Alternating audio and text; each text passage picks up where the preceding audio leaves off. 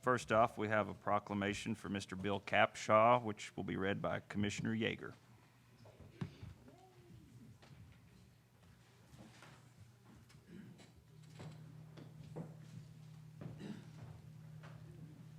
Mr. Capshaw, join me here.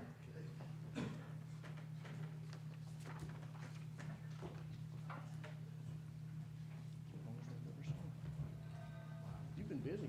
A little bit. All right. Here's a proclamation, Anderson County Board of Commissioners. Whereas Bill Capshaw, a native of Oak Ridge, Tennessee, was born October 1st, 1949. Gosh, just happy birthday. Yeah. And attended elementary, junior high, and high school in Oak Ridge schools. When he wasn't in the classroom, Bill could usually be found playing baseball or basketball, and he made the all-star team during his junior year in high school. And whereas Bill earned his bachelor's and master's degree in fine arts from East Tennessee State University, and following college, he worked as an educator for a couple of years in Richmond, Virginia, before returning to Oak Ridge, where he was employed by Union Carbide Corporation, which was replaced by Lockheed Martin Energy Systems and later Bechtel Jacobs. Bill had a combined 30 years of government work experience when he retired. And whereas in his spare time, Bill began teaching art classes at the Oak Ridge Art Center in 1977. He has served on the Art Center's board of directors and as board president. Bill also played and sang with the regrouped Soul Sanction band that originally formed in high school. Currently, Bill is the lead vocalist for a local favorite, Boys Night Out. And whereas, in addition to his membership with the Oak Ridge Art Center, Bill is also a member of the Foothills Craft Guild, the Southern Highlands Craft Guild, the Tennessee Association of Craft Artists, and the Norris Area Craft Center. Bill has conducted art workshops at the Arrowmont School, Vanderbilt University, Children's Museum of Oak Ridge, Virginia Intermont College, and a number of area middle and high schools. And whereas he has participated in solo and group art shows throughout Tennessee and other areas, and his works have been included in the Governor's Inaugural Ball, countless fundraisers and permanent collections, as well as private collections. Bill was named the 1998 Artist of the Year by the Arts Council of Greater Knoxville, and he established the Tennessee Governor's Arts Award in 2017. And whereas Bill Capshaw has an extensive history of creating and sharing his love for art with the Oak Ridge and surrounding communities, and doing so has created a positive impact in countless lives through East Tennessee and the region. Now, therefore, we, Anderson County Mayor Terry Frank and members of the Board of Anderson County Commission, in conjunction with the Aid to Distressed Families of Appalachian County, which is ADFAC, do hereby proclaim Saturday, November 9th, 2019 as Bill Capshaw Day in Anderson County, and join ADFAC in honoring Bill as the 2019 recipient of the prestigious Bill Wilcox Bow Tie Award for his selfless service to the community. In witness, we have hereunto set our hands and caused the official seal of Anderson County to be affixed on this day, the 21st day of October 2019. Terry Frank, Mayor, Tracy Wandell, Commission Chairman, and Jeff Cole, County Clerk. There's a lot to that one, sir. Congratulations. Say a few words for us. This is the unofficial one. You'll get the official one. But there's that. If you'd like to say a few words about your career. Only thing I have to say is thank you very much. It's a very humbling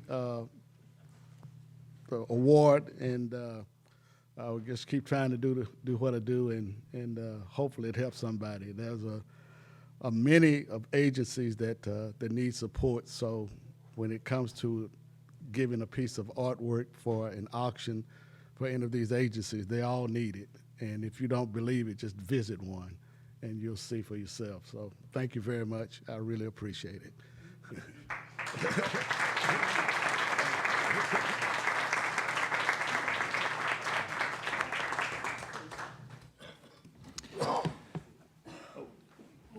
Go ahead. Bill, is he gone already?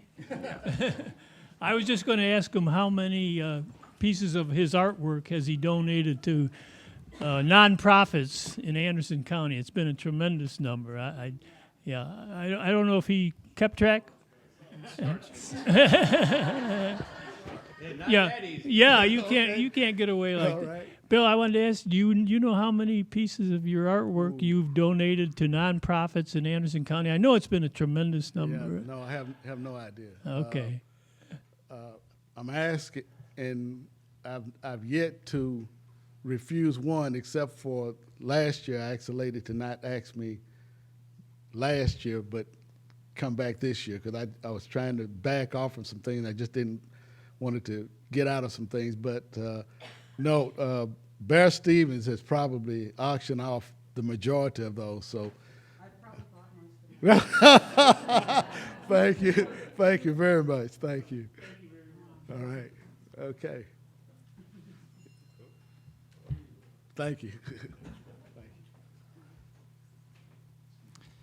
Okay, next we have a resolution recognizing Red Ribbon Week that will be presented by Ms. Stephanie Strutner of ASAP of Anderson.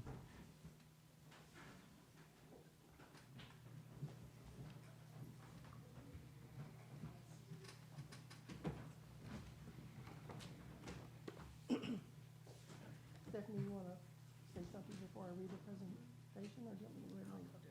Okay. Anderson County, Tennessee Board of Commissioners, Resolution Number 1910-778, Resolution honoring Red Ribbon Week 2019. Whereas Anderson County, like hundreds of other counties across the country, has felt the devastation of the consequences of substance misuse as it has risen to crisis levels. And whereas ASAP Coalition and the ASAP Youth Ambassadors have been working throughout Anderson County to increase knowledge, reduce access, and encourage a drug-free lifestyle. And whereas the red ribbon was chosen as a symbol commemorating the work of Enrique Kiki Caminera, a Drug Enforcement Administration agent who was murdered in the line of duty and has come to represent the belief that one person can make a difference. And whereas the I'm One campaign promoted by ASAP of Anderson symbolizes the role each of us can play to have the greatest impact on this crisis and to be proactive against substance misuse in our community.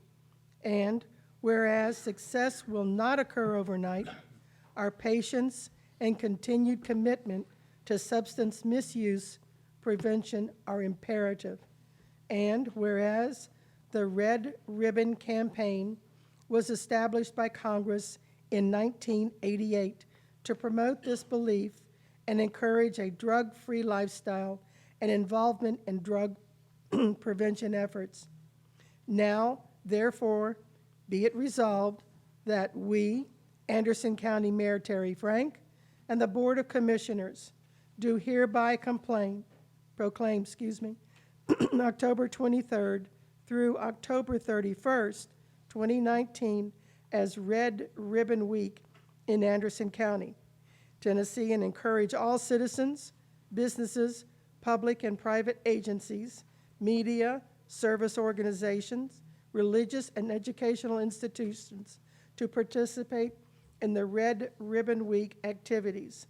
And we ask that throughout that time, wear and display red ribbons, making a visible statement that we are strongly committed to a drug-free community, and proclaim, I am one who can play a vital role in preventing substance misuse in our community.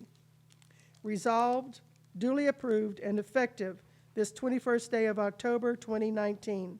Approved by Tracy Wandell, Chairman, Terry Frank, County Mayor, and Jeff Cole, County Clerk. Congratulations. And I understand that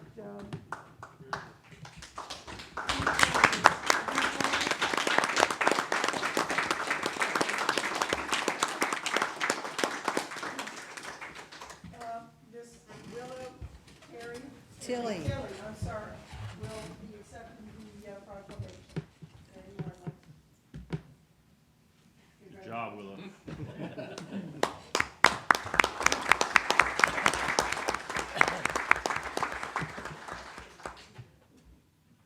Commissioner Denenberg and members of commission.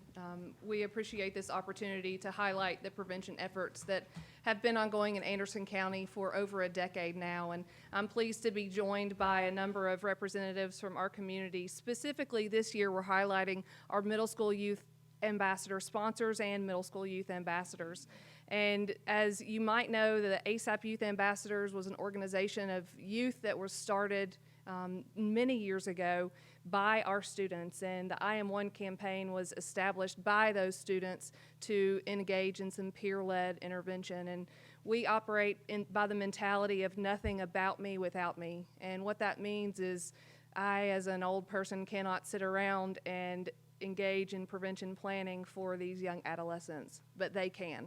And so it's really an asset to our community to have these young people engaged in this type of effort.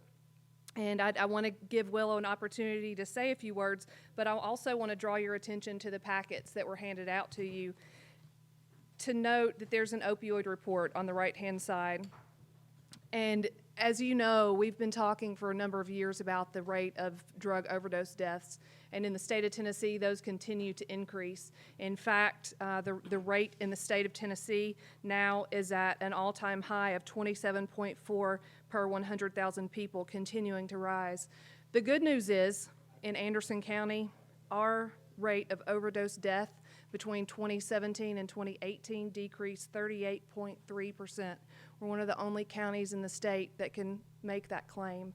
And it's a testament to you, to our community, and to all the volunteers who engage in substance use prevention that this is an effort that we've been able to achieve. Also want to make a note that there's a postcard inviting you to our building dedication ceremony on Thursday to celebrate and kick off Red Ribbon Week, and we hope that you'll join us. And you've heard enough from me today and on many other occasions, and so I want to give Willow the opportunity to say a few words and let each of our representatives introduce themselves.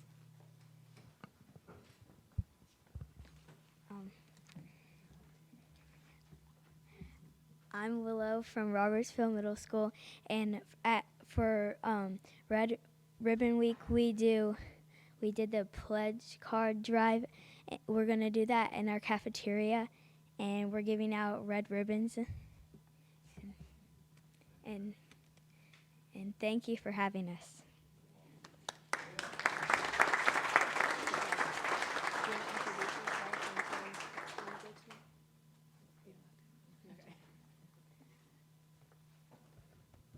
My name is Julie Kinder McMillan, and I'm the sponsor of the Youth Ambassadors Coalition at Robertsville Middle School.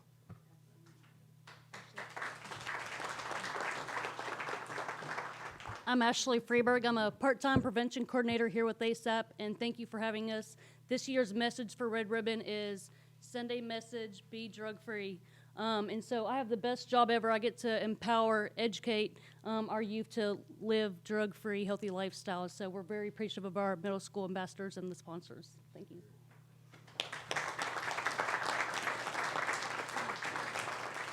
Thank you all.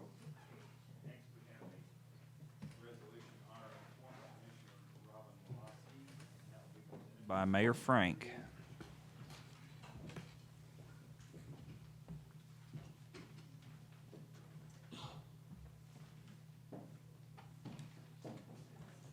She is. So commissioners, how did we let Robin Boloski get away without a resolution or proclamation? Leanne and I looked everywhere. I wrote Jay. He couldn't find a copy. So Lauren is here. She is not as fully exuberant and energetic as Robin, but she's pretty darn close. So this is a resolution honoring Robin Boloski for her 9 years of service as an Anderson County Commissioner and her continued dedication to animal welfare programs in Anderson County. Whereas Robin Boloski was first elected in 2006 as an Anderson County Commissioner, representing the citizens of District 8, which includes the Emory Valley, Hendricks Creek, and Woodland neighborhoods in Oak Ridge. She was reelected to County Commission twice and served until August 3rd, 2015, after she and her husband, Bill, both 19-year residents of Oak Ridge, made the decision to move to Madeira Beach, Florida. And whereas Robin was the only female on Anderson County Commission for 8 years and served for 3 years as the commission's vice chairwoman, she also served as chairwoman of the Operations Committee. And whereas her sense of community extended beyond her service as a county commissioner, Robin served 6 years as a member of the Oak Ridge Municipal Planning Commission and was reelected in 2003 as a member of the Oak Ridge Charter Commission. Robin also was the first-time Oak Ridge chairwoman of the Anderson County Fire Commission, is a past president of the Oak Ridge League of Women Voters, has served on the boards of the Community Reuse Organization of East Tennessee, Keep Anderson County Beautiful, and the Emory Valley Center Foundation, and has been a member of the East Tennessee Economic Council, Clinton Civitan Club, and Elks Lodge of Oak Ridge. And whereas Robin's community pursuits have not been limited to human causes and concerns, she has dedicated countless hours to animal welfare and improving the quality of life for cats and dogs who deserve loving forever homes. Robin was active in the Shelter Animals Rescue Group, the Humane Society of Oak Ridge, and the Anderson County Animal Welfare Task Force. Robin was a driving force behind fundraising efforts to build Anderson County's own small animal shelter that opened officially in 2016, and she has remained interested in the ongoing efforts to design and build a larger, more permanent animal shelter in Anderson County.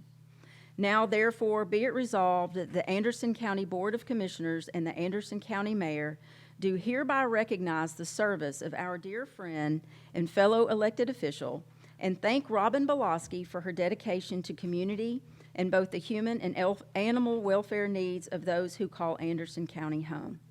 And further, let it be known that the exuberance, enthusiasm, and larger-than-life passion that Robin Boloski displayed for the projects and missions that she adopted is above comparison.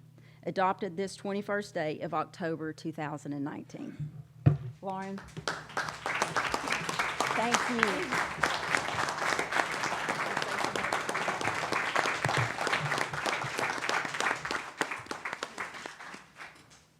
I just want to thank everybody, and I have a message passed on from former Commissioner Robin Boloski, who I am blessed to be able to call my mom. She wanted to say thank you to my friend Mayor Frank and all of Commission for this recognition of my elected service. My departure was sudden in 2015, but I'm so pleased now to have my daughter, Lauren, accept this on my behalf. My service on County Commission for 9 years brought me great pleasure. Some of my fellow commissioners who still serve today became lasting friends as we shared personal life stories, humor, and great learning experiences, all while wrestling major decisions. Many of the people that I got to know during my service, even though separated by distance now, still keep in touch today. In retrospect, my greatest accomplishment was bringing to the forefront the need for more government measure and resources related to humane animal control measures, which had been lacking for so many years in the county. From construction of a tiny building to the realistic dream and implementation of a state-of-the-art facility will see Anderson County proud. The mindset of our citizens has truly changed, and a true partnership between the county's legislature and executive branches of government demonstrated how effectively change could occur on that issue. Working for the greater good and putting differences aside brings citizens true changes to the quality of life issues. My deepest appreciation extends to all those who serve Anderson County, those who are diligent employees that keep our government moving along, and those who run for elected office and serve those who live here.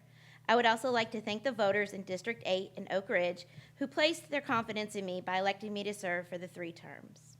Talking to you on our daily travels, on the phone, or with emails allowed me to bring your goals to the forefront in government. I hope you continue to do all of that, as through your involvement, you will continue to make Oak Ridge and Anderson County the best place to call home. Thank you so much.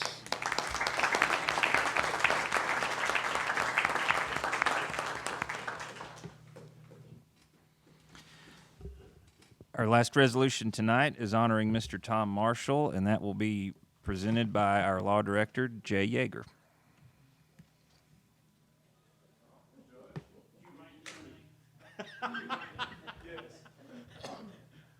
The DA still comes out. I love it.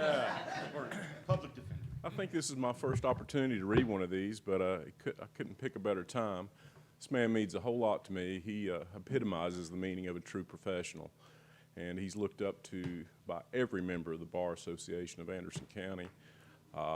Great friend, great public servant. He's done so much for this county, not only in the area of public defense, but also for this county government.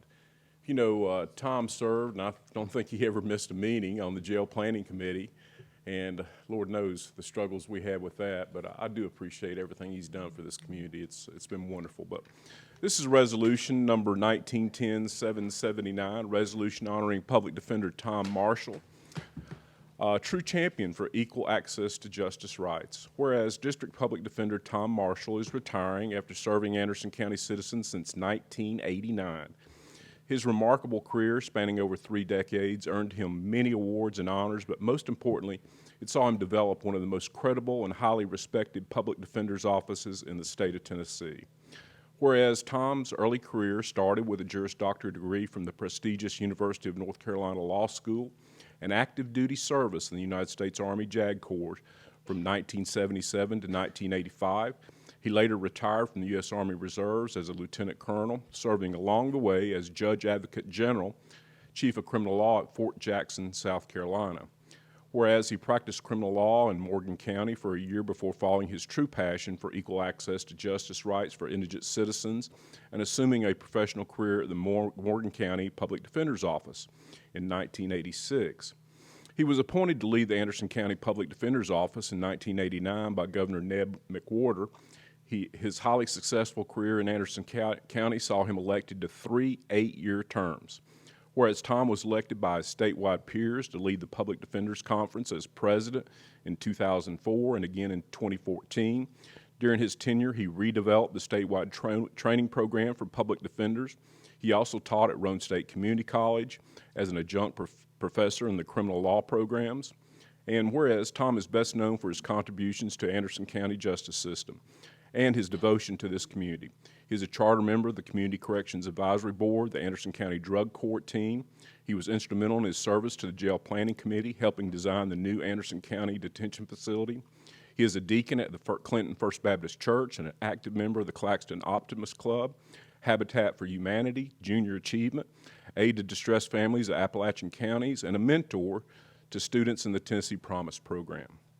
Now, therefore, be it resolved by the Anderson County Board of Commissioners meeting this 21st day of October, 2019, that we congratulate our dear friend Tom Marshall on his remarkable career serving the legal needs of Anderson County citizens for over 3 decades. His devotion and passion to this community is unsurpassed, and he will deeply be missed by this commission, our justice system, and all Anderson County citizens. We further proclaim October 25th, 2019 as Tom Marshall Day in Anderson County in honor of his service and dedication to the citizens of our great county. His name will forever be etched in the history of Anderson County as a true champion for equal access to justice for all Anderson County citizens.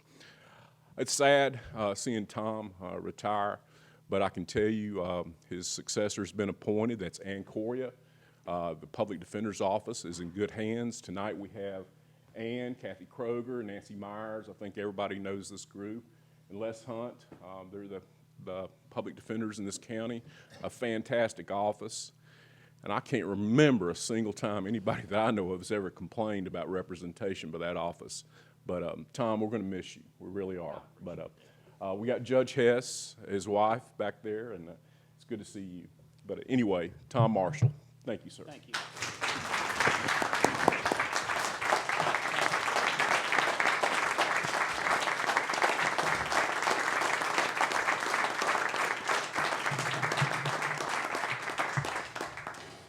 I want to thank the commission for this recognition. Not that I necessarily deserve it. I was elected to do a particular job, and I have tried my best to do that. It is impossible to run an office without good people in that office. And so I have no feelings of remorse in leaving it in the hands that it's in. The people that are there now, Karen is the office manager. Carla, beside her, is one of the investigators. And, of course, Les is sitting back there by himself. I want my wife to make a note, though, Pat. When it comes time to give my eulogy, we got the guy in mind here. See, she'll no doubt outlive me. One of the things I miss the most in my 2 weeks, what's the date, 21st, 3 weeks of retirement, is we should have recorded it. In our drug court staffings at 8 o'clock in the morning on Mondays, we've got several governmental leaning people, and then you've got me. And Shane is one of the, represents the sheriff's department on that. And I think if you, let's see, Laurel and Hardy's probably too old. Louis Grizzard or Jeff Foxworthy would be proud of the interaction we have on what ought to happen to somebody who's had that problem. It's been 33 years with the state.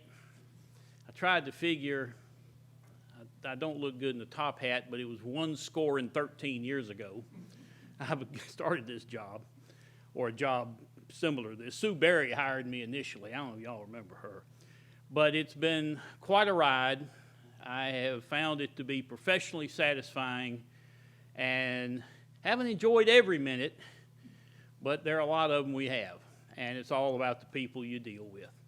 Our priority has been the clients. That's what I was elected to represent, and so I appreciate the Commission's recognition. Not that I deserve it, but I appreciate it anyway. Thank you.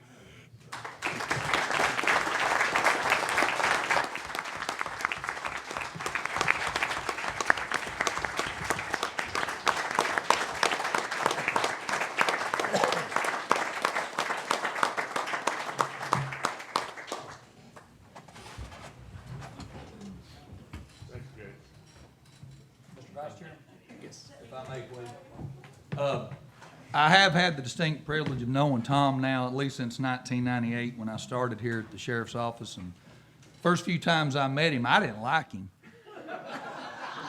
And he had an investigator that the Lord's done called home, but I was very fond of her, and I was venting to her one day. So I just can't believe Tom would think that. I can't believe Tom would say. She said, Shane, sometimes he just wants people to know somebody cares. And that is one thing that I believe Tom Marshall exhibits very well every day when he represents them. He lets them know that he cares. And I do agree he's leaving his office in capable hands. But Tom, even on Monday mornings, we're still going to miss you. Well, if you'll back it up till 10 o'clock, I may show up.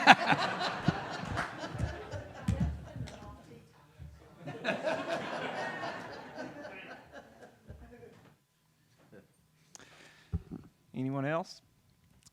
All right, that concludes the presentation portion of the County Commission meeting. He's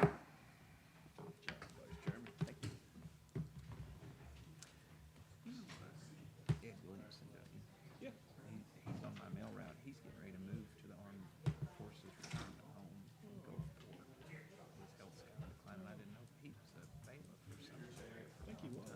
I don't know if we wanted to do something for him. He's going to leave here in a few weeks.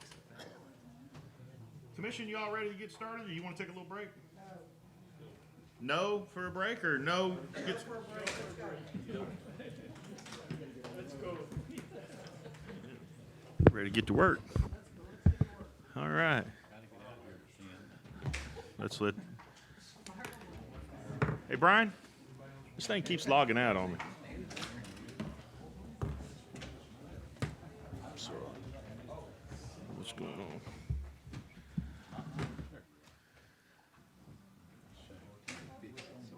Yeah, thanks.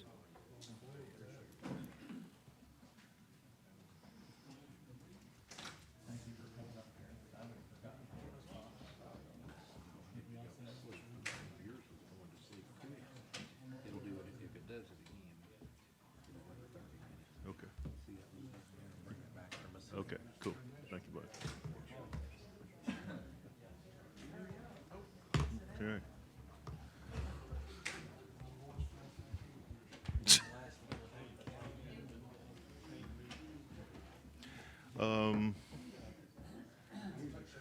Commissioner Val? Prayer, please, thank you. And who would like to lead us in the pledge tonight? Yes, sir. Thank you, Commissioner White.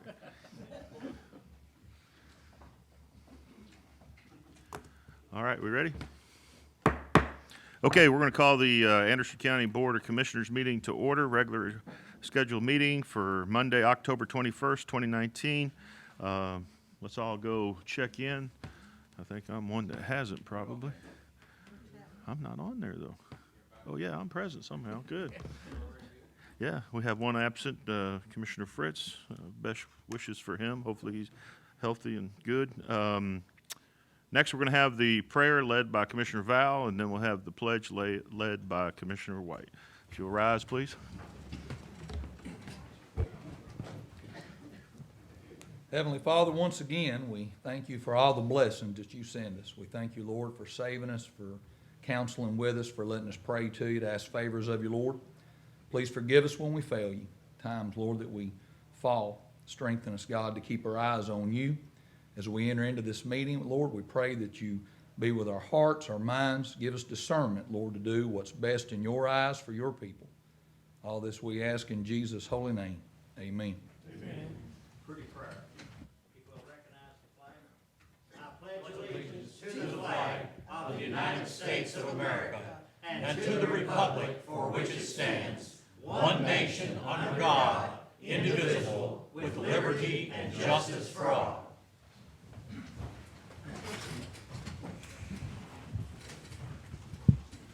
Thank you, Commissioner White and Commissioner Val. Next, we will have appearance of citizens, but before that, we have a young lady. We'd like to have her come up and introduce herself. Melissa Miller. Are you still here? Yes, ma'am. Come on up. Melissa, tell us who you are and what you're doing, and we'd like to learn more about you. Thank you for having me. Yes. My name is Melissa Miller, and I'm here as the site coordinator for Anderson County's new Family Justice Center, which will be opening under a grant that was awarded to District Attorney General Dave Clark's office in July of this year. So this evening, I'm going to tell you 4 things about us, and then I'm going to give you an invitation to something. So first, who we are. Briefly, a Family Justice Center is about helping victims of family violence, elder abuse, and sexual assault through co-location. That means we gather a multidisciplinary team of professionals who work together under one roof to coordinate services for victims.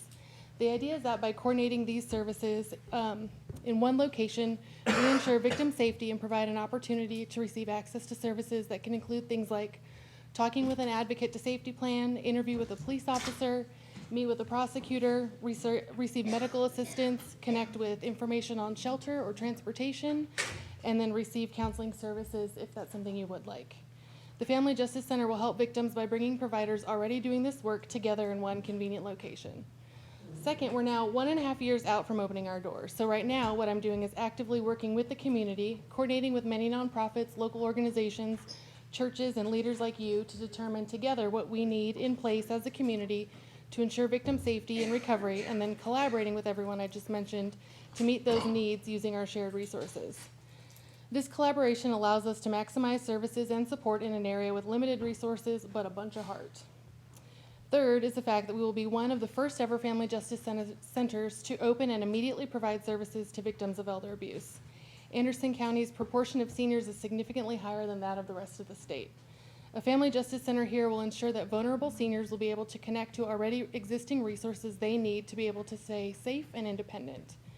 And then fourth, I have an illustration of why we think a family justice center is so important. Scott County has been operating a family justice center for only 1 year now, and in that time, thanks to their coordination of services, victim testimony rates have increased by more than 300%. So before the Family Justice Center opened, only 25% of victims were able to testify about their abuse. Now that rate is 85%. This kind of work shows that the Family Justice Center is beneficial not just to victims, but to the community as a whole. It keeps us safer, and it eases the burden on law enforcement and local government resources. So this is something that I could talk to you about all day long, but I'm not going to do that. I think I have about 3 minutes. So instead, I'm going to say this. I think for you to really understand this model, it's something you should see in action. And so I would like to extend an invitation for all of you to come with me and General Clark to see an operational center. I'd like to organize a day trip to visit the Family Justice Center in either Nashville or Chattanooga. And what I'm going to do is I'm going to reach out and see if you would like to attend as our guest. So I'll be emailing tomorrow, and if you're interested, we'll coordinate your busy schedules and see if we can make something happen. Maybe we can do 2 trips. So thank you for your time. I appreciate it. I've also brought copies of what I've just presented and my card in case you have any questions. Thank you for your time. I really appreciate it. Commissioner Denenberg. Thank you, Mr. Chairman. We already have scheduled in January meeting for Ms. Miller to come back with Detective Zalkowski from the city of Oak Ridge, who is organizing and absolutely heading up a senior abuse program. And they will be giving a full presentation about the coordination between City of Oak Ridge, County of Anderson, City of Clinton, and the Sheriff's Department, and what is being done to protect our senior citizens and the other programs that they're involved with. Thank you. Thank you, Commissioner Denenberg.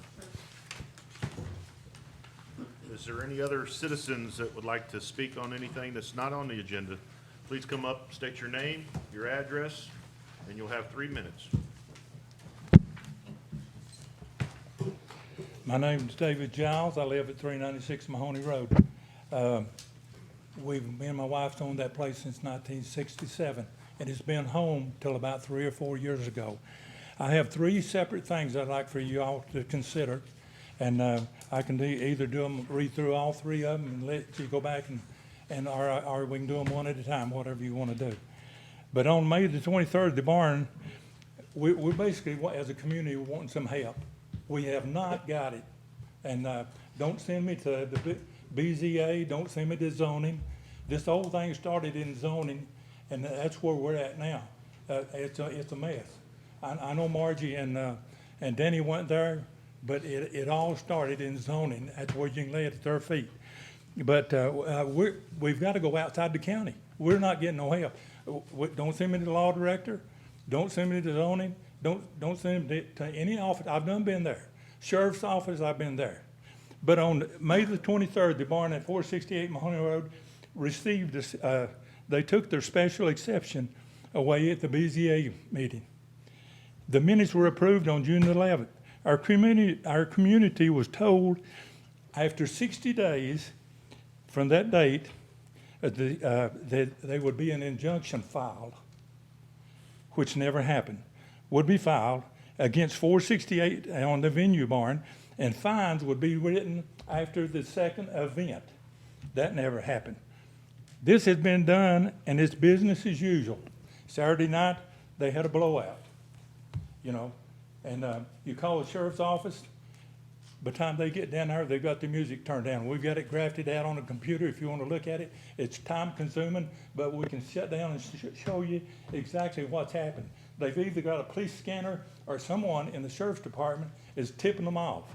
But my next thing ago, approximately 1 year ago, I came before y'all and asked you to consider notification on zoning. When this happened, there were no notification. David Crowley and his group did not notify nobody. It was not in the paper. It wasn't no signs up or anything. But I come before you and I ask you, and Mr. Steve Emmert asked that y'all consider the notification. And the law director, though, drafted in a very good response to it, and it's making its way down now unless it's watered down. But I was at the BZA when David Crowley was there recently, and it was considered, and David Crowley said his people did not need any more work. They had all the work they wanted. They did not need it. But why can't we even have notification like the city of Clinton or Knoxville? I mean, all we do is stick it in the paper, and then, you don't have no signs or anything. There was nothing presented. But it all needs to be changed. Clinton is even better than the county. If you look at it, the Knoxville is better than the county. Excuse me, Mr. Giles. Who has the beeper? Oh, is that you? That's- You had your own beeper. I was trying to stay within 3 Well, minutes. you actually had 15 more seconds on mine. I got started late. Okay. But I like your style, and I'm glad you brought your own beeper. But Well. go ahead and wrap up. And Mr. Giles, real quickly, do we have any type of litigation going on? Because if we do, this isn't the Well, forum now for us. listen, Yes, sir. I'm listening. I'm It- listening. It comes back to that every time. Everybody here says, well, there are a lawsuit involved. Yes, sir. We're being sued for $2 million. 7 people in my community you know who started this whole thing? The county did. Zoning is the one that let the guy do it. And he's suing us now because we complained for $2 million. Now the county is getting sued because y'all wouldn't do nothing about it. I'm talking about everybody here. They would not do anything about it. And now, even, well, I won't go there. I better not go there, but let me ask you one other thing. Does a county have any regulations to govern an Airbnb? I have no idea off the top of my head. I mean, I really don't. Okay. Well, So, but it's let me do this. Look, I appreciate you bringing it to us. The purpose of this appearance of the citizens is to give you 3 minutes. You took your 3 minutes and a little more, and that's fine. And I can commit to you that I'll get with the mayor and the law director, and I'll sit down with them and see what the stages are and where we're at, and get educated on that front. But that's all I can. If not, we've got to go somewhere else. I understand. This has got to be stopped. It started in January of 2016, and it's still going on today. And the guy, he's the law. I'm laughing at you people. I'm telling you. We don't have no laws in it. Well, I've been laughed at, I've been spit at, I've been cursed at, I've been made fun of, and all those things happen in life. But look, Mr. Giles. Could I do one other thing? Well, you said that last time. That's the problem. You got one more. I want to speak to Mr. Meade, though. He's a very outspoken person. Yes, sir. And the last time he was up here, y'all cut my wife off short. She was trying to stay with, and she had practiced, and was going, and Mr. Meade and the jury cut her off and didn't let her finish. But I want to confront him with what he said. He said, Wait. Look, we're not here to confront people, and I'm not here to chastise you or your family or any of your neighbors, but he did us much damage. Okay, well. And he said he was within 100 foot of elevation. I looked it up on yes. I appreciate it. You heard what I'm going to get with the mayor. I expected everything you've done, and that's what it's been up to this time. And y'all are. Well, thank you for your comments. Anybody else have anything that's not on the agenda that they'd like to speak to? Please come up to the microphone, state your name and your address. Yes, sir. My name is Ronnie Lloyd.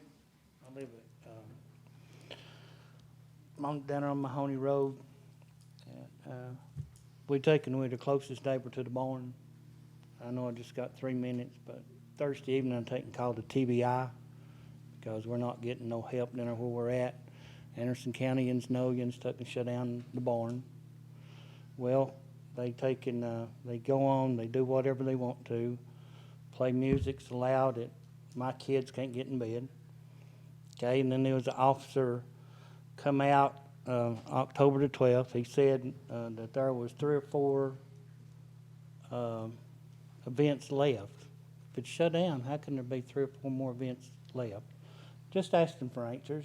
If you can, write some of this stuff down and give me an answer. Tell me who's letting him run still yet. I'm asking for your, I'm not asking for help. I'm begging for help. And it's who's giving him permission to continue. Now, the TBI told me, he said it was up to the DA, said shuts him down, and he said after that, it's up to Anderson County Sheriff's Department to shut it down. That's what TBI told me Thursday. And it said, and I'd like to know how that this place is shut down, but continues to operate and disturbing our whole community, being allowed to continue without being fined or arrested. I'm just asking. You can write this down. Give me a list, write it down, give it to me and say why. This is why it is. And past Saturday night, an officer, or past Saturday, he's had wedding Saturday. He's having them every Saturday. Ever since he's been shut down, he's had one I know past 4 or 5 Saturdays in a row, he's still been continuing to have his weddings. And what's funny is he's getting $4,000 or $5,000 per wedding, the way I understand it. Don't know it for a fact. But still yet, he can continue right on. Yunsei shut down.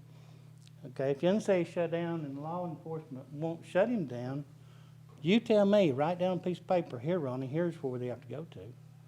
I'm taking, just asking again, asking the question.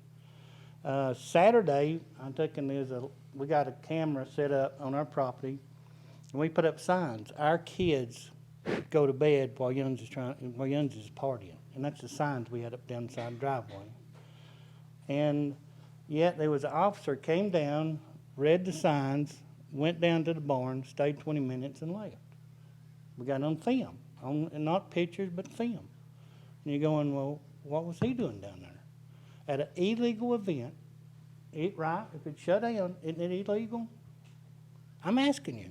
Why won't nobody answer me? Well, and it's kind of like even you, Mr. Isabel, didn't we take and tell you that even his beer permit is illegal? He got it under a fake name. Has it been removed? See, it keeps on just like you was telling him. We take it up with our county mayor. You take it up with our law director, and you take and go. I wish that one of you would drive down on Saturday night and spend a Saturday evening at my house when they get started. My dirty music, I put my kids in the house. Me live out in the county. I wish you would come down there one evening and see what I put up with every Saturday. Mr. Lloyd, thank you for coming and bringing it to our attention. Anyone else? Yes, ma'am. My name is Michelle French, and thank you for your time and energy. Again, it's about the barn at Williams Manor. What's your address, Ms. French? I apologize. It's 865 Johnson Road. Yes. I am another neighbor.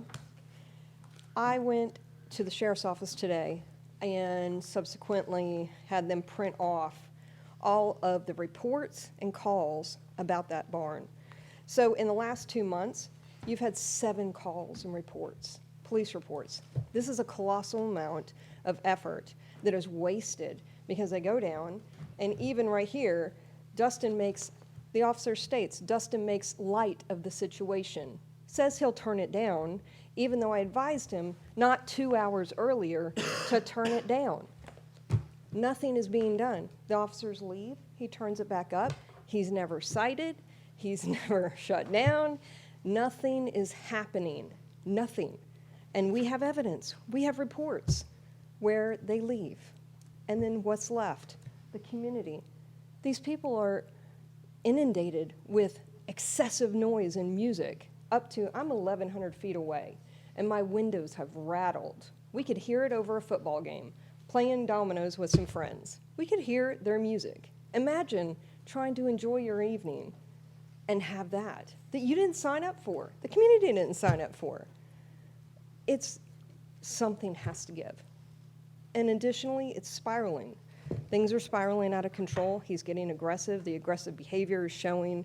People are in fear for their lives. And something's going to happen. Something's going to give. And it's going to be on everybody's shoulders when it does. And that's the unfortunate part about this whole scenario, is that it's gone on entirely too long. I brought up my own, and I will end there. Thank you. Thank you. I appreciate you, Ms. French. Anyone else?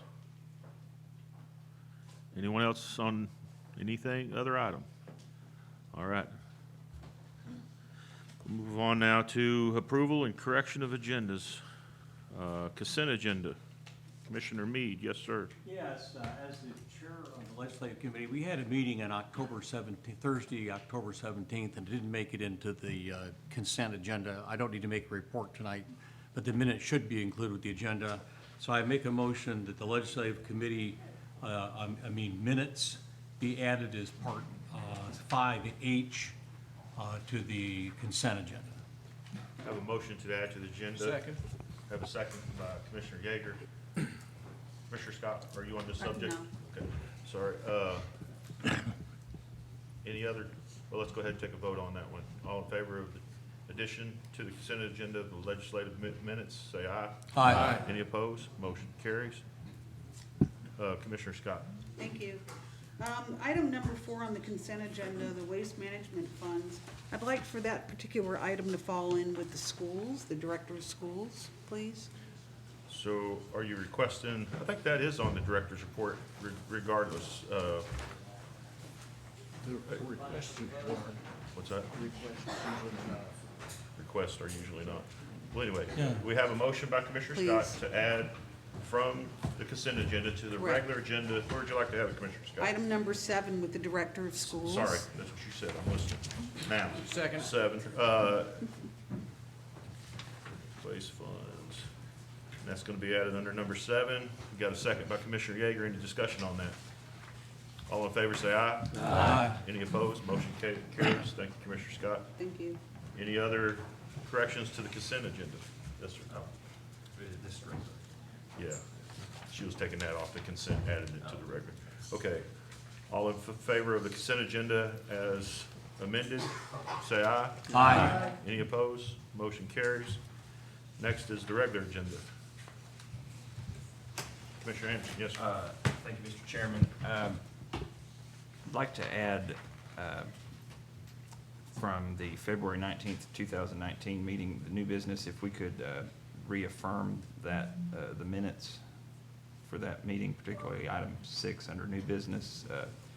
Commissioner McCamey had made a motion to approve the TIF project for Victor, the VRL hotels, the Marriott project.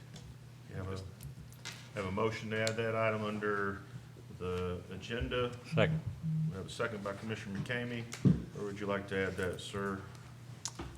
You just want to add it under the approval and correction of agendas? Yes, that's fine. I think we would need to place it somewhere, though. Let's put it under old business. Okay. How's that sound? Is that okay with the commission? Sure. Okay. Don't let me forget. Kidding. Okay. We got a motion and a second. Any further discussion on that item? All in favor, say aye. Aye. Any opposed? Motion carries. Thank you, Commissioner Anderson. Got one more. Yes, sir. Item. Commissioner Anderson. Got a couple of the residents near the David Jones Industrial Park here, and is there anything under the Operations Committee report, action to be taken on transferring that remaining convenience center property to? I think they will probably want to comment on that, so if we could maybe move that item somewhere towards the beginning of the agenda. Is that a motion? Yes, I'd like to make Are that you a okay motion. with that? Yes. Mr. Chairman? Where you want to move it? How about we go under, number 6, if that's okay? Under departments? Yeah. Yeah, that's fine. 6, so we're The gonna whole move, are we gonna move that? operations. You gonna move the whole operations, or you just wanna move that one? It's up to you. Just move that one. Just that one. That one, okay. And that's, property transfer? Yes. Okay, we'll move that one item up underneath departments after the delinquent tax attorney. You had a second. Any other discussion on that motion? All in favor, say aye. Aye. Any opposed? Motion carries. Again, it'll be under 6, we'll call it B. Any other items to the agenda, Yes. corrections, Can't get additions? this thing Yes, to sir. work. It's died. I've got a, Yes, sir, Commissioner McCain. go I've ahead. got a request. It's probably new business, but I'd like to move it up since the director of the senior center is here. Maybe we can do it during the budget committee report. What is it you want to move up? It's, like I say, it's probably new business, but I hate for that's the last thing on our agenda besides adjournment. And senior center director's here. I'd like to put it under budget if you could, because it's concerning the senior center. What's the item? I mean, what is it you want to put there? It's authorizing the mayor, I've got it written out, it's a very long motion, but it's authorizing the county mayor to enter into negotiations with the city manager, Roger Hout. The Clinton City Council voted at their September meeting to allow the city manager to negotiate with the county mayor. And we've not authorized the county mayor to negotiate with the city manager, so I think that authorization needs to be done. Thank you for your explanation. So we'd like to add this item underneath committee reports, underneath the budget report. We'll call it item C. Yeah. Who seconded that? Did anybody? Second. Commissioner Denenberg. Are we not, we don't seem to be working. Are you guys getting? Just mine? Well, Candy's wasn't working either, I don't No. Anyway, we'll get to that. Okay, so we have a motion, we have a second to move this authorization for the county mayor to have these discussions with the city, and we'll put that under committee reports, as I said, as item C. No discussion. All in favor, say aye. Aye. Oh, sorry, Commissioner Creasy, I apologize. Yeah, we heard from the folks on Mahoney Road, and I'd like to ask the law director if we're involved in a lawsuit in that regard. If we are, I don't think we probably should discuss it, but I'd like to hear the law director answer that. And if we're not in a lawsuit and we can discuss it, I think we ought to discuss that a little bit. Those citizens come here and spent their time to come and tell us their issue, and I think we should respect that a little bit if we're not involved in a lawsuit. Yes, appreciate your comments. Let's get through this motion that's on the floor now to add this one new item, and Yeah. we'll get done with that, sir. We'll pick it right Oh, back okay. up. That's okay. I appreciate you bringing it I up. thought we were voting to end it or something. Oh, no. We're just voting to add that one item, Commissioner McKenna. Thank you very much. No, thank you. You're correct. Okay. Any other discussion on this, moving the authorization to item C under committee reports? All in favor, say aye. Aye. Any opposed? Motion carries. Okay, any other items on the correction of the regular agenda? Okay, hearing none. All in favor as agenda amended, say aye. Aye. Any opposed? Motion carries. Before we go into the committee reports, Commissioner Creasy will address your Yeah. question. I'd like to hear from the law director to see if we can discuss this or not. Jay? I prefer not to. The case is currently in litigation against the county. It's very contentious. I can tell you this, we're all trying to help. I deal with this issue all the time. 11:30 at night, they're emailing me, and I'm responding to those emails. Thank you. The attorney we have is a seasoned attorney. I've talked to him numerous times about this. I know he's expediting everything he possibly can on it. We're trying to get them some relief. They're good people.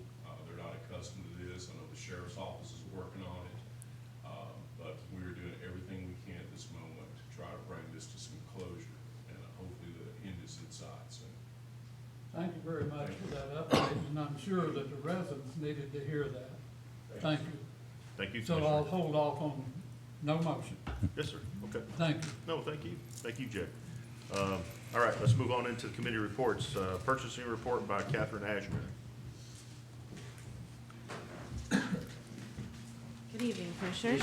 Good evening. So contracts approved by the law director, we have 4, submitting for your approval as a group or individually. Motion to approve as a group. Second. Someone try to use their button. Oh, It makes it that's right. easier for those back there to kind of track this. There we go. We got a motion by Commissioner White to approve all 4, sir? Yes, sir. We got a second by Commissioner Scott. Any discussion on the items presented, which was ASAP juvenile court contract, Cannon IT department contract, Pitney Bowes County clerk contract, that's for the Oak Ridge office, Cannon Rocky Top library contract for a copier as well. Any discussion? All in favor, say aye. Aye. Any opposed? Motion carries. Thank you. Nothing under B, so section C, other business. The first item doesn't require any action. It was just more informational from the law director about a lease between the county and the city of Clinton for land for the animal shelter, and I think he presented that to Operations Committee. So Catherine, real quickly, don't mean to interrupt. That's something that's gonna be ongoing, and then the mayor will come back, and once that agreement or lease is hammered out, you'll give us another presentation. I should be bringing it through purchasing and Okay. full commission, I believe. Not sure Because there was the some good status. discussion. I think Commissioner Isabel will cover some of that stuff in the operations as well. Sorry. Go ahead. I apologize. Thanks for that answer. Under other business, the second item is a request to surplus a capital asset, a Chevy Impala from the property assessor, submitting for your approval. Have a motion, Commissioner Yeager, to approve? Yes. Got a second by Commissioner Scott. Any discussion? And quickly, when we go through this process, Catherine, how's it work? Does anyone at home want, if they want to put a bid in, can they do so? We put it on Gov Deals. Yeah, and that's right. anybody can put a bid in on it. I can find the other I believe it's a 2004 Chevy Impala, Correct. top of the line. Will start if jumped. It does start. It If does jumped. start. If It jumped, right. runs. It It runs. could indicate a new battery, but it could keep the price down for the buyer. Yes. It's got 148,189 miles. It does run. Blue interior, cloth. Any other discussion on the motion? And most of it's not torn. All in favor, say aye. Aye. Any opposed? Motion carries. Thank you. And then also, under new business, I do have 3 items for commission to consider. I didn't receive these till after the purchasing committee met. The first item is in your agenda packet because I received it before the committee meeting minutes were due. And that is a request from School Nutrition to surplus another capital asset, which is a 7-pan electric steamer. So I don't know if y'all want to consider that Have or a wait. motion by Commissioner Scott to Yes, approve? sir. Yes, Have sir. a second by Commissioner Meredith to approve. Any discussion? All in favor, say aye. Aye. Any opposed? Motion carries. Thank you. The next item under new business is a contract that should have been emailed to you by Annette last Thursday. It's a 12-month contract between EMS and Avesta Systems for employee recruitment services. It has a cost of $300 a month, and it does have a 30-day cancellation clause. EMS requested I bring it up as new business, but again, if you prefer it, go back to purchasing, whatever y'all want. I have a quick question. I wasn't really sure, but maybe it read, first off, this did not make it through the purchasing committee. Correct. Okay. And then Jay had a chance to look at it? Do we know? It is still pending his review. Okay. So is there a reason we should have to approve this tonight without it being through purchasing and? Nathan just commented it'd be great if you didn't have to wait because they are experiencing some low personnel issues. I don't know if Nathan I think it was, here. what I read, and again, I know Jay probably hasn't had a chance to look at it. Nathan, it said a retainer. Is the retainer $300 or is it more?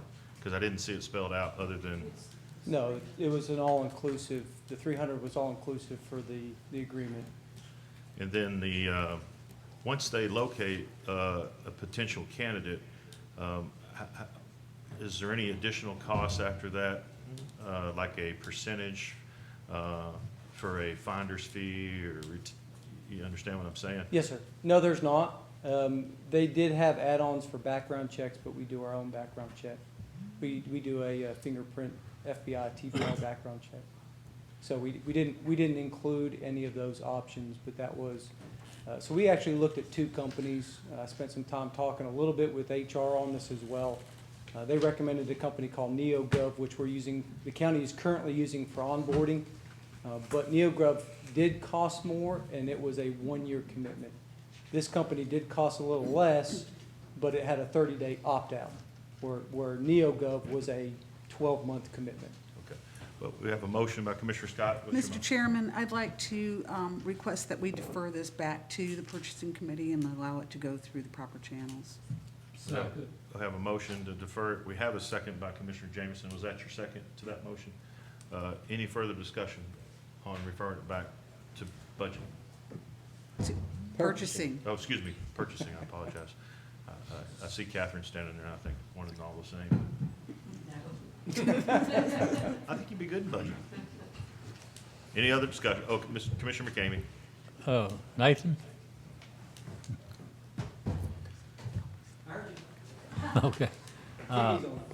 You said you had been in discussions with HR, Yes, sir. Yeah. and I've requested to be deferred back. I've requested for it to be deferred back to purchasing to go through the proper channels. Oh, I didn't hear that it was a deferral motion. My mistake. That's what I'm speaking on, is the deferral motion. I thought we couldn't speak on a deferral motion. Yes, it It's is a referral. debatable. It is debatable. I think if the body agrees to that. We can vote I mean, it down. Yeah. So, is the body in favor of speaking on the deferral motion? Say aye. Aye. Raise your hand so I'll see how many we got here. 1, 2, 3, 4, 5, 6, 7, 8, 9, 10. Okay, so we got 10 in favor. The rest is probably no. I think that's the proper process, is it Yeah. not? Yes, let's go with that. Okay. Welcome back. All right. Is it too late to discontinue this? Commissioner McCamey, sorry, go ahead. Mr. Chairman. I appreciate, yes, sir, go ahead. Yeah, I'm wanting to speak, and The when it same comes vote to my can change the turn, rules. but I can't get this thing to work. It's okay, and I'll just yell my name, or, because I'm obviously missing you guys tonight, and I apologize. Go ahead, Commissioner McCamey. Did HR recommend this? You said you had been in touch with them and talked to them about this particular company. So I have been in communication with Kim and HR about this company. When I started talking to her about it, she recommended that I spend some time talking with NeoGov. So I got in touch with NeoGov, we set up a time to talk with them, a demo with Avesta, and ultimately the deciding factor was cost and the 30-day opt-out.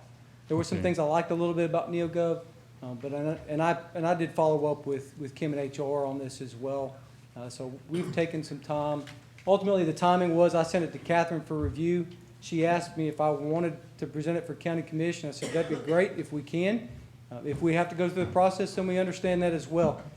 We just understand that that may be 5 more weeks before we can implement, but that's fine if we have to. Well, my question was, that, is HR in favor of this? Or, I mean, it seemed like something that they do the recruitment.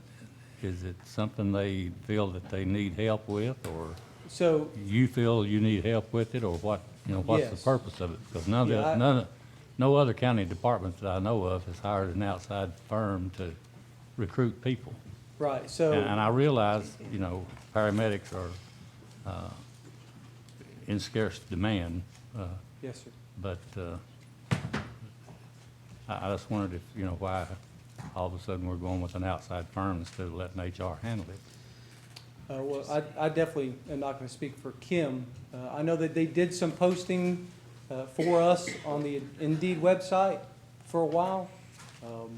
And this process, it provides a filter as well. So we had several people send us a resume from Indeed. Less than half of them had a license to operate. So there was no filter. We were just getting people applying from all kinds of different various backgrounds. This company provides a lot of that filter on the front end. They make sure those people have the qualifications to meet the job that we're requiring. They also start an immediate process as well. So some of the things we got from both NeoGov and Avesta is when you get contacted or a notice of somebody, the quicker you act and respond, the better chance you have of getting them to have interest in you. So this provided a streamlined system for somebody that's going to spread it out a much wider net than we have done before. Okay, that answers my question. But again, the 30-day opt-out is if we're 3 months into it and it's not there's no fruit from it, then we need to opt out rather than a whole year commitment, maybe with like NeoGov. Commissioner Mead. Yeah, RMS, the way I understand it, has basically a legal monopoly on ambulance services in the county. We are approaching not being able to respond to truly life-critical calls. I don't see how we can't go ahead and spend a few $100s with a 30-day commitment to see if we can start turning the tide and avoid being in a situation where we as a body will be responsible that there's not enough people to respond to honest-to-God, real 9/11 emergencies because of a lack of personnel.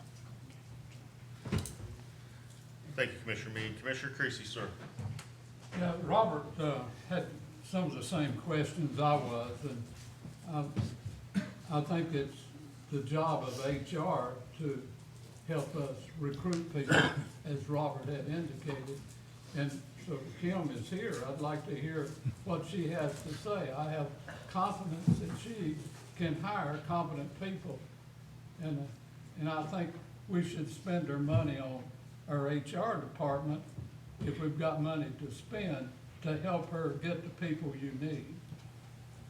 Good afternoon. Like Nathan said, we have cast a net from HR. He's worked with HR, got us the job descriptions as well as what is required to meet the needs that he currently has. We have used our avenues that does not cost the county funds to advertise for those. And the applications and resumes that we've received, we forward to him, but it's not getting him the personnel that he needs. That's why I suggested NeoGov. NeoGov is, as the other company is more geared toward, NeoGov is toward government. And so it spreads it casts a net that goes to government agencies and to other people who are looking to have positions within government. Let's say if you have a retirement and you're wanting to keep that retirement up, it allows you to find those type of positions.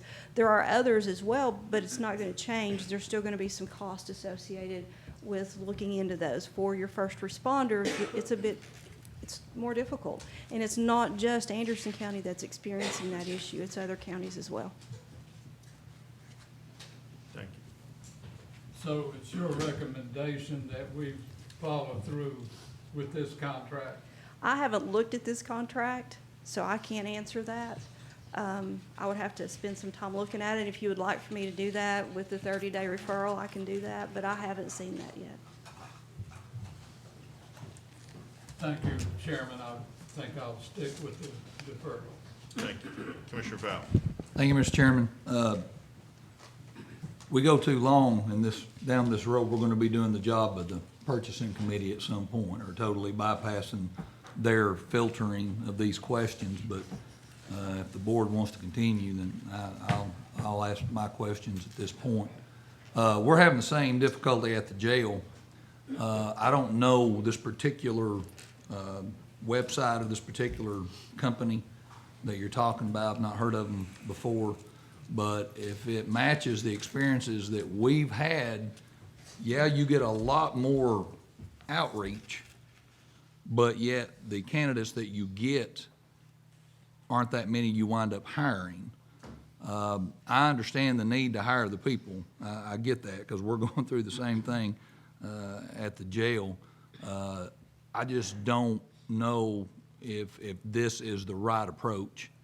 And now that I hear that Kim has not looked at the contract, I'm even more so believing that. I understand Commissioner Meade's point, let's hurry up and get some people hired, but at the same time, I think this contract needs to be looked at. I want purchasing committee to ask these questions and find out exactly a good idea of how much we're gonna get back, what the results may be from doing this before I'm gonna vote for it. So I'm voting for the deferral to send it to purchasing committee. Thank you, Commissioner Powell. It all sounds good. I'm in the staffing business, and what you find is the devil's in the details. And, you know, on page 10, it says, service agreement and project retainer. If the terms of this proposal are satisfactory, Avesta will present a draft service agreement. We haven't seen that draft service agreement. This is just a proposal. So there may be different things in the draft service agreement. That's the way the business kind of works, because I could tell you, I find it hard to believe they'll hire for direct hires for $300 a month. What happens typically is there's a fee on top of that based on their salary, a certain percentage. Could go anywhere from lowball, say 10%, as high as 60% of the salary. It depends on who you're dealing with. And I'm not saying that's the case. I understand it says $300.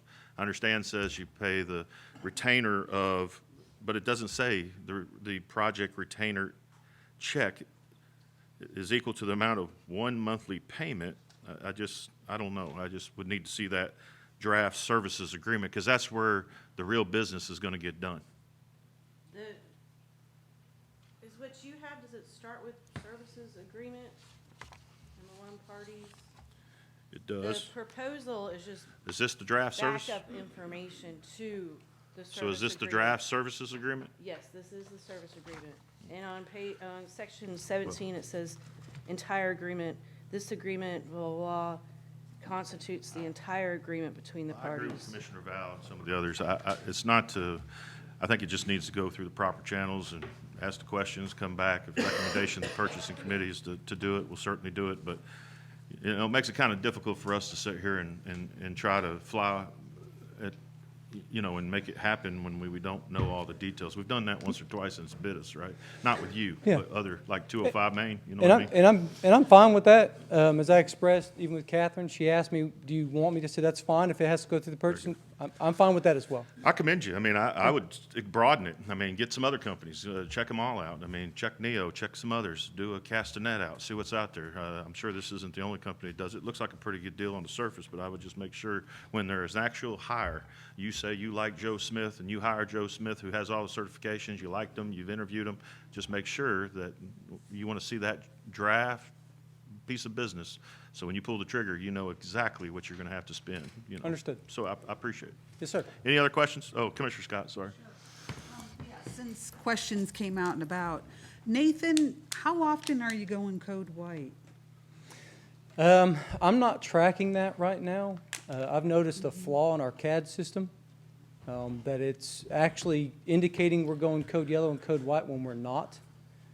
So noticing there's a flaw in the CAD system, I couldn't give you an I'd like you to start accurate. keeping track of that, because at one time you did go to the news expressing how often it was code white. Yes, and I was relying on the CAD system, and I know we're in the process of changing to a new CAD system. Everyone at E911 that's involved with all the agencies that use our dispatch is excited about that. But the current CAD system, I've noticed a flaw, and I don't know how long that's been going on for. Okay. All right, brilliant. Thank you. Thank you, Commissioner Scott. Thank you, Nathan. Yes, sir. Appreciate it. Any other questions for Nathan? Can I just make a correction? Sure, Commissioner. Yeah, we were told that this could be canceled after 30 days, but that's not what the contract says. It says 1 year or the termination of the contract, whichever shall be later. Okay. And so it actually locked us in for a year, so I withdraw my support against Unless the. terminated earlier. It's okay. We're going to send it back Okay. to purchasing and. That's in 10.2 on the fourth line. Thank you, Commissioner Meade. Appreciate it. All right. All in favor to send it back to purchasing, say aye. Aye. Any opposed? Motion carries. Thank you. Appreciate it. Next, we have. Well, I did have one more Oh, new sorry, Catherine. business item. Yes, ma'am. Go ahead. Apologize. And I apologize too, I don't like bringing new business items to you all. If you'd like me to be more stringent with people and say, no, must go through purchasing committee. Well, the body can make the decision, but I'll just say this. This isn't anything on you and your department. You did get this out to us, and Annette forwarded it all to us, so, I mean, we have it, but we would like, I would say, probably for it to go through your department first. And that's fine with me. So you have that time I'd be to- glad to say no. But it happens at times when there's emergency and all That's that. for me tonight. Yeah, sometimes, but it's, you're fine, so thank you. Is this? Yeah, right. Go ahead, Catherine, sorry. Well, the next item is a. Oh, wait a minute, I apologize. Commissioner Isabel. Oh, okay. Commissioner Fritz, did you have something, sir? Called it there at the very end, you know, just like, this was not an emergency. I mean, it could stand for 30 days. Anytime we have an emergency, you know, we'll take it up regardless. I mean, so if you feel it's an emergency, the person you're talking to feels it's an emergency, yes, it can come before this full commission. And we will never turn down an emergency. Okay, thank you. Thank you, Commissioner Fritz. All right, well, the next, Oh, he had to preference did that. that one get fully deferred back to vote? Okay. Yes, to purchasing, that one did. All right. The next item is a revenue generating contract, so hopefully it will not be as concerning. And it is a contract between the Sheriff's Department and City Telecoin. It's for inmate video visitation services.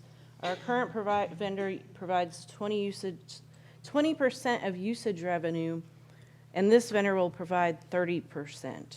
And it does have a 90-day cancellation clause. Submitting for your consideration. Not this one? Okay. So this is a current service that is being provided within the jail. And what's being asked by the sheriff's department is for us to consider switching to a vendor that they would like to switch to. Yes. To provide the same service and increase revenue. Yes. Okay. Commissioner Scott. Commissioner Isabel has a different subject, so if you want to clear him out. Is that right, Commissioner Isabel? Commissioner, I thought I was making a motion, actually. well, we have a motion. Commissioner Fritz has a motion on the floor. Sir, go ahead. For approval. Got a motion to approve. Do we have a second to Commissioner Fritz's, seconded by Commissioner Yeager? Now we'll have discussion. Commissioner Scott, back to you. No, you good? Commissioner Meade. Well, the question I have is, this is going to be at a larger percentage of the profits come, or of the fee comes back, but is it a big increase in the fee to the inmates, or is the fee the same? No, it's not. And to Okay. be honest with the reason, I agree with the commission on running it through the process. Where we're finding the urgency is that the opening of Unit 1. If we open Unit 1, we go with our new vendor. But if we don't go with our new vendor, then we're asking our current vendor, HomeWave, to come in and invest in infrastructure and put things in to our new unit. And I just think that's unfair to do to a vendor when we know we're going to go in a different direction. That's why we have presented it. We've actually been going back and forth for quite some time on the language of the contract. And so that's kind of why it didn't make it to purchasing. But again, if the committee or the commission wants to go to purchasing, inmates just won't have video visitation. That doesn't bother me, just don't, as bad as it might, Commissioner Val. I consider this to be a validly urgent issue. Thank you. Thank you, Commissioner Meade. Any other comments? Only thing I'll say is I did a quick research on the company, and I've seen some things that, and of course, we're talking about a prison population, so it's easy for folks to be upset, obviously, for whatever reason. But I saw lots of counties, or several counties in our state that might not have had good experiences. Does that mean they're a bad company? No, but no. But for me, to read the contract and make a decision, all I could do is Google it. And so, yes, I could call you, and you've explained it well. It seems to increase the costs for the folks that are incarcerated, from what I can tell. And I know you say no, but all I had to go on is what I read in the Better Business Bureau. Yeah. They are A-rated, A+, but there's also a lot of communication in there about issues in Lawrence County and other counties. And so I'm trying to understand, does it make sense? Of course, I'm just one commissioner, and I don't want to get in the way of everybody, but so I'm just going to leave it there. Commissioner Smallridge. I was just wondering, will we have two different companies for your existing unit versus the new unit? No, when it'll be a wholesale change. The whole, okay. Yeah.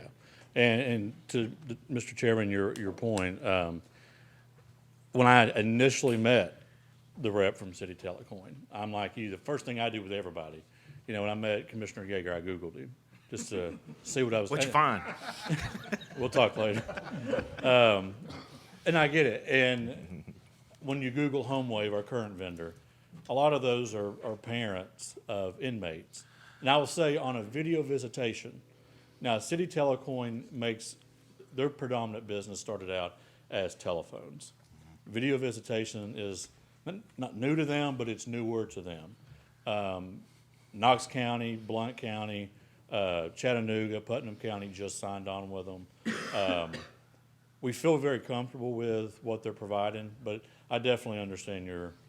I'm going to go with your recommendations, sir. No problem. I'm just telling you my research. Absolutely. And within the contract, the 90-day out, if they don't perform to the standards that we have, we say it all the time, we'll pull out. Yep. Commissioner, and thank you. Commissioner Anderson, sir. Thank you, Mr. Chairman. And just for everyone at home, what is the estimated time that Unit 1's going to officially open? we would like for in the next 60 days is our goal, but, Okay, so, to give you a definitive date, I wouldn't be able to. We're in the middle of the hiring process, and again, like Commissioner Val alluded to, not a lot of people, the economy's doing well, and so, we're competing with a lot of different factors, but, hire four, I think, start Monday. So we're dredging in the right direction. But Okay. our goal is before the holidays. and I think it makes sense to do what you're proposing, but I was just seeing if we even had the 30 days to send it back to purchasing and back, but, or not, but, yeah. And we could possibly. Right. Yeah. Okay, thank you. Thank you, Commissioner Anderson. Commissioner Isbell. Catherine does a great job as being over the purchasing department. And one of the concerns I have is when we do something like this, is there are certain guidelines that we have to follow, like sometimes 3 quotes and looking into others so that we don't have somebody come up like we had one time most people here remember a lawsuit that we had over the phone system, because we favored one particular person, if you remember that. And that's sometimes I think that we get haste, when we make these decisions, because we've got a big albatross that we've done that way now, that we've got hanging around our neck. So, in the person committee, they do a good job. They all read their contracts and they ask good questions. I just want to make sure that we're making, and I'll support whatever Captain Shane over here says, if he thinks, because he's the go-to guy. So. Thank you, Commissioner Isbell. Could I just make one comment? What's that? Just one comment about the EMS contract. That was well below our quote threshold. So, we do make sure the purchasing rules are still followed. An emergency is not an emergency unless it's like life or death or major disruption of services. But perhaps in the future, maybe instead of me sending possible new business items to Annette, I send them to you to decide whether or not to bring it to full commission. Might be a good idea. Commissioner Scott. I had a question.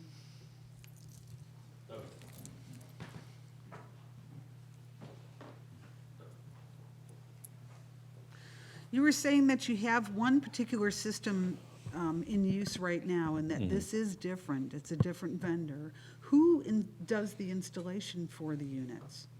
It'll be the vendor. Okay, and you said that if it doesn't work out, oh well, you're going to pull it? You'll have them take everything back out? We're not going to do business with a company that's doing the county wrong now. Okay. Yeah, the reference was our 90-day out within the contract. It was to Chairman Wandell's point that if this company is not adhering to the contract, not representing our needs, and not fulfilling what we think are the obligations on their end, then we would never remain in the contract as such. Do you know of what other counties are utilizing this service? The video visitation, Putnam County just signed on. The same company? Yes. Okay. Sevier, Blunt, Hamilton, I believe Knox. That's all I can think off the top of my head. Okay. I know that I'm sure there's more, but I just know, and that's in our area. Okay, and the reason why I was asking is next week there is a commissioners' conference, and I'll inquire about it there as well. Okay. All right, we have a motion. They got you? Thank you, Commissioner Scott. We have a motion on the floor to pass. Correct, Commissioner Fritz? Yes, sir. Seconded by Commissioner Yeager. No further discussion. All in favor say, Mayor, sorry. Thank you. I would just like to know what the revenues are on this particular contract. When you go back to the phone contract that Commissioner Isbell was referencing, that was a case where it was a revenue contract, but it did not go out to market, if you will. And when we were able to put that out to bid, we received about 12 companies that bid, and we were able to get more revenue with lower fees for the inmates. So I'm just wondering, how long this contract will be, what the revenue, and I don't mean to second guess them, but since it didn't go through purchasing, I didn't get to see it or review it or get to ask these questions. I know I did chat briefly with the sheriff about it. We did talk. Well, and this is not, just to draw the difference, it's different than the phone system. This is the video visitation. The fees charged to the inmates are the fees that are being charged currently. We're just getting a higher return at 30% versus 20% that we're currently getting from HomeWave is the difference. I guess my only question would be, How much does it cost? well, Commissioner McCamey. Kevin, is this something that should be bid, should be put out for everybody to look at, or? known our county to bid out revenue-generating contracts before, but, I mean, we could certainly do it. I don't know if we're, If it's a revenue contract, it would appear to me that it would have to be competitive bidding. does it have to be? There's an AG opinion similar to that says it's not, but that AG opinion is written on the 57 Act.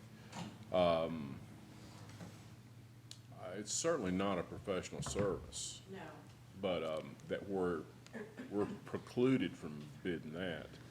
But it seems like we do, like the mayor said, when we bid things, we get a better price. But I'll be glad to look at it specifically for you. If you can send me the details, the proposal, I'll look at it. But it's not something that is specifically excluded from bidding. But in the past, we found we get better deals when we bid. But I know Tyler, he's very thorough. He's probably shopped this market. And And just to be honest, that was the initial question we had, was does this need to be bidded out? Again, coming back, I'm from the old school, the 57 Act, fairly new to the 81, where revenue contracts in this county have never been bid out. But I am, if that is the will of the purchasing and the commission, I'm more than happy to put it out for competitive bid. I'd say you've probably looked at the market. Is that true? I'm sorry, I didn't. You've looked at the market. Yeah, of we have. Other providers. 30% is, it's a high number, and Captain Val can reiterate talking about the percentage and revenue, but again, look, we've done our homework for sure, but we're happy to bid it out as well. Is this something that could possibly wait? Is this something you have to have done tonight? Again, the timing of this was simply about Unit 1. It really was. Could they get, I know this is all contingent on opening Unit 1, and we want to have this in place when Unit 1 opens and allow the inmates to have their visitation. But right. If the commission made the decision next month, could we get it in place and get the equipment in place? What we've been advised is that it's a 60-day turnaround in terms of the equipment, 60 days from the time of the signing, give or take some time. And again, that's why we brought it, you know. I'll be glad, Mr. Chairman, I'll be glad to work with them, and I'll certainly contact the we're happy to, representative and whatever see if we direction. can expedite the installation after next month, if that's what commission wants to do, but. Thank you, Jay. Is that it, Commissioner McCamey?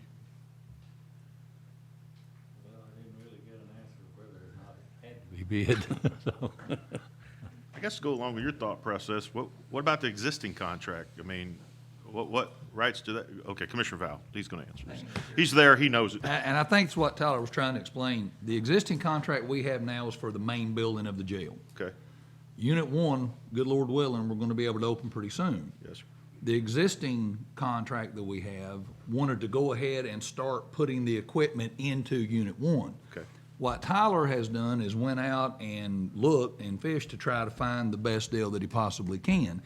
We didn't want to tell the current company, go ahead and install Unit 1, then go with a different company and say, okay, go get your stuff back out. We're gonna do it. That's what he was trying to fix here tonight. And our current, contractual obligation in this contract is a 30-day out for any reason.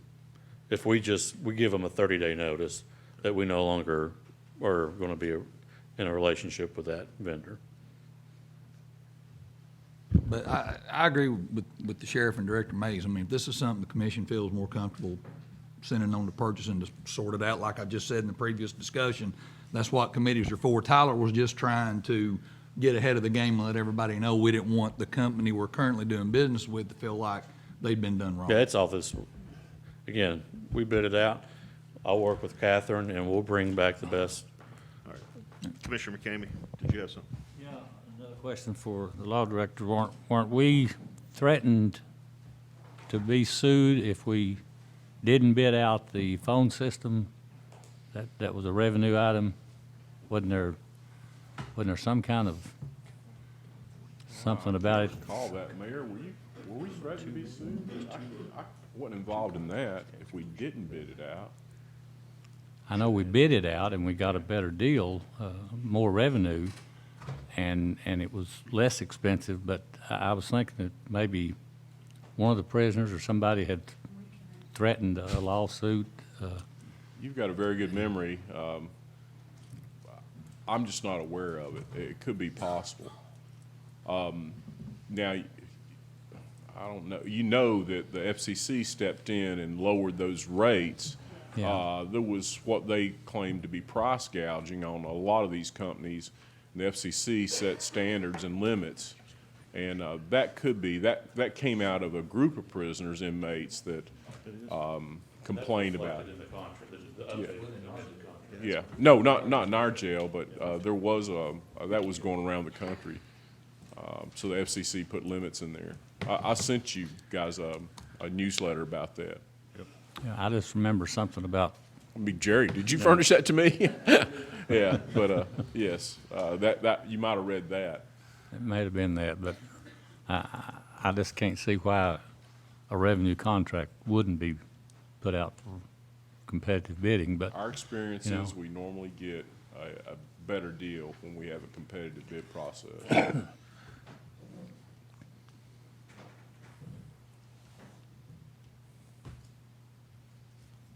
I'm finished. Commissioner Scott.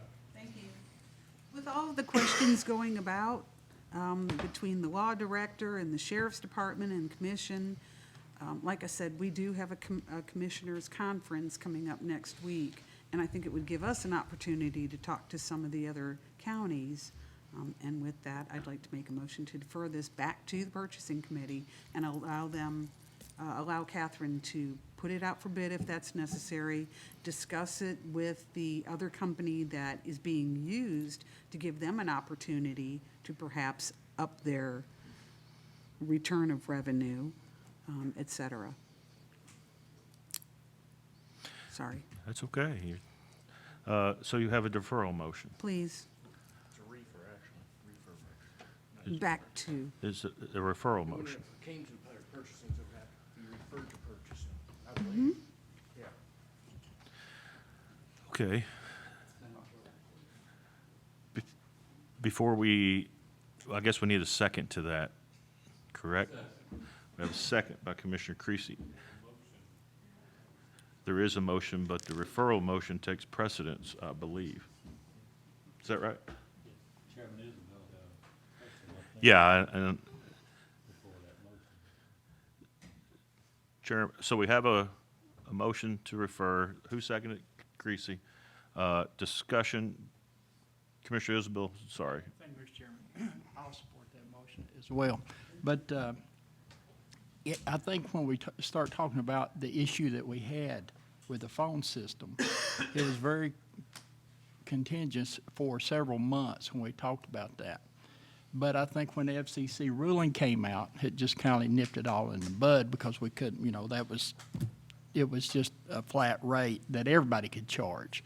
So we went on for several months with that. But I think Okay. that was the answer to that. Well, one thing we've learned tonight is that it's important, and Catherine, you've already talked about this, to get all these contracts to go through your committee because we've spent an hour, and I'm happy to do that. But what it does is we start debating and we start trying to figure out all the things that you guys will figure out in that process. And I appreciate you trying to get ahead of it, Tyler. I really do. It's no criticism to you at all. But Commissioner Meade, Or it is nice to have things come early and be able to study things in advance, but I will just have to point out that the entire purchasing committee is here. Understood. Okay, so we have a referral motion to purchasing? Yes, sir. We have a second. All in favor, say aye. Aye. Any opposed? No. Sounds like 2 or 3 noes, and the ayes have it to refer the item to purchasing. Thank you, Tyler. Appreciate you answering the question. Appreciate what you're doing. Thank you. That's all I had on the agenda, unless there's anything else. Anything We also for- had a reminder, email to department heads and elected officials about purchasing committee deadline. When is that 'Cause I don't deadline? want to do this again. When is the It is deadline? the Wednesday before purchasing committee, so that would be, purchasing meets second Monday of the month, so I guess that'd be the first Wednesday of the month. Thank you. Commissioner Isabel, hang on, Catherine. I have got a question. In the committee meeting, we talked about how many properties that we actually lease, that we pay somebody else. I think there's 11 properties there. And there's one question that I have over on the footnote, and I don't want anybody to think I'm against this, because I'm not. It's just a question that I've got. It's for the Anderson County Board of Education lease from the City of Clinton to utilize facilities and concessions commonly known as Clinton Football Field, J.C. Park. It's $75,000 each year with an annual increase of $15,000 each year. That's what the contract. So for every I year, don't know if it's actually been initially. It's a 3-year contract. okay, so it would be a total of $45,000 extra on the 3-year. Goes up to 105 in 3 years. I think that's what it is. Okay, all right, I was just reading that because I thought, well, if this thing goes on for, 30 years, it's going to be pretty significant. All right, thank you. Thank you, Commissioner Isabel. Next, Department's Delinquent Tax Attorney Trippy Tino. Hey, Trippy. Wait. Sorry, Trippy. Man, I'm just, see what happens when you don't get stuff on agenda? Come on up, Robbie. Sorry about that. I done crossed you off. You did such a good job. I don't mind being skipped over. You should have just walked right on out the door. I had a chance, right? Go ahead, Robbie. I apologize. Thank you for bringing it to my attention. All right, so I have a cash and fund balance report for this month, if we can pull that up. Chairman, Yep. we're on page 109. Thank you, Commissioner Scott. The page lady. All righty. I would like to say this is still unaudited. We are almost done with the audit, but these are still unaudited numbers. And starting with the general fund, line 1, the restricted funds are 1.4 million, committed funds 2.1 million, assigned funds are 529,244, unassigned fund balance is 6.7 million, for the total fund balance of 10.9 million, and cash is at 8.1 million. Some other funds that I would like to look at are EMS 118 is the fund balance is 249,623. The highway fund is at 3.4 million for fund balance, and GPS, the school is 141, is at 6.3 million. And if I also included some graphs, Commissioner Wandell's requested those last meeting. Our cash trends, general fund is actually up 2.4 million from last September. And in the general fund unassigned fund balance trends, the fund balance is at 6.7 million, and that's 2.8 months of operating expenses. And we are under the, we're over the limit of 4 million, so we don't, it's not, we're 2/3 vote is not needed, and with the fund balance being at 6.7 million. Any questions? Commissioner Scott? Taxes haven't been collected as of yet, correct? Not very many, no. Where's this money coming from? This increase? In the fund balance? Mm-hmm. Last year, it was some carryover money. I mean, it appears as though we're still staying above last year and the year before, according to the graphs and charts.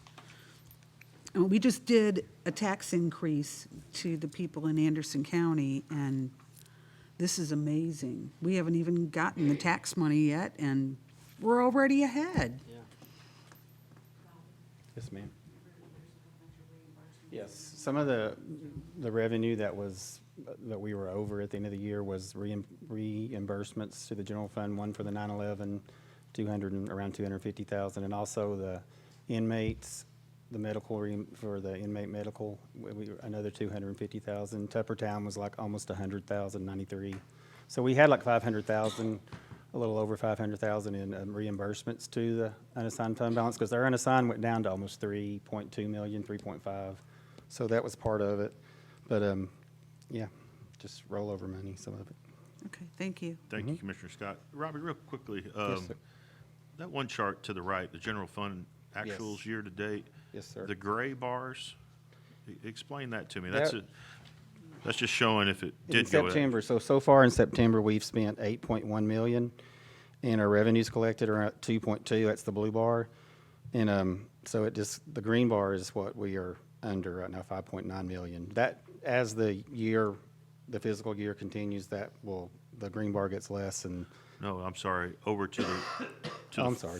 far right, where it says the surplus deficit, gray bar, maybe it's green in yours. Yes, that's what I'm explaining. We're in September, it's 5.9 million right now, the surplus.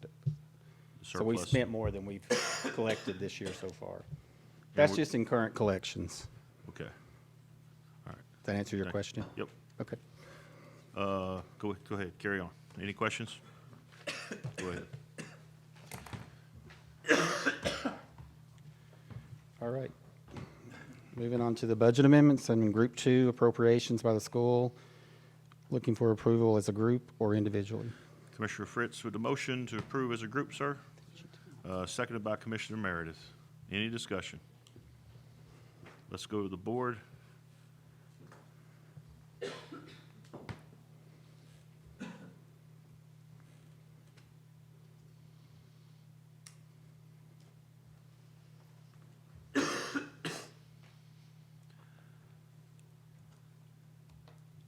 Motion passes, 16 unanimous. All right. 0. Group 3 are transfers from the school department. There are 2 of them, looking for approval as a group. Motion to approve by Commissioner Fritz as a group, sir. Seconded by Commissioner Denenberg as a group. Any discussion? Go to the board and vote.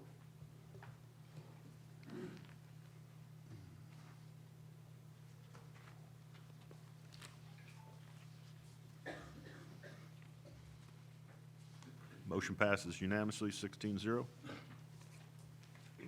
All righty. Group 4 appropriations, non-school, looking for approval as a group or individually.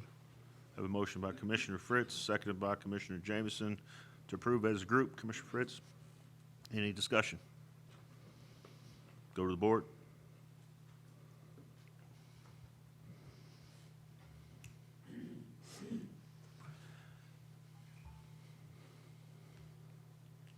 Motion passes 16-0, unanimous. All righty.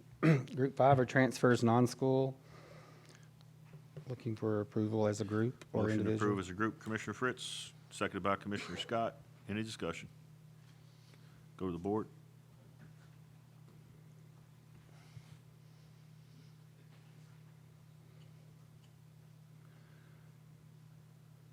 Motion passes 16-0. All right, in Group 6 are appropriations that affect the general fund unassigned fund balance, seeking approval as a group or individually. Motion approved by Commissioner Fritz as a group, seconded by Commissioner Denenberg. Any discussion? Let's go to the board.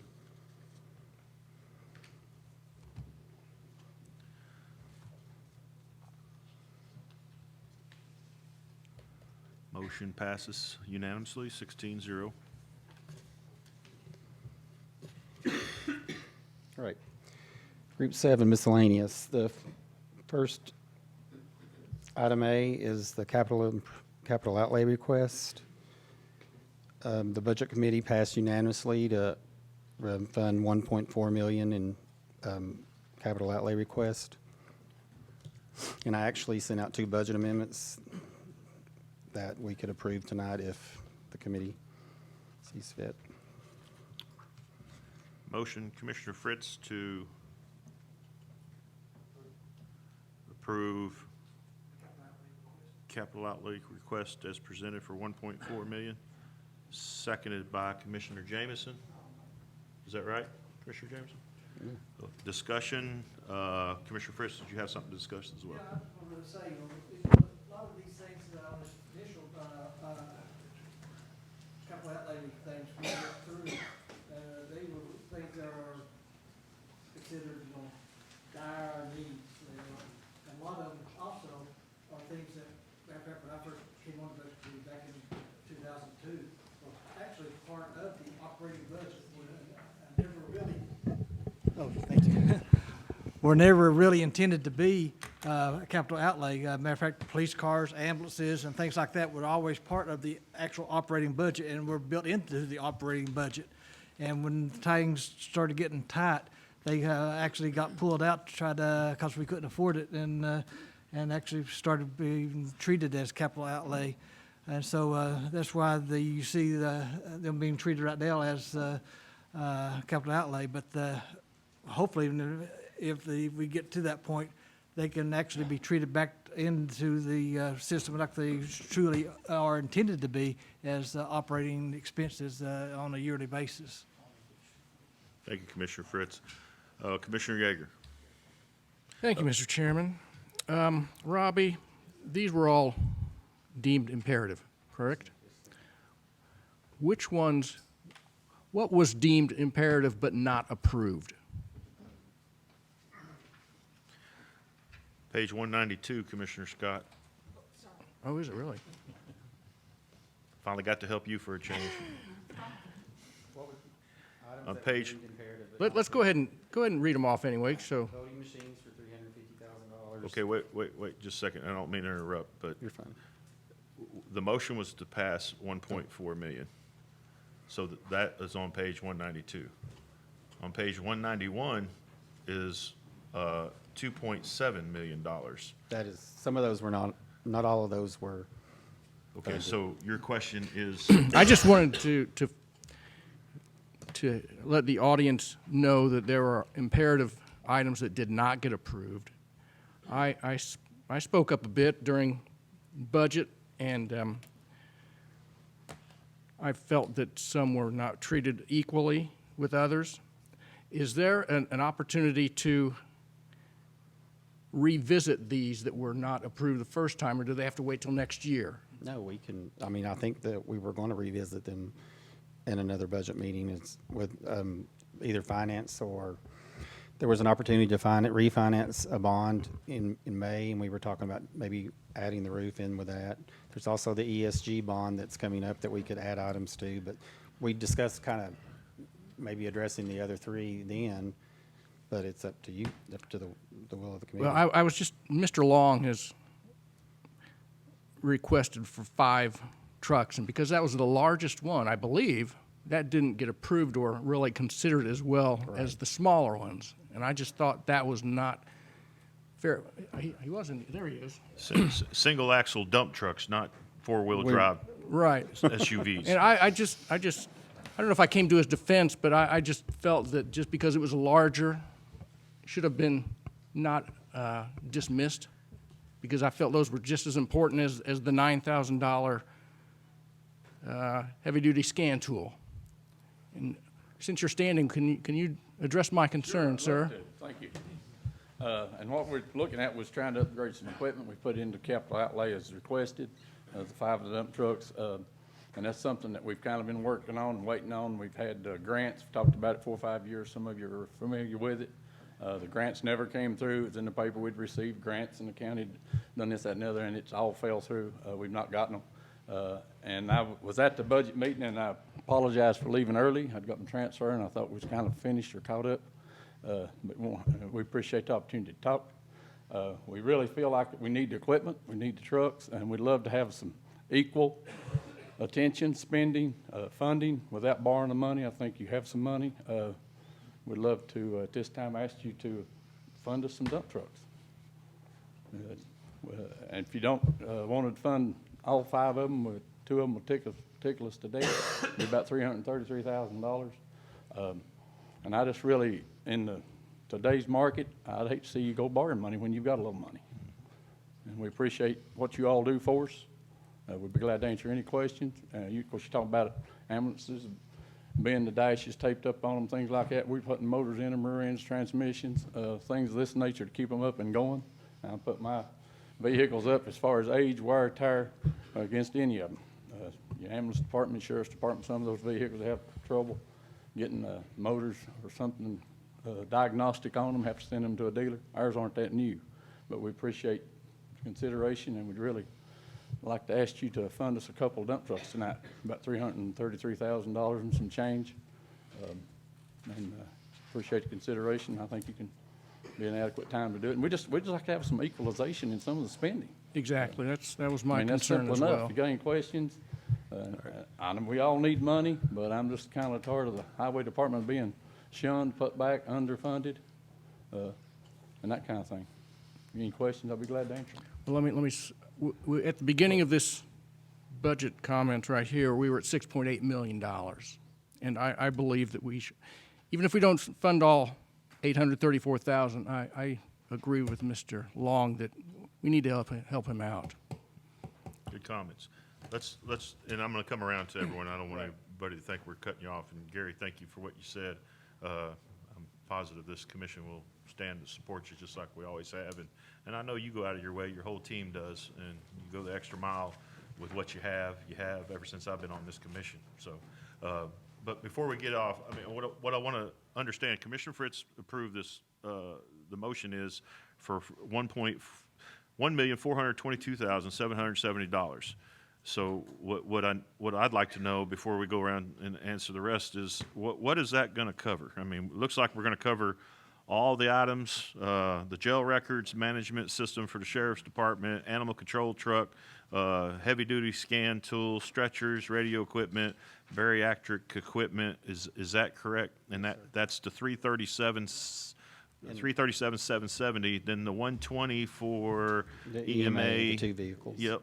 And then what's the 457,770? Maybe I just said that. What is that number? The 450,000 for patrol. Is that just adding them both together, and then that so that Yes. in total comes to the 1.4? That is correct.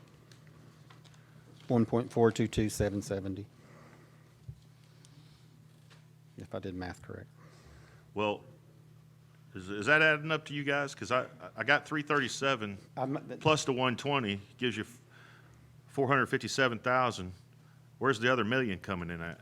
Well, you're funding 515,000 for EMS ambulances and. Okay, so you're funding everything up on the top too. And 450,000 for patrol cars and 120,000. Not voting machines and not the trucks. Okay. Do you have does everybody have a copy that I sent of this budget amendment? It lists, It's on there somewhere. also, it breaks down the 1.4 million. Tell me what you have, and I don't know where the sheet's at, and I'll write it down so I can. What am I missing? Let me say it that way. I've Okay. covered all the other things. What am I The missing? first page was $337,770 that was mentioned. Yep, got all those. Okay. On the second page, what we are funding is patrol cars, 450,000. Okay, 450 for sheriff, yep. EMA truck and SUV, 120,000. EMA, yep, And EMS ambulances, 515,000. 515. And again, I guess if we don't have people to man them, why would we buy or commit $515,000 to get them? Okay, all right, I'm going to shut up and move around here. Commissioner Isabel. Thank you, Mr. Chairman. And I really appreciate the comments made by the road superintendent. He's very conservative. And if you've seen his equipment out there, it's older than mine, and mine's really old. And this is something that Regina has talked about, and this is good news for the people out there. She has billed out $2.7 million more dollars. Okay, this don't have anything to do with the new tax increase. That's what she billed out, and that's what I talked about during this, our budget cycle. And probably 95.8% is collectible of that 2.7 million. So that's, instead of going and borrow money like the road superintendent said, I think we need to use the bank of the taxpayer instead of going out and paying more interest. So I think this is something that that could be taken into consideration. Thank you. Thank you, Commissioner Isabel. Commissioner Meredith, sir. Thank you, Mr. Chairman. I was going to make an amendment, but it looks like Commissioner, yeah. Probably the same one. Possibly. Mr. Chairman, I'd like to make an amendment that we appropriate $500,000 to the road department. I think that'll get 3 dump trucks, Gary. Yeah. So I so move. We have a motion by Commissioner Meredith, seconded by Commissioner Meade, to amend the original motion of 1.4 to add the 500 roughly. All in favor of that motion? Or is there any discussion first? I apologize. Commissioner White, did you have something, sir? You're lit up, is the only reason I'm asking. That was my intent. Yes, sir. Thank you. I like your bolo or whatever it's called there. It looks very nice. Any other discussion? You have a question, Commissioner Scott? Sure do. Yeah. I'm going along the lines of your question. $515,000 to go out for ambulances that we don't have people to drive at this time. And I also have a question of how did it get rounded to $515,000? Where are these ambulances coming from? Are we sending somebody back up to Canada? Well, yes, I did make that comment, but also recognize, I believe, and Robbie can correct me, if we pass this as presented right now, with the additional 500,000, we're just appropriating those funds, and it'll be in a reserve code? Yes. Would that be the way? They will be in a capital outlay code. And if EMS wanted to go buy those ambulances, would they come back to No, us? they will, Have the right to just go? Okay. yes, sir. It will go to purchasing? They have to bid them out. You have to bid it out. Okay, so it would, what you're saying, Commissioner McCain, is it would go to purchasing, even after we, what's the Yeah, mayor and if say? the funds weren't spent, it would stay in the capital improvement fund in 171 at the year end. Okay. All right. Okay, so, Well, so I would request that that comes out of this request. well, right now it's in the request, I understand. and then we have an amendment, and that's the vote we're going to take as it stands right this moment. If we pass this as presented, could we come back and make another motion to take that out? I'd like to make an amendment to the amendment. Okay, she has amendment to the amendment. Is there a second to the amendment to the amendment? Yes. Wouldn't it be appropriate that we vote on this amendment and then allow Commissioner Scott to amend it again? It'd be a second amendment. Okay, I think that would be That's clear. just No, I think that would be clear. I like that better. Are you But okay I'll with leave that up to the parliamentarian. Welcome back again. We're voting on the First Amendment. Okay. All right. All in favor, restate the amendment to add the 500,000 for the highway department to purchase new dump trucks. 3. 3 dump trucks. Okay. All in favor, say aye. Aye. Any opposed? Motion carries. Now, back, oh, sorry, Commissioner Scott. Commissioner Fritz, did you have something, sir? I've got a motion after this, motion here's made. I got a comment. Okay, all right, sorry. I'll come back to you. You good? Uh-huh. All right. Commissioner Scott? It was to amend the motion, to have the ambulances, the 2 ambulances pulled out of it. 515? Yes, sir. And the main reason, can I give an explanation or no? Well, sure. Okay. The main reason being that all these other departments have brought,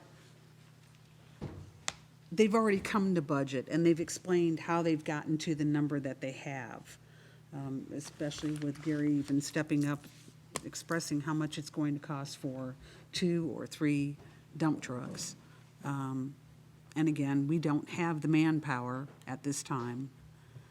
Therefore, I think we should wait for it. So you have a motion to amend? Yes, to pull the 2 ambulances out. 515? The 500. The No, he said- 515 is for four. It's and for it's the four? first 2 years, yes. It's to pull the $515,000 out, For the 2019-2020 budget. yes. Is there a this second to time. Commissioner Scott's motion? Sure. Dies for lack of second. Commissioner Creasy. Oh, I'll second her motion. I'll second her motion. And the question I have, I was wondering. Restate, just a second, Commissioner Creasy. Yeah. Commissioner Scott, restate your motion. For the $515,000 to come out of this request. Is there a second to that motion? Second, Seconded by Commissioner Creasy. Any discussion on that motion? yes. You ready? Commissioner Fritz. Okay. In Budget Committee, this motion didn't even get a second. And a while ago, we talked about two items coming before Purchasing Committee, and we sent it back to Commercial Committee because we wanted to let the committee speak for itself. Budget Committee passed this, I think, 7-1. So here we're talking about letting committees do what they do. They hashed this over, they talked about it and everything. If we immediately hire somebody, what are these people do? Sit around and not have nothing to drive for the next year when the money comes available? It takes a long time to bid these things out, to get them procured, get them situated. However long it takes, these people are going to be hired time these new ambulances get in here. We don't need to defer, stop anything. Let's keep the process going. Let's get these new ambulances in here and replace these old aging things that we've got. Because we got people out there that rely on us to respond in emergency if they so need it.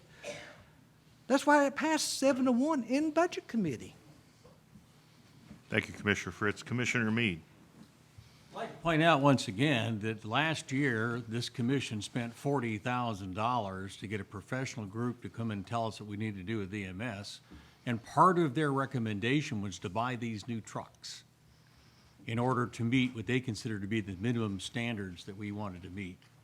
And so we're not going out on, this is not something that suddenly came up when we're just throwing money out there. This was discussed in some detail. Like I said, we spent 40 grand for a professional team to come in and advise us. And this is part of that recovery of our system. It does make a difference if we have 150% manning if we don't have the trucks. Thank you. Thank you, Commissioner Meade. Commissioner Creasy. Yeah, and one of the questions I have, does that 515,000, does that include the radios? No, sir, it doesn't. So when we went initially in the original budget process to establish this year's budget, we submitted a request that had a breakdown. And in that, the 515,000 talked about buying 2 Type 3s and 2 Type 2s. And so we kind of broke it down on what vehicles we'd be looking at, but based on how bids could come back, you can't get an exact price until the time of it. But the radios was a separate item that's included in this, I think in this motion. That's what I was thinking. Yes, sir. Could you tell me what the cost of each of those radios and how many they are? Yeah, so mobile radios, about 8,500. 8,500? Yes, sir. And then the portable radios are about 900. 36,800 total. 36,800 36,800. for radios. Yeah, for So the it's four listed here. units. Radio equipment outdated. Some radios no longer have parts available for repairs, is what it says.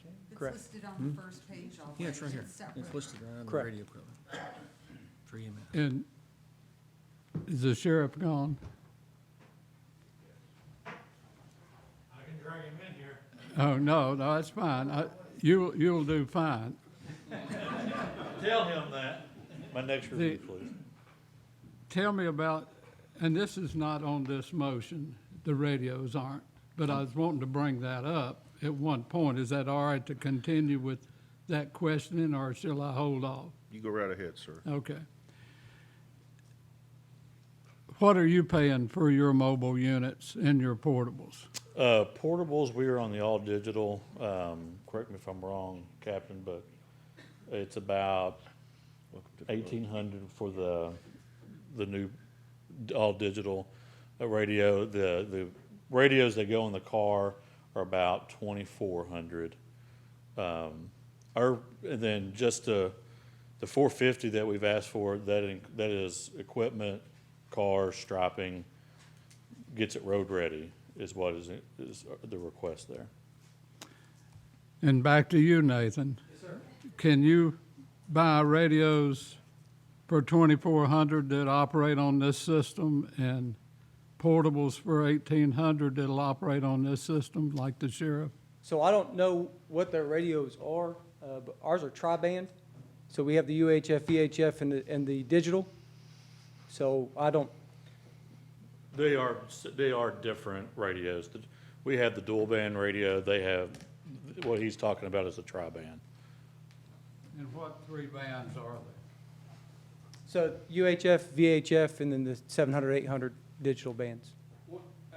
Commissioner Creasy, one thing different about their radios compared to ours, we're dispatching to our patrol deputies in the field. They have to talk to other fire departments, other police departments, and different Yeah, agencies, so that's why they have a different band. Yeah, state channels and stuff like that as well. But don't the sheriff department also talk to other Our police? dispatchers do, but they have that capability, but our car-to-car doesn't. We went away, we went to the digital, we went from the UHF and the VHF low bands this past year to the digital radios because we had received a grant at some point. That's when the president came in town. Yeah, when the president came in town several years ago, there was about 40 radios that were purchased on a grant that we didn't have to pay for, and we put them in use recently. And so our cars have went away from, like for instance, we cannot, in our mobile radios and most of the cars now, we can't contact Clinton PD without being patched through, which dispatch can do. But just regular car-to-car, that's went away for us. But the ambulance services, they service all the different agencies in the county. That's why they got the multiple And I'm frequencies. aware of that, but in your units, can you talk to the Oak Ridge PD? We can. We're on the same frequency. Oak Ridge is on the digital. We work a lot with Knox County because of Knox Air, et cetera. They're on the digital. Justin, who does a lot of our radio technical work, on Nancy Lane, they were putting up, I guess you call it a repeater or Some type of repeater. that will allow us to communicate because Clinton is not going digital in the foreseeable future, but having that up on the E911 is going to support will allow us to communicate with Clinton PD, Rocky Top, Norris, et cetera. That's all I had on that. Thank you, Commissioner Creasy. Commissioner Waddell. Nathan, have you decided where you're going to buy ambulances yet? Are you going to go back to Canada, or are we going to try to keep local this time? So we'll take a look. The Transit we bought this last time, which we'd be looking at buying 2 of those, were actually built in Ohio. The company's owned by Demirs, but they were actually built at the plant in Ohio. So when it comes to the Type 3 ambulances, we're looking at a modification with what we bought last time based on quite a bit of the feedback from the staff that works in it. And we'll work with purchasing on the process to put that unit out to get it built. And they include the new stretchers and everything also, correct? No, that's something that's separate. But it won't be an extra cost. If you get the ambulances, you won't be Correct. back up here No, sir. asking for No, more sir. money for stretchers. No, It's sir. it's all in there, right? It's all in what you guys are considering tonight. Yes, sir. Excellent. Thank you, sir. Thank you, Commissioner Waddell. Any other discussion? All right, so the motion or amended, is it amended, Commissioner Scott? Or, yeah. Amended motion was to remove the 515,000, 2019, 2020 at this time of 515,000. You had a second by Commissioner Creasy. Any other discussion? Seeing none, all in favor say aye. Aye. Raise your hand. That'll make sure. 1, 2. I'll say pull it out too. There's 3. Okay. All in favor to keep it in? 1, 2. That'd be 3 minus 16, or give us 13. My Clinton math is working. It was 4. 4. See, you got me. You got me. So we'll go down to 12-4. The motion fails. Okay, back to the original motion. Any other discussion on the original motion? The original motion is going to be the 1,422,770 plus 500. 500,000. That's 1,922,770. 1,922,770. $1,922,770, which now will include the highway department for some dump trucks. Commissioner Isabel. Thank you, Mr. Chairman. Yes, sir. My question is, where will the money come from? Are we going out for a note, or are we going to? We're taking it from unassigned fund balance. Okay. And that will take your unassigned down to 4.7 million. So the threshold is 4 million, correct? 4 still. So we don't have to have 2/3, correct? That is correct. Okay. Commissioner White, sir. Thank you, Mr. Chairman. Earlier today, I asked Robbie to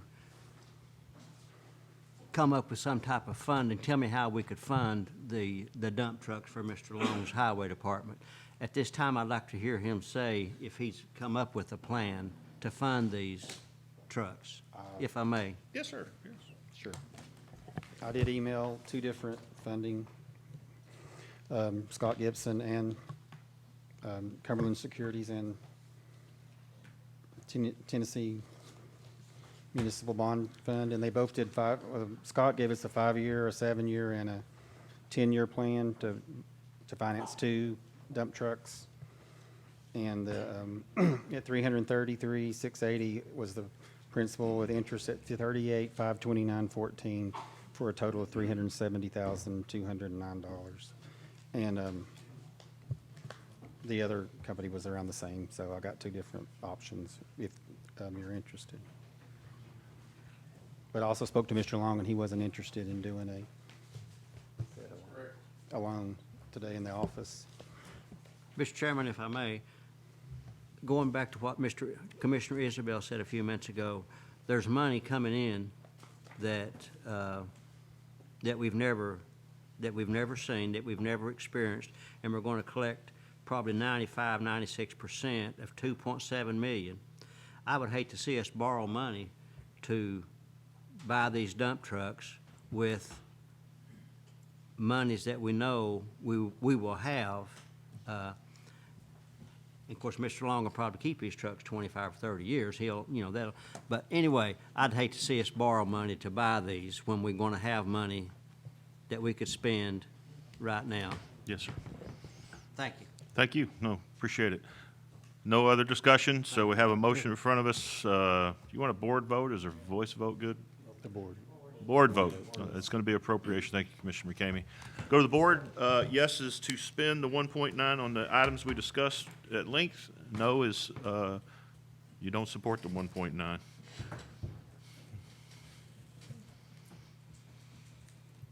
And again, it's going to be over the 4 million threshold, so we don't have to have 2/3.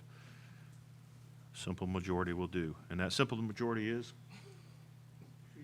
9, sir. Just checking you out there.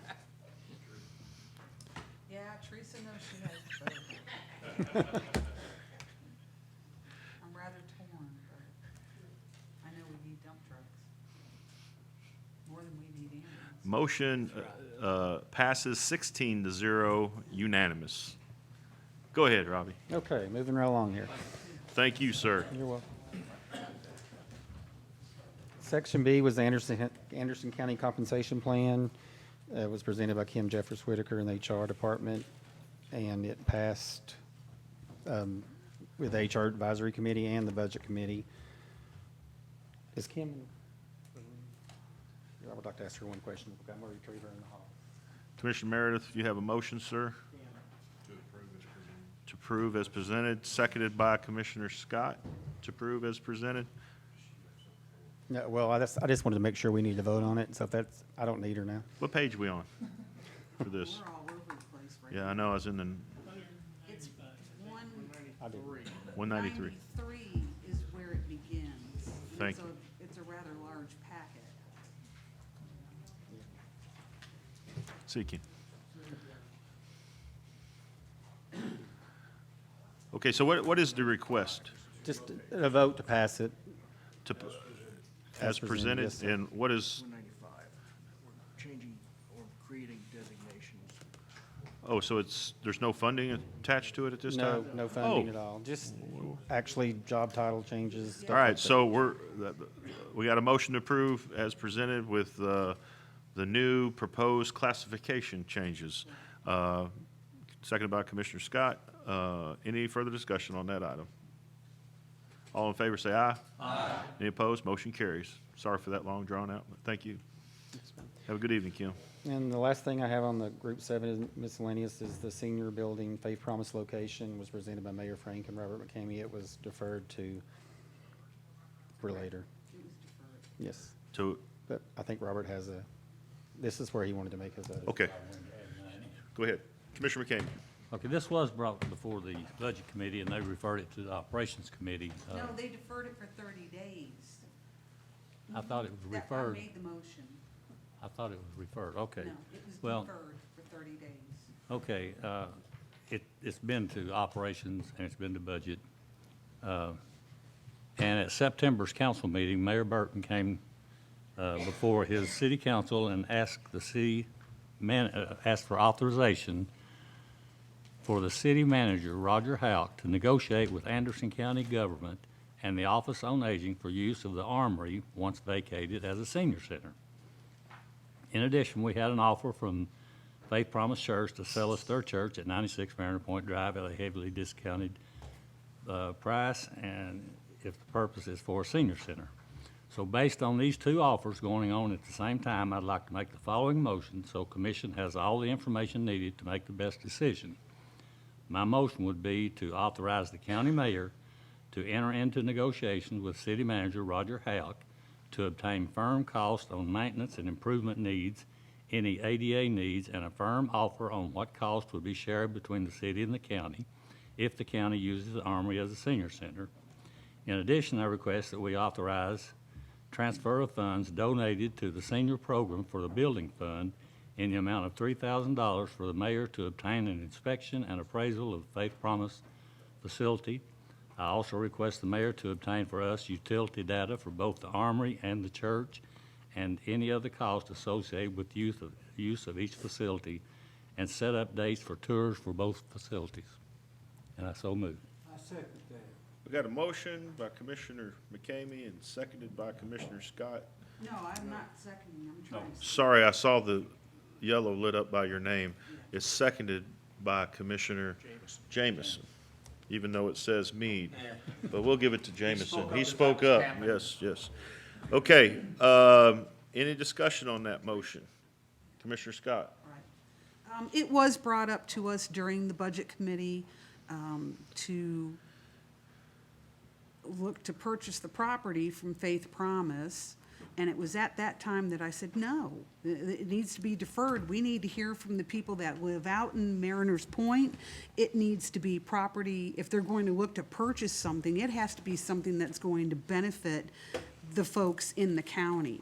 We don't need it going any closer to the city of Oak Ridge. The city of Oak Ridge just got a senior center built with our city tax dollars, and they're not going to be coming into the county to utilize that facility. I don't think it's fair to take it where it is now and move it further away from the people that are utilizing it. I've gotten, it's as if there was a phone number at the bottom of the screen when we had our meeting saying, call this number, and they were calling my number to tell me, no, we don't want that going further away from where it's at right now. I've spoken to people in Mariners Point. They don't want a senior center at the entrance of their residential area. Many of them are happy enough that the church has left. They'd rather have a grocery store. Thank you, Commissioner Scott. Commissioner Sorry. Fritz? No, you're fine. It's pretty elaborate. Well, this is not for the senior center, but this is. He was incorporating the Faith Promise property for the seniors. No, this is not dealing with the seniors. Okay, sorry. So, this right here is, since we're talking Faith Promise property, this, if this fails to be utilized for the senior center or anything like that, I'm gonna bring this up again, you know, that we have, issues with courthouse security. And there's been a major concern about courthouse security. Judges throughout this whole court talks about courthouse security and about securing this third floor. And this court, third floor will never, ever be secured until this county commission gets off this third floor. And that property over there is only about a couple miles away from this courthouse. 1.4. Well, 1.4 then, so I mean, it's not far at all. That'd be a good place to maybe consider, since the ideal price. I mean, you're talking over $1 million worth of property for just $500,000. That'd be probably a good location or a good price, or make it a courthouse annex, and move commission and all the committees, and you look at the number of people and all that stuff be moved out of this courthouse and not become this courthouse, and they shut this third floor down, and you talk about secure courthouse. So, I mean, that might be something to be looking at, considering very much, as not maybe for a senior center, but for courthouse annex and be county commission building. Thank you, Commissioner Fritz. Commissioner White. Thank you, Mr. Chairman. Going back to Mr. McCamey's motion, I'm thinking that the Budget Committee asked the mayor to identify the pros and cons for both buildings and report back to us on our budget meeting. Am I not correct? I remember discussing pros and cons, but I do not have any authorization to represent you all in city council requested that Roger Houck negotiate with Anderson County government. So that doesn't really, it's open-ended. So you all would need to choose who you want to do that negotiating. It could be the chairman, it could be chairman of budget committee. I think that's what Commissioner McCamey's motion is about. If I may, I thought I understood you to say that you would be more than glad to undertake this and work us through this. I did make that offer, but that wasn't anything that was voted on by budget committee. So I think to Commissioner McCamey's point, he's saying, let's authorize her to do that, come back to you all with inspection, appraisal, negotiation, firm, what the city of Clinton is. I know that Mayor of Clinton appeared before operations. He made an offer, but there's still, you know, what is our contribution? There are some needs there. I mean, I think the number was used of 100,000 from the city and the county, but there does need to be something that's put down in writing. So I think what Commissioner McCamey is saying here is that I would come back with all of that information for you all. Well, I was really under the impression that you was already doing that for us, so if I led the budget committee wrong, I'm sorry, but I thought okay. Well, I mean, I fully intend to come back with, here's a pro and here's a con, but I don't have the authority to go represent you without you telling me to represent you, if that makes sense, with the city of Clinton. If you want me to get an inspection and an appraisal, I mean, I can give you my own data analysis. That's what, I don't think we was asking you to do that, to spend any money. Hold up. I can't hear Commissioner White. Go ahead, sir. I couldn't hear you. I apologize. I couldn't hear you. Some others were talking. I couldn't hear you, sir. I didn't mean to interrupt. I'm thinking that what we as a budget committee wanted you to do, without spending any money, was to put the Armory and the Faith Promise Church side by side and lead us to see what was the best, without any inspections or anything, to see what was the best scenario for the seniors, for the county, for the budget committee, for the full commission. I, for one, was expecting some kind of report back on our next budget meeting from you as the mayor to put them side by side and let us see what the advantages was. If I guess I just interpreted it wrong, but that's what I thought we wanted. Sure, and I fully intended to do that and will do that. I think what the commissioner is talking about in his motion is, I can pull for you what the appraisal says on the property assessor's website, for instance, for Faith Promise. It says $1 million, over $1 million. They have it on LoopNet where they were marketing it for 700 and some thousand. But I think you all would want an independent, I mean, that was just my thought process, that you would want an independent appraisal, not the seller, not the county. I was just being extra due diligence because of prior experience, so. And I appreciate that. Right. But we've got an opportunity to spend $500,000 for a building, 1 mile and 4/10 out of the city, or we've got an opportunity to rent the Armory for $1 a year, with the city agreeing to do some upgrades. I think that's the question. Are there too many disadvantages for the Armory? I know it's going to be a time-delayed thing. I know I've heard some talk about losing part of the grant money, and all I've heard is talk. Mm-hmm. I was hoping that you was going to come up with some way of sort of guiding us through this. Well, and I think that's what Commissioner McCamey is saying with his motion. You need to authorize me to be able to talk to the city of Clinton. They authorized their county mayor. I mean, yes, I can go over there, but that's not a true negotiation. They're also probably going to have to get approval. I understand their mayor appeared, but they probably, whatever we are going to ask for, they are going to have to get official approval from their council as well. Yeah, I So- think good discussion, and I understand where you're coming from, Commissioner White, but I think it just sends a message to the city of Clinton that this body is saying, yes, we authorize you, and Commissioner McCamey's motion to go be that point of contact, have those discussions. She'll come back to the Budget Committee, I'm positive, and give you that information first in the Budget Committee, because that's where it should go first. We don't want it to come here and we make another decision like we did last time. I'd rather it go Budget so your Yeah. group can look at the pros and cons and make that recommendation to us, just like normal. Yes, that's my full intention. Okay. Thank you. Good discussion, I appreciate it. Commissioner Denenberg. Thank you, Mr. Chairman.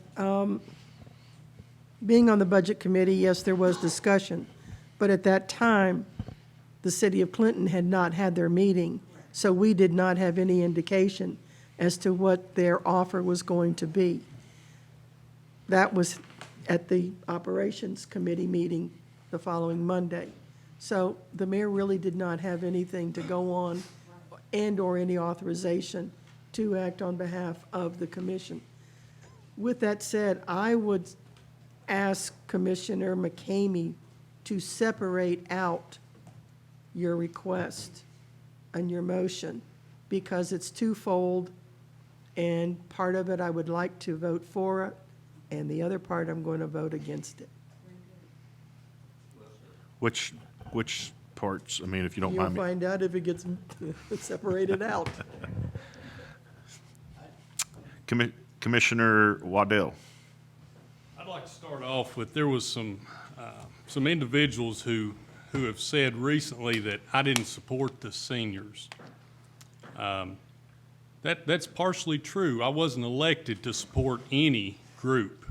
I was elected to represent District 3. I've spoken to quite a few people in my district, and I remember Commissioner Fritz making the same argument I'm about to make. When we were looking at moving the senior center to District 3, Commissioner Fritz said it was too far for his people to travel. This is too far for my people and for Commissioner Val, Commissioner Isabel's people to travel. I understand it's just a mile and a half, but it's a lot closer for my people to go to the Armory. I would like for us to do our due diligence and take our time. And I agree with Commissioner Denenberg in the fact that I would love for the mayor to look at this. I'd like for everybody to look at it. But I am not ready to spend any money on any appraisals or any walkthrough or anything else. I think we're getting our cart before our horse. I think we need to decide which building suits us the best, and then decide if it is the Mariner Point building, then we can do an inspection and appraisal and on. But at this time, I wouldn't be in favor of spending any money. Thank you. Thank you, Commissioner Waddell. Commissioner Mead? I don't believe the motion at hand actually authorizes the mayor to spend any money. That would have to come back separately. It absolutely. It does authorize the spending of money? $3,000 of monies that were donated to the building fund for a senior center. So It's not coming out of the regular budget. It's money that is in the county general fund at this time that was donations for a building fund. And it's very proper to use that money for this purpose. Okay, and how much are we talking about? $3,000. It's probably less than that, but I think Robbie suggested we go Well, with I $3,000. think it's critical that we get to a position where we actually know what the offers are. Okay, and I think that's what your motion is trying to do. Sure. We want to get to where the offers are. We want to know what the value of these properties really is. And if we start to make a vote without doing that, we should all vote down on it. We need to know we've already got burned once on a buying of a senior center building. And I think we want to make sure we know exactly what we're moving into in the next step. Thanks. Thank you, Commissioner Mead. Commissioner McCamey, do you need to speak again, or you want to wait I till? want to wait. I'll Yes, sir. Commissioner make Anderson, the sir. motion. Yes, sir. Thank you, Mr. Chairman. Just to clarify, the seniors have raised about $40,000 independently. So what you're wanting to spend would be no tax dollars at all. No It's all, and it's taxpayer dollars at all. earmarked, Donations that's earmarked for the building.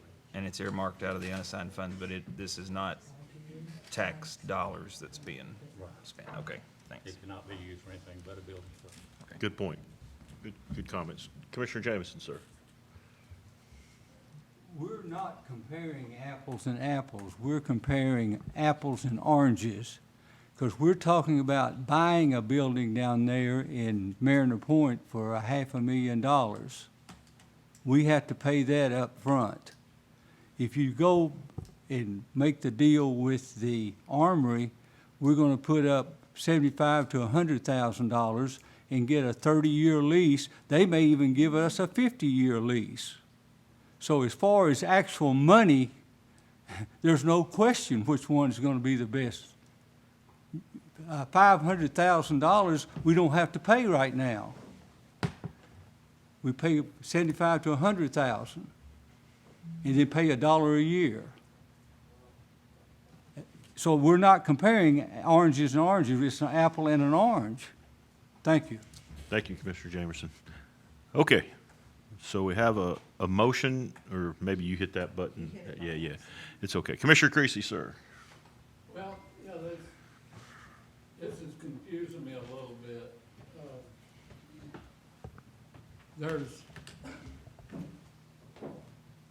Robert's motion to me was a little bit beyond what I expected and a little complicated.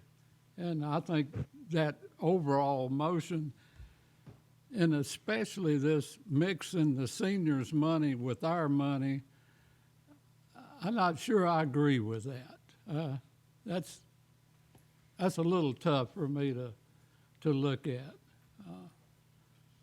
In other words, there are 501(c)(3). No, it has nothing to do with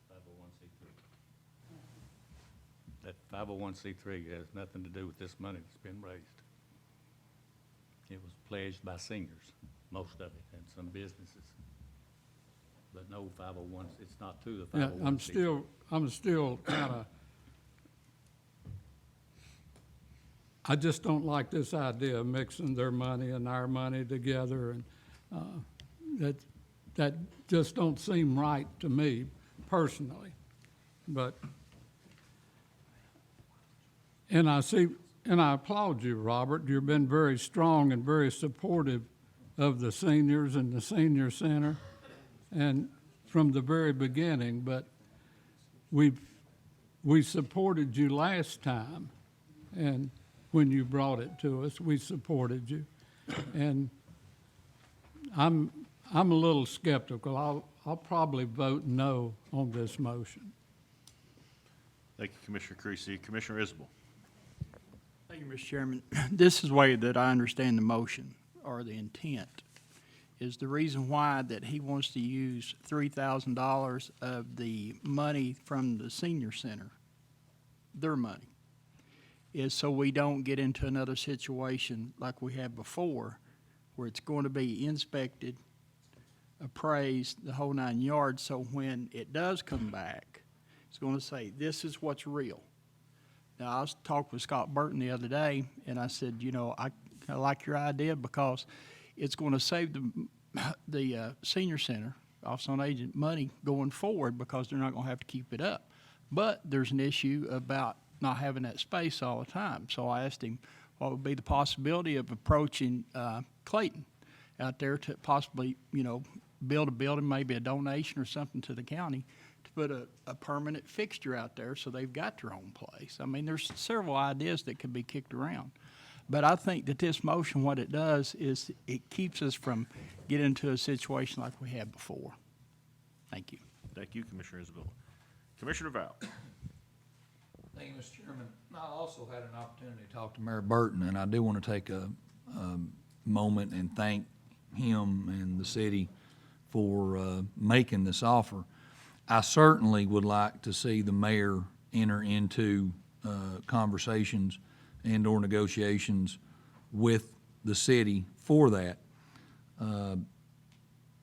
If the motion was just to pay for an inspection of the armory, then we probably wouldn't even be having this debate for this long. I think what's causing some of the commissioners a little concern is that the motion also includes the appraisal of the church property down going into Mariner Point.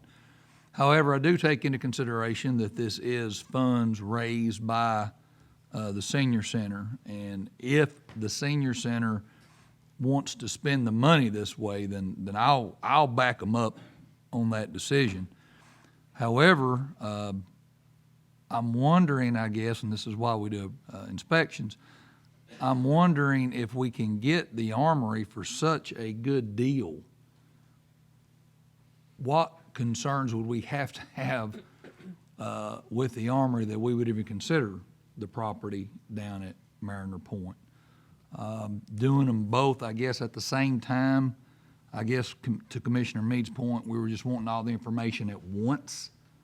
If that's the intent of the motion, to try to get all the information at one time so we can choose instead of starting one and saying, well, okay, we didn't know this was going to come up, now let's go to this one.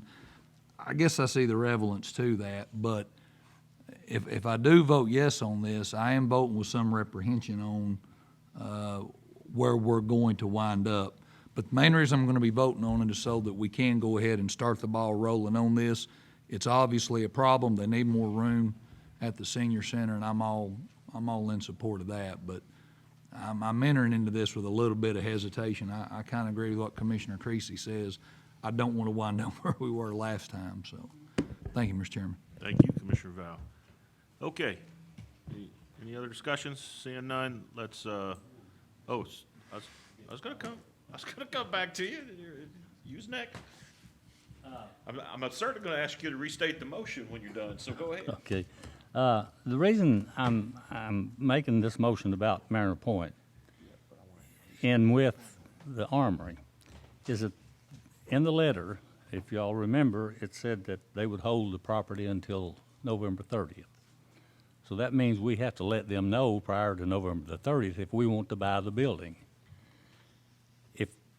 If we choose not to, then we can, at our November commission meeting, unless y'all want to buy it tonight, but we have to let them know, we'll have to take a vote on whether or not to buy it at our November commission meeting.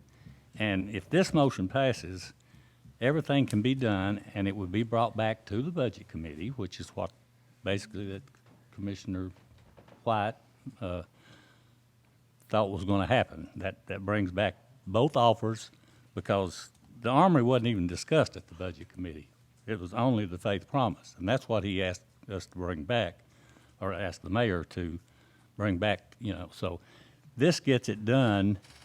We can make a decision on our November 21st, I think, 18th, 19th, somewhere around there, prior to the November 30th deadline. There's a couple of other things mentioned. One is that it's taking it away from the people, but, you know, it's putting it a lot closer to all the people in Oliver Springs that are in my district. The people that are in Dutch Valley, they're in my district. It's closer for them than the one we've got now. The one we've got now, we've got a lease coming up tonight that,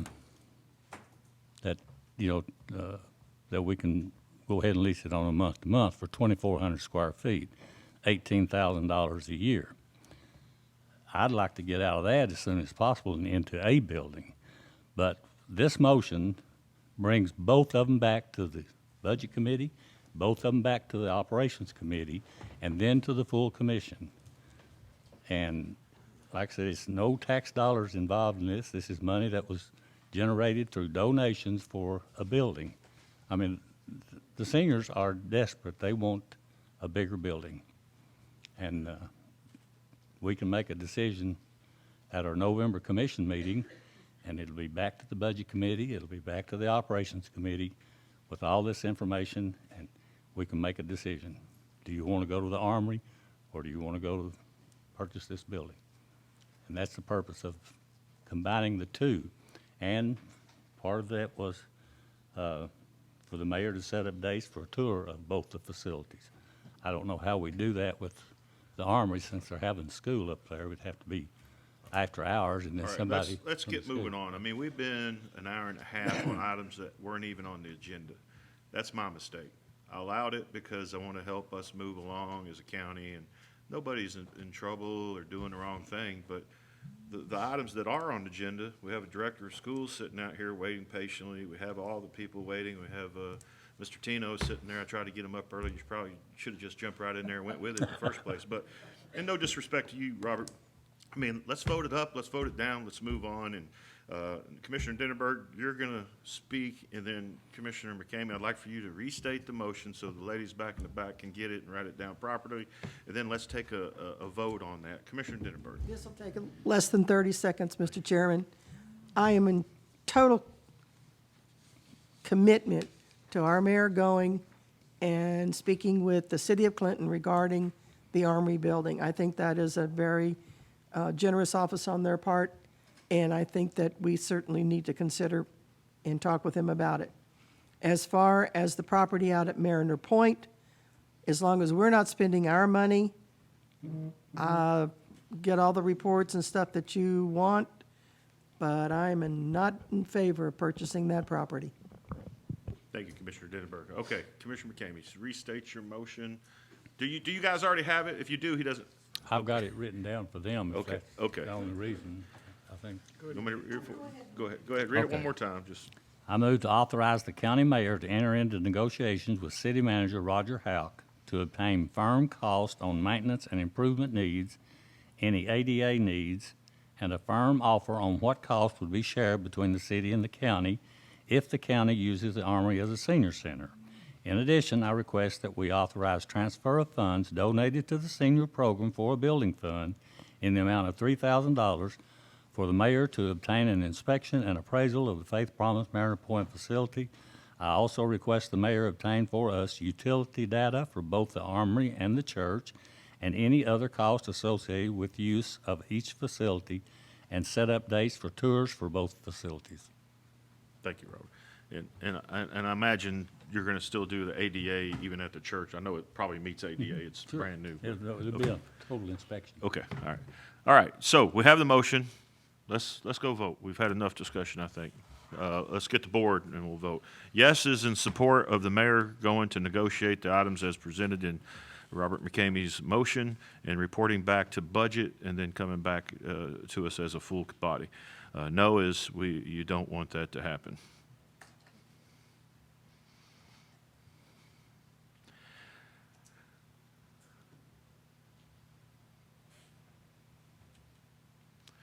We broke our string. We are now 11 yes, 5 no. Motion passes.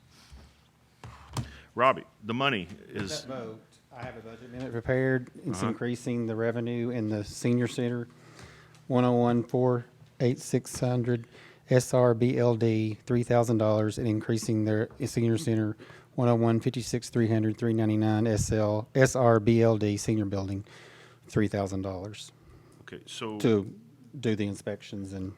So that fund you're speaking of. Yes. So what happens when the seniors get donations, they bring it to us and we receipt it into a revenue code.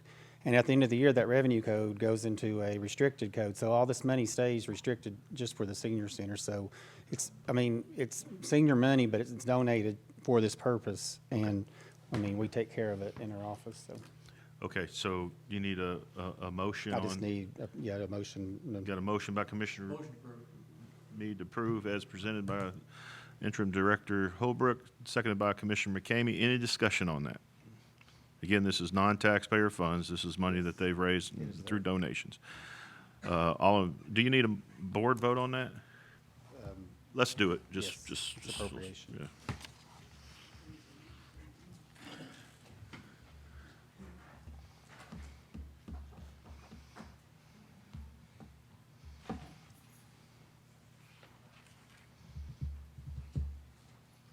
Commissioner Oshie. Motion passes 14 yes, 2 no.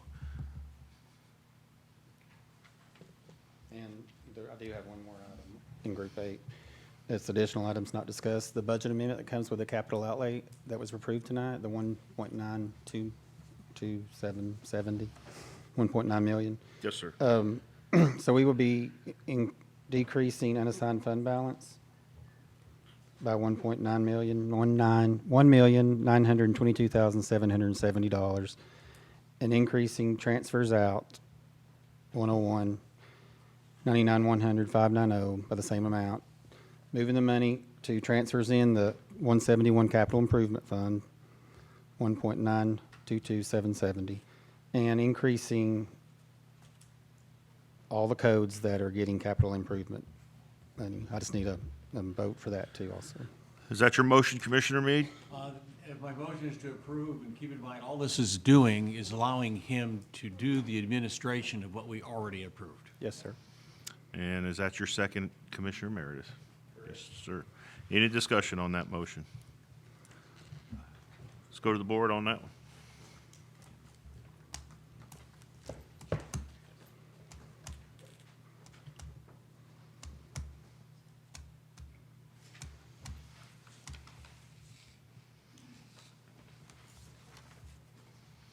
Motion passes 15 yes, 1 no.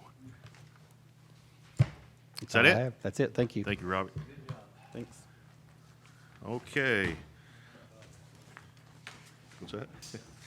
All right, now departments, delinquent tax attorney, Mr. Tino, I apologize. Oh, no problem. I'm gonna jump here now, and I'm not gonna. You getting overtime on this gig? No, I tell you, I don't think so. We're not either. Join the club. Well, I want to apologize for not being here on the September meeting. I was taking a well-needed vacation. I was watching the sunset on the beach, but I thought of you all. I did. No kidding. When it hit 6:30, I thought. But thank you for letting me come back. And I just want to say I'm moving along. I know that I'm probably not going as fast as some of you want, but I'm being thorough. I've done tens of thousands of title searches and tens of thousands of closings. I'm a real estate attorney. I'm careful with it. I'm doing a thorough job for the county. I'm a taxpayer too. I want to see it done, and I'm doing the job that I was trained to do as a real estate attorney. Just let y'all know that I'm doing it. I have filed a motion for publication, and we'll have a hearing for that on November 8th, I believe it is, isn't it, Clerk and Master? November. Okay, and we're going to be moving forward to sell the 2014s. I know there's been some interest and concern about the 15s and 16s, which I plan on having that done soon after that.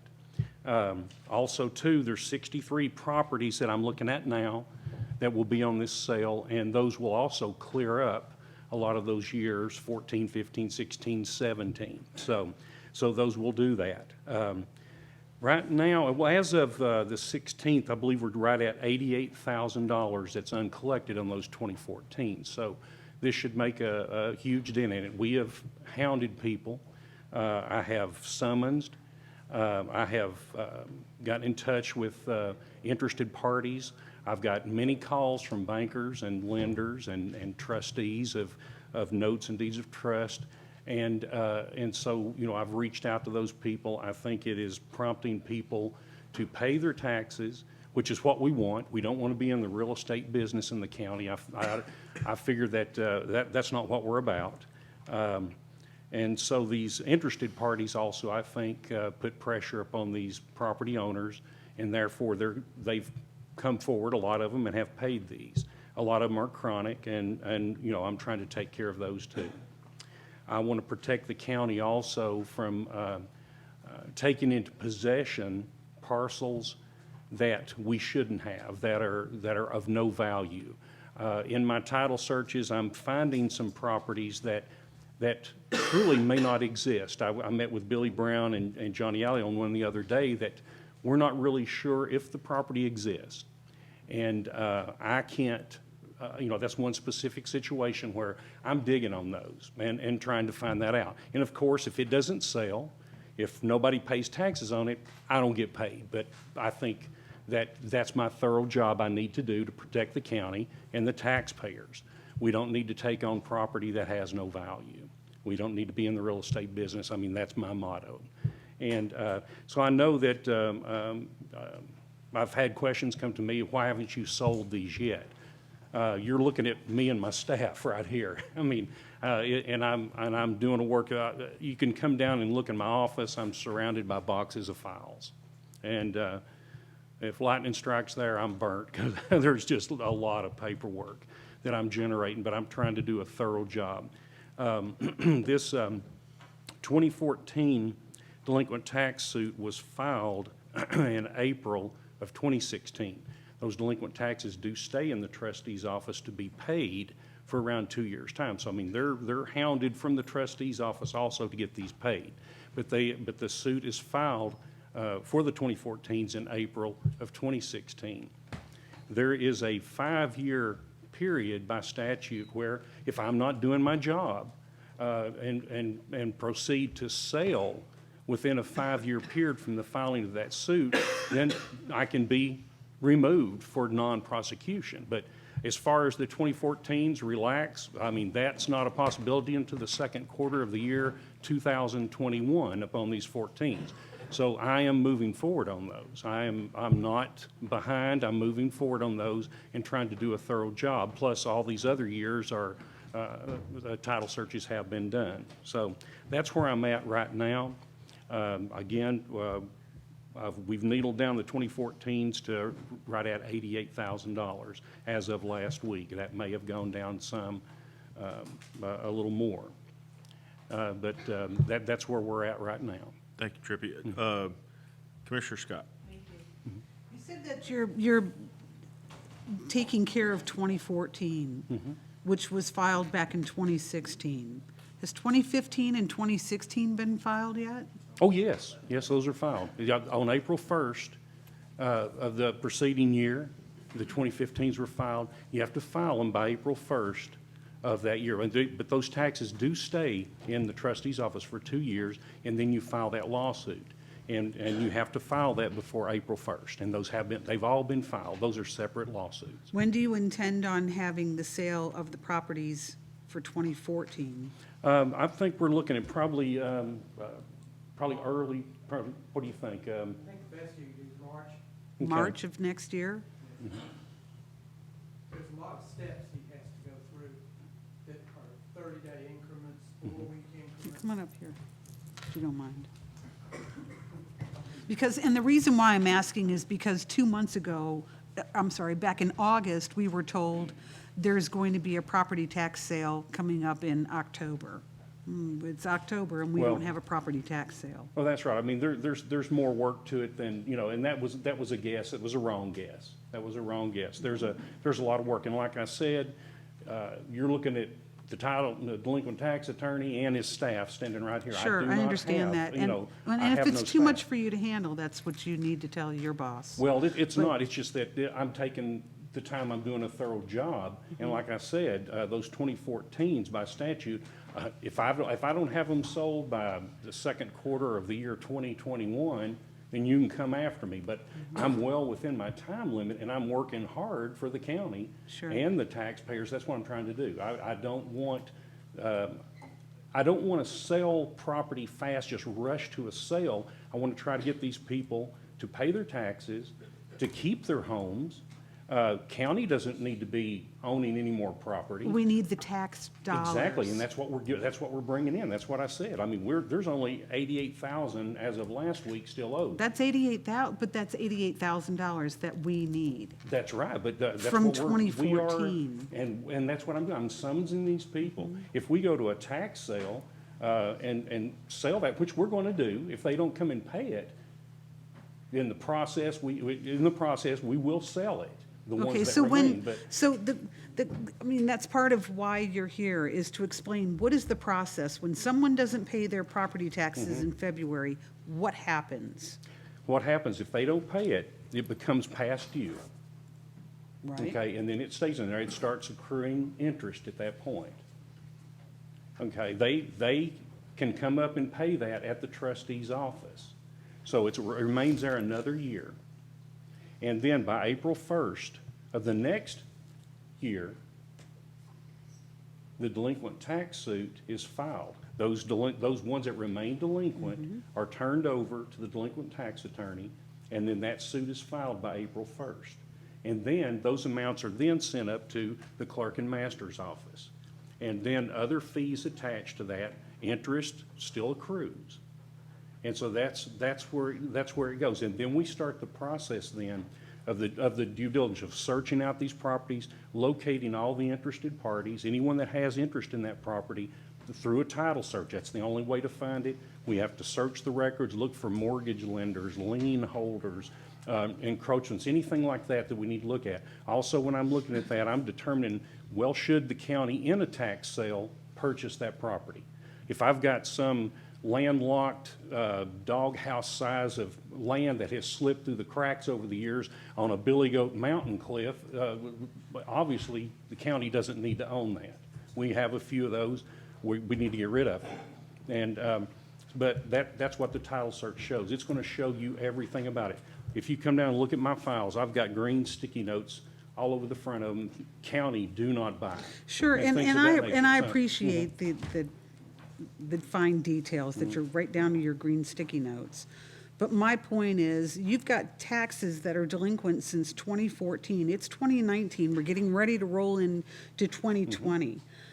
It shouldn't take somebody 6 years to come around and say, you know what, I think we're going to keep the property and I'm going to go out and get a loan for the taxes that I owe in 2014 plus all the interest and fees, and then we'll deal with 2015 next year. We need the tax dollars. Exactly, and I understand that. And I'm doing the job of hounding these people, if you want to put it in that term. I'm sending out summons.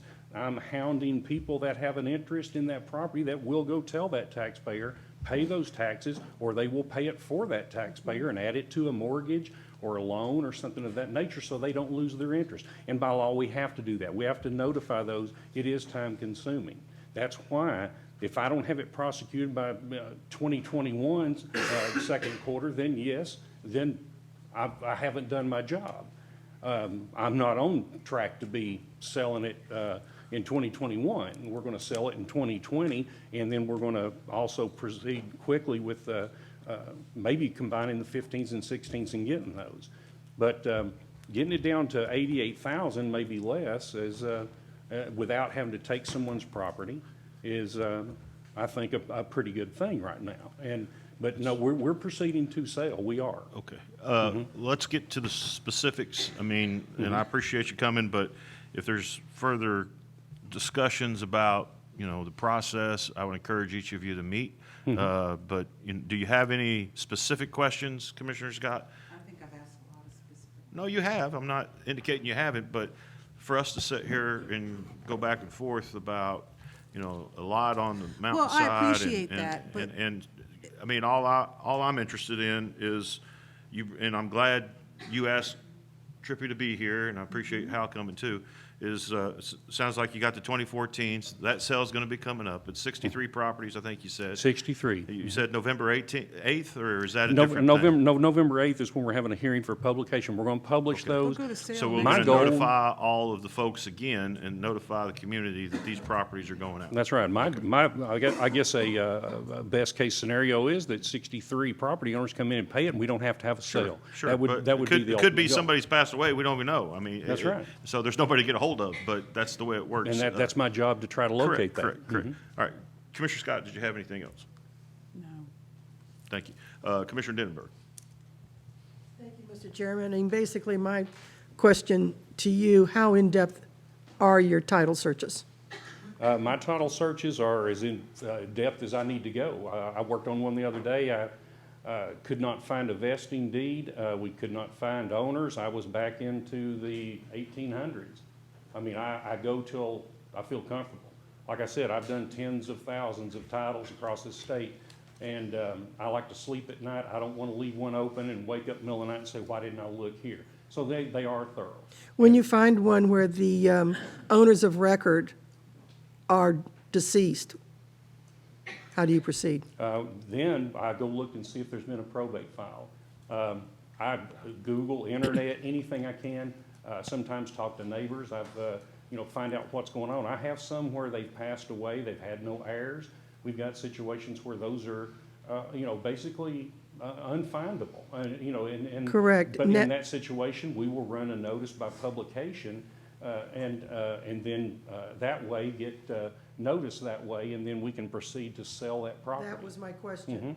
Do you hold on to that property through the procedure process? Yes. Or if you find that they're deceased and there are no heirs of record or anyone who can be found, do you go ahead and try to do something to get that property back on the tax rolls? Yes, immediately? that's what we do, notice by publication. Right. Run that in the newspaper. We look for heirs, and then we'll seek a default, and then we can sell that property. But we have to jump through the procedure. But no, my goal is, I'm a taxpayer in the county too. I want to see the money coming in, but I want to see it done correctly, and I pay my taxes on time, and so I want to get these taken care of. And- That was my question. Thank you. Thank you, Commissioner Denenberg. Commissioner Val. Thank you, Mr. Chairman. Mr. Kendall, thank you for coming tonight. Oh, you're welcome. I don't think we've ever formally met, but I've seen you around. Appreciate what you do. Thank you. During your conversation with Commissioner Denenberg, something popped into my head, and I think I've heard it in previous meetings. I want to make sure I'm correct. When you get a piece of property that you start investigating, you perform the title search pretty much up front immediately. Is that correct? That's so I can find all interested parties, which do have to have proper notice. Sure. And the only way to find them is through that title search. And who actually winds up paying for that title search? Well, the delinquent taxpayer. If they come in and pay those taxes, they pay for the title search. It's not taxpayer money. Or if it goes to tax sale, the purchaser at the tax sale then pays those monies. It's not money coming out of a general I got you. fund or anything of that nature. Do you ever have to perform more than one title search? I update my titles, but I don't charge but one fee. I mean, that's. Okay. There's only one fee. Now, let's say now, 2014, I've got, Whiteacre, John Doe the owner, delinquent taxes in 2014. 2015, Whiteacre's still delinquent. It's part of a suit. That's a new lawsuit.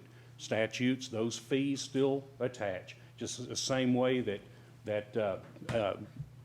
interest starts accruing on that too. That's a whole separate thing. It's a separate lawsuit. Those fees are statutory, and they attach to that property again each year. So even though you've already performed one, depending on circumstances of a lawsuit being filed, or if it's gone a while before it's getting ready to go up for sale, you would have to perform another title search? Yes, it's a separate lawsuit. That's Okay. a whole separate, you're creating your file for that separate tax suit. And then you would charge an additional fee for those, but not if you were doing it on your own. I Well, may have no, it'll say misunderstood. in 2014, I mean, and this is the case, in the 2014 taxes, some of these properties I've looked at 4 or 5 times. I go and update them. This 63 properties, I'll be updating that probably this week sometime. There's no extra fee that I charge for Okay. that, no. Okay. Now, statutorily, I could turn that in and charge an update fee. I do not do that. Thank you. I appreciate you not doing that. Thank you, Mr. Chairman. Thank you, Commissioner Val. Commissioner Smallridge. Mr. Tino, and you may have covered this, when did you mentioned the sale of the 2014 would be maybe March? In Was that- March, I think is what the clerk and master said, in What, March. what about 15 and 16? What's a reasonable estimate of when that tax sale would be held? I want to try to do that as soon as possible after that. Reasonable, it would probably be maybe 6 months, you think? So probably 6 months after that would that be soon enough, or? Can I tell you something? Sure, Hal, yeah. What I've sat there and heard this, that's my graphic notes, but there's certain procedures you have to go through in a lawsuit, whether it's tax lawsuit or not. Hal, could you step up that microphone so Yeah, folks at home? sorry. No, it's okay. So when Hal you. Cousins, clerk and master, yes, sir, go ahead. Yeah, and so once Mr. Tino files his lawsuit and then he moves forward, first he issues his summons, and that comes through our office once that lawsuit goes out. Basically, the trustee holds delinquent taxes 1 year past due. They're actually collecting for 1 year while they're delinquent. Then by statute, they come up, as he said, by May 1st or whatever it is, the deadline, he has to file his lawsuit. April 1st. April 1st. So once the lawsuit's filed, then his summons go out. Generally, the summons go out to whomever he finds in his title searches need to be served, have an interest in the property, whether they're deceased, whether they're a lien holder, whatever. Then after that, what happens is that he will come up with groups where he's, and by statute, unlike a lot of lawsuits, you can serve people by certified mail in a tax lawsuit by statute. So he sends out certified mail. A lot of those will come back and they'll sign for them. That's good service. They may come back though, and they may say not to be found, not refused. Refused is good service, not to be found. On those, what he has to do is go back and look some more. And the chancellor requires him then to go forward and actually send an officer out to the location to make a diligent search. Otherwise, you've got a due process violation with the Constitution of the United States. It's not good service. They're not properly before the court. And if they go ahead and do something, that judgment's void. So then what happens? He gets to the point where he's done everything diligently. He's actually sent by certified mail, maybe once or twice. He's actually sent an officer out. They can't find anybody. He files a motion to be served by publication. This is where you may have errors that you don't know about. And at that point in time, he files a motion and files an affidavit with it says, Judge, I've looked for these people, can't find them. They're not to be found. Can I serve these in the newspaper? That service goes out. He's filed a motion, I think today it's set November the 8th. If that's granted, and it probably will be when it's set on November 8th, then there'll be a notice of publication goes in the paper. And that'll probably be about a week later. This is how I came up with March. You go through these procedures. Without going through it in the long hand of it, the notice runs 4 weeks. Okay, it has to be 4 weeks of publication. And then at that point, from the last date of the last publication, there's 30-day period that these people have to respond. If they don't respond within the 30 days, then what he can do, he's back the same as if an officer serves someone and they don't respond. That's a 30-day period called a state law. Then what he can do then is file for a motion for default judgment against these people. The motion for default judgment will be against the people that just hadn't responded that were served, as well as the people who were served by publication. So there's the 4 weeks of notice, there's 30 days, then you got a motion for default judgment. To file a motion in a court, it's 5 days, but it ends up being about 12 to 14 days to get it heard and get an order entered from the date you file it, and that's with any lawsuit. Then if you go through that and he gets his notice of, he gets the default judgment granted, then what he's going to have to do is file a motion to sell the property. Again, the same motion period, probably 10, 14 days. At that point in time, the court will enter an order say, sell it. Then by statute, we have to run a notice of publication in the paper. That has to run for a period, and then we run that in the paper. That's where you get the big list, and that's the big list we look for to collect our tax dollars. Because when that notice goes out, people's names are in the paper, and they don't like that, and it looks like we're having a sale next door, because people are coming in paying. We don't want to sell people. Hal, let me ask you a question. Okay. Commissioner Smallridge asked much. about the 15, 16 taxes. When's the estimated point those will be brought forth? Well, I mean, we've not started the process I've gone through on those, other than the summons have been issued. so I think that's kind of perhaps what Commissioner Okay, Smallridge is I'm wanting. sorry, I didn't And mean no, to I delay that. appreciate that. Again, your office is open, right? Your office is open, Trippy. That's correct. Anyone on this commission wants to come get an explanation of the process and how it works, they're more than welcome to come see you, correct? Please do. Yes. I've said, please come see me. And if we have a question about the 15 taxes, Commissioner says, I would like to know when the anticipated date is, you'll be able to give us some kind of answer. It'd be about 5 months from the time he gets to where he is right now. Okay. So, and then same thing on 16 and stuff. Okay. And I'm sorry, Commissioner Smallridge, if I got Didn't mean to ahead of go you. on. No, hey, I appreciate, I didn't know any of that stuff. I mean, I wouldn't have a clue, but, you know, I think we got a lot of things to go through, and I think you guys have done a good job of answering questions. Commissioner Scott, did you have another question? or I'm something? trying to connect here Yeah, again. go ahead, no. And it's just to say thank you very much for allowing him to come up and explain the process. Like I said, back in August, when Regina had stepped up to the microphone, she said, yep, we've got one coming, per the attorney, and it'll be in October.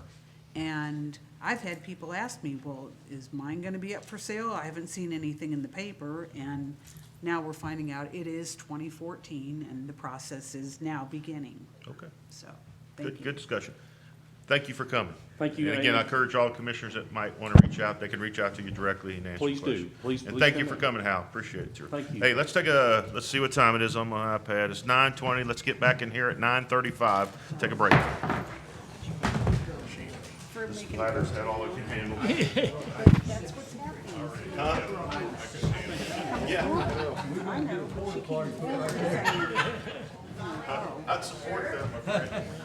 Good job, Commissioner. Sorry, guys. Good, man. It did it twice, where all of a sudden they decided now's a good time to like spin the wheel. Did it? Yeah, but it's okay.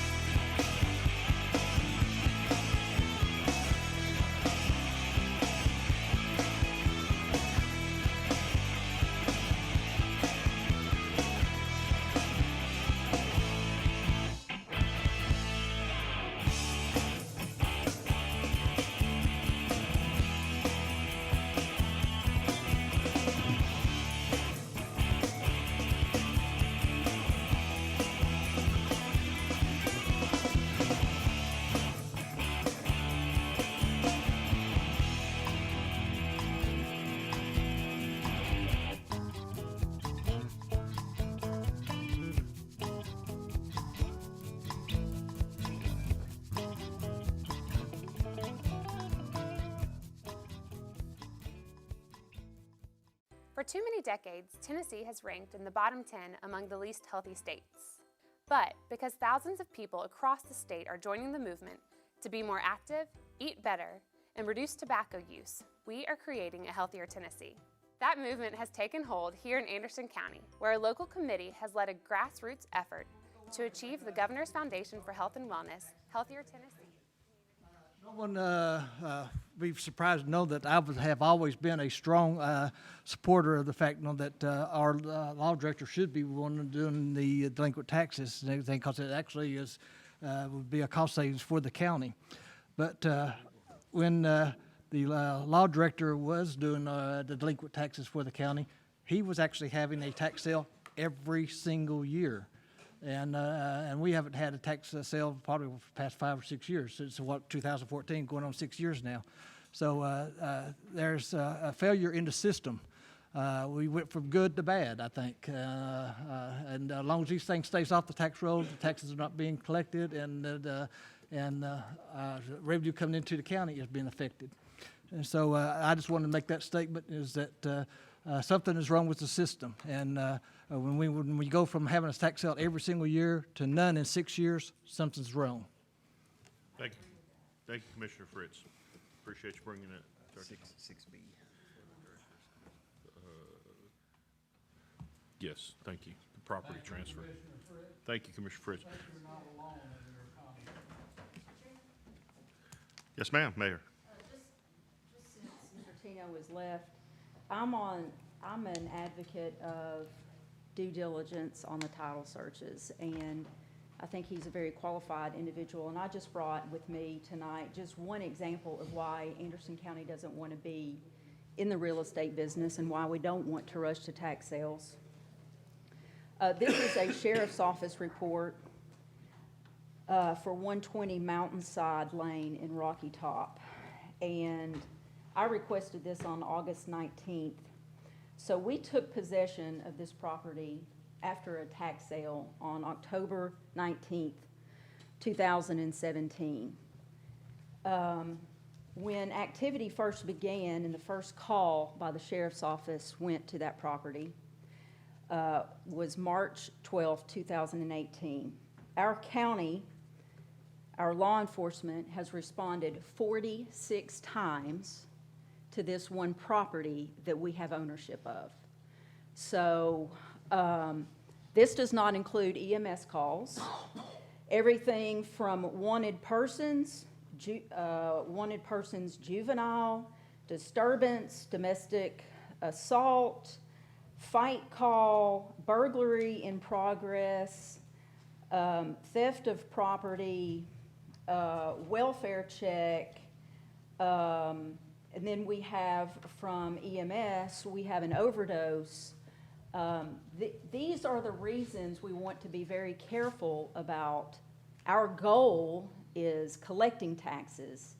It's not being in the business of selling properties, which you can talk to anyone who has bought a delinquent tax property. It devalues the property. You put a issue with the title. And I didn't want to bring that up, but a comment was made, and I mean no disrespect, but I just wanted to point out there is a reason why we want to be very careful. We want to collect the taxes. We don't want to get in the real estate business. Thank you, Mayor. Appreciate your comments. Hang on a sec. Okay. We've got county property that we're giving that obviously has occupants in it. Why would we not kick them out? No. This is a property, and I actually came to commission about this property. Do we own this property? We did, and we got a bid, and then we went to an auction process. And the individual who purchased this property, I actually came to commission about my concern on this particular one, because the purchaser notified Leanne and I on 2 occasions that he had no intention of filing the deed. And I raised the issue that this individual had judgments, and I know the state law is that you do not have to file the deed. However, if there is, say, meth on this particular lot that the county has sold, if you look If you do a search in the Register of Deeds office, it still will come up Anderson County. Is that what happened on this property? Do we own this property No. or not? That's what I thought I heard you It say. was a delinquent, But it we've was a, sold it, and now Yes. somebody else owns it, and there's problems on that property. it came into our possession following a delinquent tax I know, sale. but we currently don't own it right No, now. no. Somebody else owns it, and these Correct. calls are on somebody else that owns it. Yes, I'm That's why- not that's what I'm following the issue saying. here at all. I think That could happen anywhere, at anybody's house. It's not because it's on delinquent tax list and then we bought it. And we sold it, correct? We don't even own it. All right. Well, look, I think there was some discussion, and I think Commissioner Fritz was just bringing up a point of view he expressed. And Mayor, you certainly gave a situation that gave your opinion and your, not rebuttal per se, but your view. And you know, I think we all are aware that we want taxes paid on all of our properties. And, you know, it's not on the agenda, but if it's I would just encourage everyone to talk.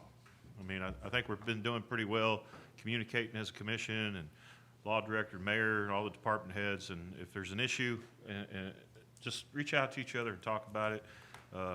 This isn't the place for us to kind of go after each other. So anyway, any other discussions on that? Seeing none, we're going to move on now to the property transfer. Thank you, Vice Chairman, for keeping me on target here. The property transfer for the solid waste, is that what it was, McCamey? Or sorry, operations, go ahead. We moved it to 7? I thought it was under 6. Yeah, 6B, and then we go to the directors of school. Proposal to transfer the main acres not being used for construction of the new convenience center. Motion was made by Commissioner McCamey to transfer the remaining 9.24 acres located in the 17.08 acres not being used for the new convenience center to the Anderson County Development Corporation for the purpose of negotiating the sale of Anderson County-owned property to potential users. ACDC would only retain $500 instead of the usual $2,500 for each acre sold, with the remaining going to Anderson County government. Motion was seconded by Commissioner Meade and passed forward to full commission for approval. Thank you, Mr. Chairman. We have a motion by Commissioner Meade. In support of that motion as read, seconded by Commissioner Meredith. Any discussion? Yes. Please state your name, your address, and sorry for the long wait. I apologize. I never quit. My name is Robert Kapolka. I live at 3098 Norris Freeway, and this is my neighbor. Brenda Hamill, just down the street, right across from the new convenience center. Yes, ma'am. Our concern is that this property, the convenience center is nearing completion, and the access is proposed possibly to be off of this access road, and it's already going to be a busy road, and it's more traffic for a very limited area in a 2-lane Norris Freeway 441, which is frequented by logging trucks. We have the trucking company, Carter Express or Carter Trucking. We have the ambulance, which sometimes has to wait to get out of there, and not to mention Clayton Homes, which they close off the whole intersection down all the way down to Route 61. So we're concerned that the access is going to be off of this road because it seems like it's landlocked and can't be accessed without coming off of 441. And I don't think that that's possible under the current conditions. So this is going to be more traffic designed for a very limited use area. And it's going to present some real substantial issues and safety concerns to everybody involved. I think there's going to be trucks and cars barreling down this highway, including the school buses from Fairview School. And I think it's going to be more congestion for this area. It's going to be a monumental problem to deal with, and it's a real concern to not just local residents, but the people nearby. I think what we wanted to say or bring to everybody's attention is if this property is sold for businesses, which it's going to be, maybe we could look at some options of coming in off of that back road, maybe having an easement First type Quality situation off of First Quality Drive to help keep this from getting worse, and it's already gonna be worse because of the convenience center, the traffic. It only takes 3 cars stop to turn left, and it's gonna block our driveway. We won't be able to get out. So we just wanted to bring that to your attention so that when there are businesses looking at this property, maybe we could help control how big it is, what kind of traffic is gonna be, possibly looking at some other options coming off of First Quality Drive instead of coming off of that convenience center driveway, so that it's not backing up. We were promised in the beginning that there wouldn't be a backup, there'd be a turn lane, and there's not. So we just want to bring that to your attention. Yeah, I thought we was gonna have a turn lane. Yeah, we did too. I did get confirmation this afternoon, Jeff Trabalka, there is going to be a left turn lane, and that is the second phase of the contract with J.D. Anderson. So there, that lane, I just got that this afternoon from Jeff. So Excellent. that is going to happen. When you say a left turn lane, is that like coming from Norris? Yes. So it'll be a turn lane in the middle of the road, Yes. so that'll open up the traffic? It's very small, but yes. Yeah, okay. Yeah, But there is, Yes. better than sitting in the lane trying to turn. right. But even with the turn lane, if we could look at some other options possibly for that other property, maybe coming in off of that Quality Drive. And if it is true, possibly, that City Glass is interested, could they continue whatever they end up building if they're interested? That's what I've heard anyway. Maybe coming in off the backside, it would greatly help us out on safety, traffic, just coming and going out of our own driveway. Yeah. So, thank you. Great comments, and thank you both for coming and Thanks. for your participation and through this whole process. I know these commissioners in District 3, Commissioner Waddell and Anderson, have been appreciative of the community's feedback. It's very Oh, important. and we appreciate them. Yes. Commissioner Creasy, sir. Anderson was before me. Was- I was just, I'm sorry, I thought, I go was just ahead. kind of gonna yield to them, but they covered everything, I think, so. yeah. Thank you, Commissioner Anderson. You still up? Okay, Tracy. yeah, thank you. You may recall I voted no on this. When we purchased that property, I felt that there could be a possibility that we could move the trustee and the clerk and the election commission early voting spot to this property and save us the lease payments that we're now paying the rent for them in that same area within, I think, the adjacent property to this. I was hoping that we could use this property to save in those lease payments and furnish our own. And that was, I guess, the only reason I voted to purchase that property. As you remember, when we were discussing that, I voted, I think, no just about every meeting leading up to the final vote. And if you remember that I made a little statement that I was going along with my fellow commissioners because they appeared that they wanted to purchase this property. So I'm going to vote no again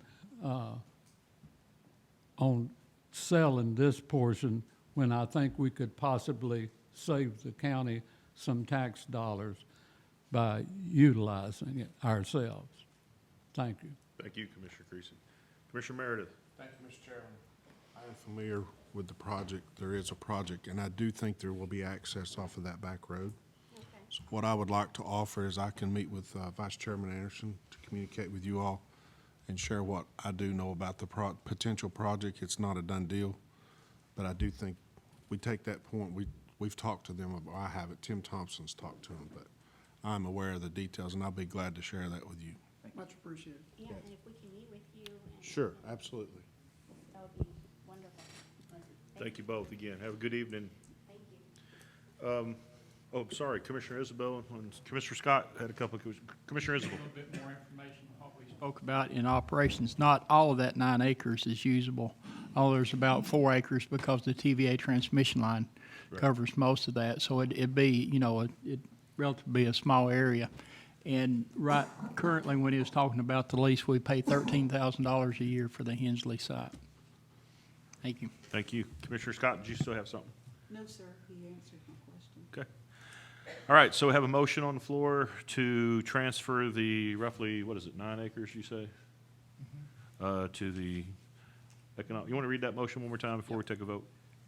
Motion was made by Commissioner McCamey to transfer the remaining 9.24 acres located in the 17.08 acres not being used for the new convenience center to the Anderson County Development Corporation for the purpose of negotiating the sale of Anderson County-owned property to potential users. ACDC would only retain 500, and what they're saying is they normally keep 2,500, but because of the property, we're going to probably have to take less than what we normally would, is what he said. Than the usual 2,500 for each acre sold, the remaining going to Anderson County government. Motion was seconded by Commissioner Mead and passed forward to full commission for approval. Let's go to the board. Yes is to transfer the property, no is to keep.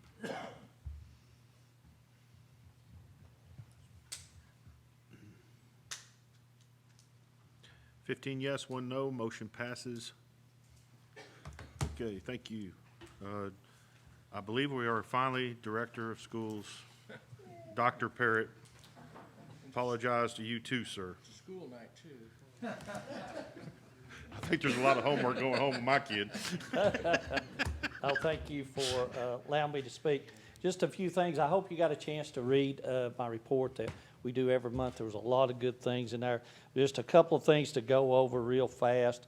The bids are going out next week on the gym at Grand Oaks. We've got that slated, and the bids should be open sometime in November. We hope to start construction of that early in the year. Our plan is to have that done by the time graduation rolls around. And we've got to work with the developer to make sure we've got to do some things so the gym we've got now can be used through almost all of the construction until they tear that back wall down. So we've got that worked on.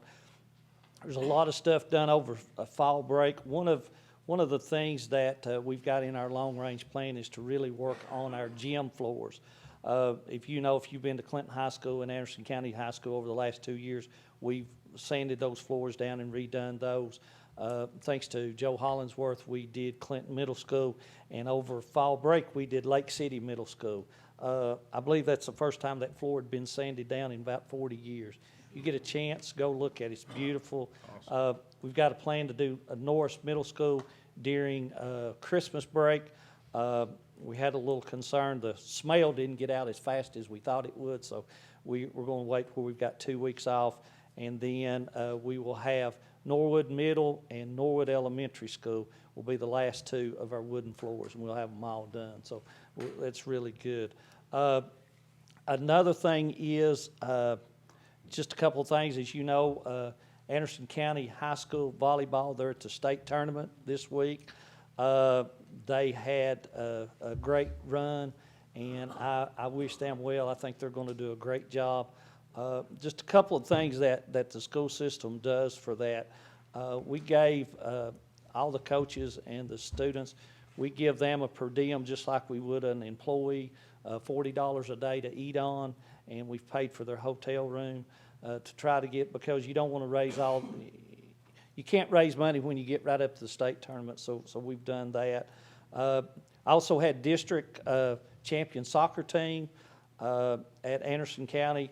One of the other things that I'm proud of, the fishing team at Anderson County High School over the weekend, Tanner Scruggs and Storm Klein, they won what was called the Make a Star Grand Champions. It's called Fishing University, and they won $68,000 worth of scholarships. $68,000 worth of scholarships for fishing. They were picked. And this is, I hope it's okay if I take this a little.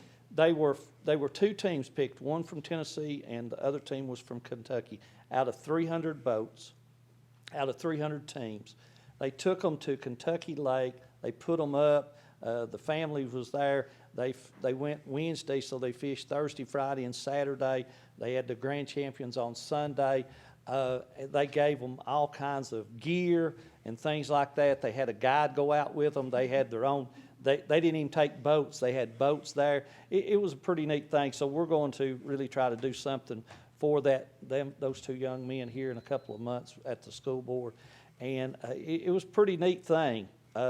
Other thing is, as you know, we've asked for y'all to help with the CHS choir performance. We're going to take that group down. They have also been invited. They're going to perform at WVLT December the 4th. And Clinton High School is doing a great job on that. Just the other thing, you know, one of my big things is to do site-based management. The best you can do is, if you're not in that school every day, you don't know what's going on sometime. And through what we send out to the schools, our BEP checks and what you all have allowed us to do through our budget, the 1st of October, we sent out $705,030 worth of checks to our schools. So they have enough to do what they need to do on.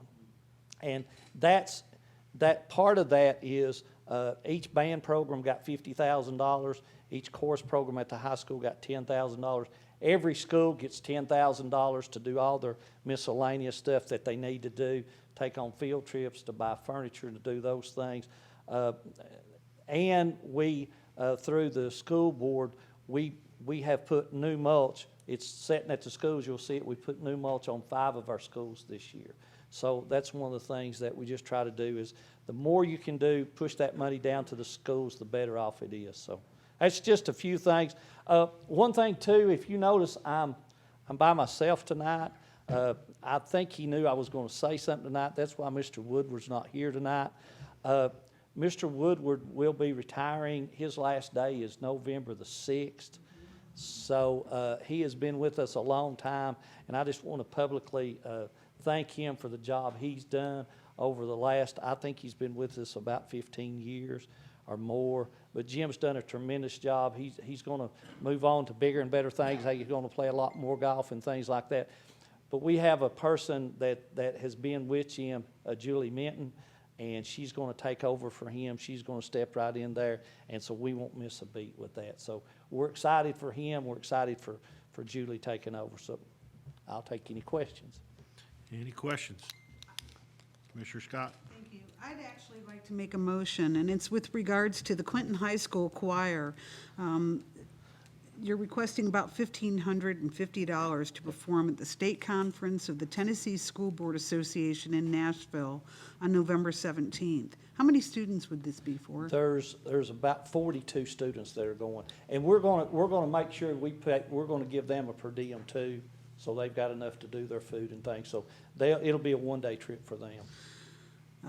But he's requested about $1,550, and my motion is that we each get funds from Waste Management to go towards bettering the education of the students of our school systems. I mean, I've bought music books for music class, playground equipment, which to me was encouraging them to get physical education.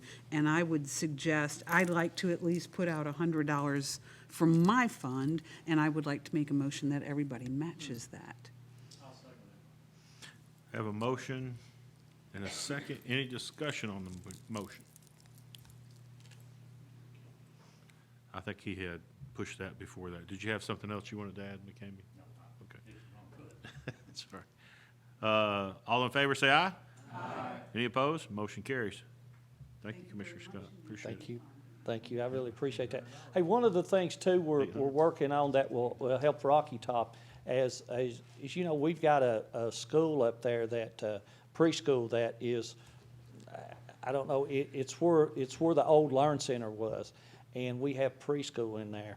And we're looking at moving that back into the elementary school, and we've talked with the Boys and Girls Club and looking at trying to make that a teen center, to put some stuff in there to do some career development and things like that. So we worked great with the Boys and Girls Club of Anderson County. So we're excited about that. Hopefully we can tell you some more about that in the next month or two. Commissioner Jamerson, sir? I need to ask Annette something. That money you and I talked about, is that included?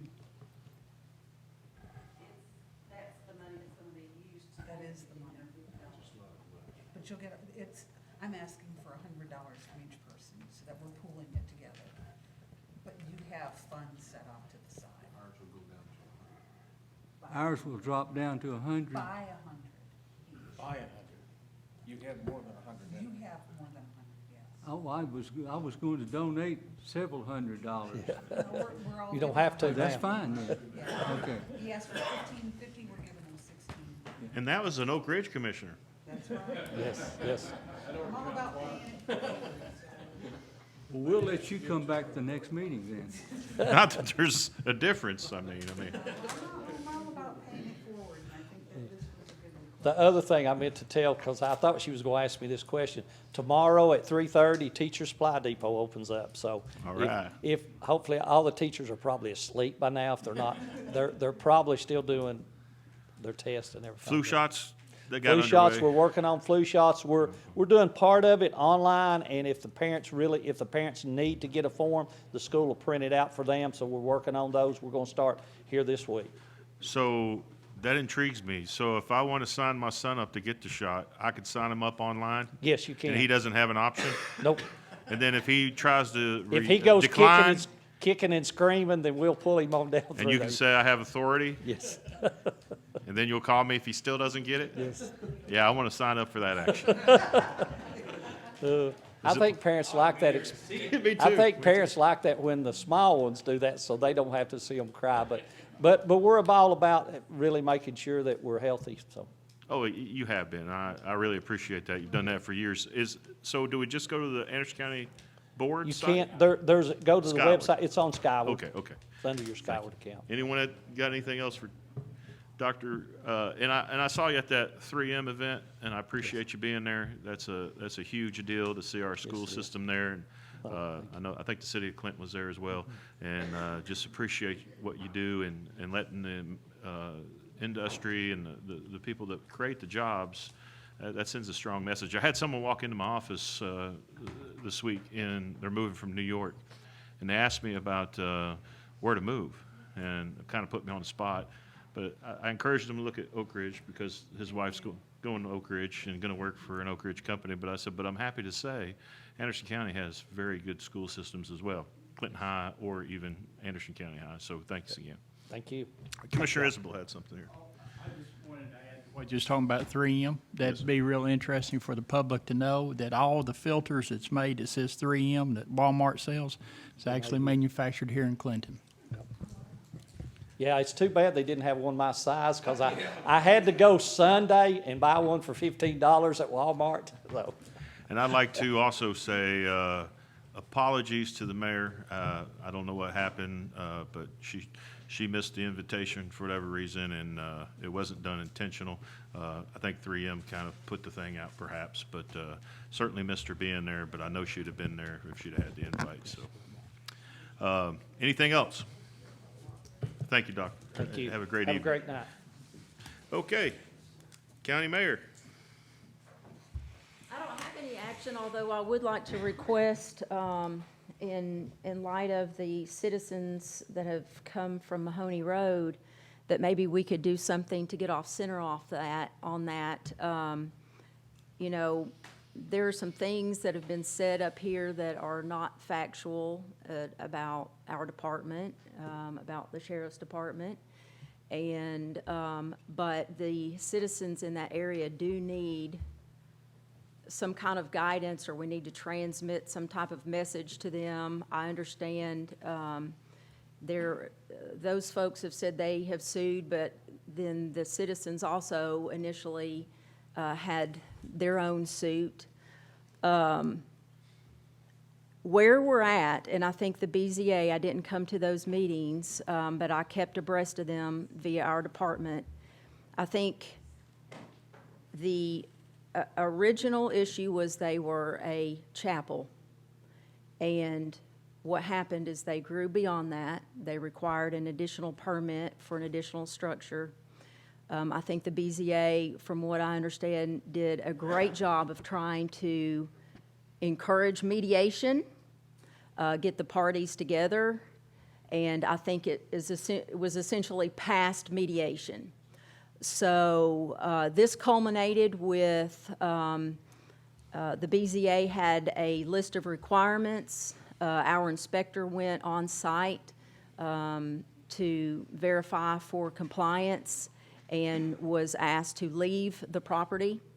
Following that, the BZA did revoke their permit, and so they are currently, to the citizens' point, they are currently operating without that permit. So I would like us, you know, I don't know if we have, I know we've had some successful meetings where several of us get together, but I'm getting, you know, blamed from both sides. You know, I've got the people hate me, the owners of the barn hate me, and I have no, you know, I have the citizens saying, Mayor, why can't you do something? I have no authority to do anything. The BZA has revoked the permit. They're currently without it. And so we need to let people on both sides know. And you know, what's next? And otherwise, I do, to the one lady that was standing there, I do fear what is going to happen down there without some kind of transmittal of some kind of message. So. Thank you, Mayor. Commissioner Denenberg? Thank you, Mr. Chairman. During the time that the people from the area were speaking, I mean, I kept waiting for somebody to say some reason why the sheriff or some other law authority was not able to shut them down. If they're operating without a license, without permits, without a beer license, then why? Why are they continuing to be allowed to thumb their nose and to continue doing what they're doing? But that's exactly what they're doing, is thumbing their nose. Exactly, they are.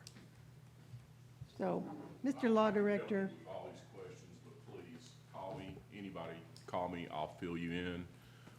They've used surreptitious recordings on several people in this room. Some of them are quite embarrassing. Okay. They copy every one of these meetings. If anyone has questions on this, please call me, please email me. I'll explain to you the exact situation, and I'll be glad to help you to answer any questions about this facility. Thank you, Commissioner Denenberg. So, I guess to the mayor's point, Jay, where, is it just in process, or? It's in litigation. We've been sued for governmental taking to basically compensate them for everything on that property. And they've got it for sale for $800,000. So that's what we're looking at. Now, I can tell you the BZA, in my opinion, did a fabulous job in this. They took evidence, they deliberated over it. It was a long process. They tried to have a meeting of the minds. They tried to get the neighbors together with the owners, and things didn't work out. But we've been sued. It's in litigation, and please be careful of your comments about this topic. And I can explain to you in detail about what's going on with the sheriff's office. This is something I deal with just about every weekend till late in the evening. And I know there's other people in this room that have gotten the calls late in the evening. I'm talking about midnight type calls. So if you have questions about it, please contact me, and I'll be glad to help you with them. Thank you, Jay. Any other questions for the mayor? Or do you have another question for Jay? Yeah, I have a question for Jay, and kind of, I guess, in general. Should we not go into executive session so that you can give us some sort of a briefing or update as to what it is you're talking about? You can go into executive session if you so desire, if you want to vote for executive session. But Well, I mean, and the reason why I'm asking this is one- because you're suggesting that if we have any questions, that we meet with you, and I don't have that kind of time, to be quite honest. right now. Well, you can email me, or you can text me, or whatever's convenient for you. If you want to call me after you get off work. But you're just saying that there's a lot going on right now that you can't Yes. disclose, and I There- understand there's a that and lot- appreciate it, A lot but going on, and even just to brief us. I'll share some of these recordings with you at some point. Okay. Thank you. Okay, that's it, Mayor? Okay. Now, Law Director, you're back up, sir, sorry. Yes, sir. And with that, Mr. Chairman, we're on page 226. Well, thank you. I appreciate the opportunity to be with each of you tonight. Does anybody have any questions on any of these contract approvals? We had several cases that went to court last week. They were all codes enforcement cases, and I do want to announce to Commissioner Fritz and Commissioner Wandell that we did get a judgment on the Morehouse property that you've both been inquiring about. That was a long process. We never were able to obtain personal service on this individual. From what we understand, he's living off the grid somewhere in the Yukon or in northern Alaska. But the chancellor did grant us service by publication. We perfected that. She gave us a judgment last Friday. We've got 30 days for that judgment to be appealed. And at that point, I've already contacted Danny and told him to go ahead and get his bids on the total destruction of that home, or trying to get it in compliance. We're asking Marjorie Presley down there, who I rely upon a lot, to make a determination whether or not it's habitable. But anyway, that's the update I think you've been waiting for, Commissioner Fritz, and you've been concerned. And but anyway, the process on that is we'll get the lot cleaned up, and then we'll attach a lien for our costs. And if it ever sells in the future, that lien will have to be cleared up. We have a similar situation with the Christine Davis case. What was that last property's name? That was Chad Morehouse down on Oak Road. I think you've inquired about it too, Commissioner Wandell. Okay. Christine Davis case was the Hidden Hills property that burnt, with the same type situation. We believe she's on the run. Our sheriff's office is looking for the arson of that house. But anyway, we were able to get publication by newspaper and the service by publication, and the chancellor signed off on that. And last Friday, she gave us judgment on that property. Now, that will be a total destruction of the premises.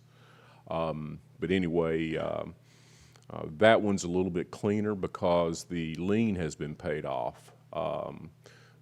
Evidently, she got insurance proceeds, from what we can tell, and they paid.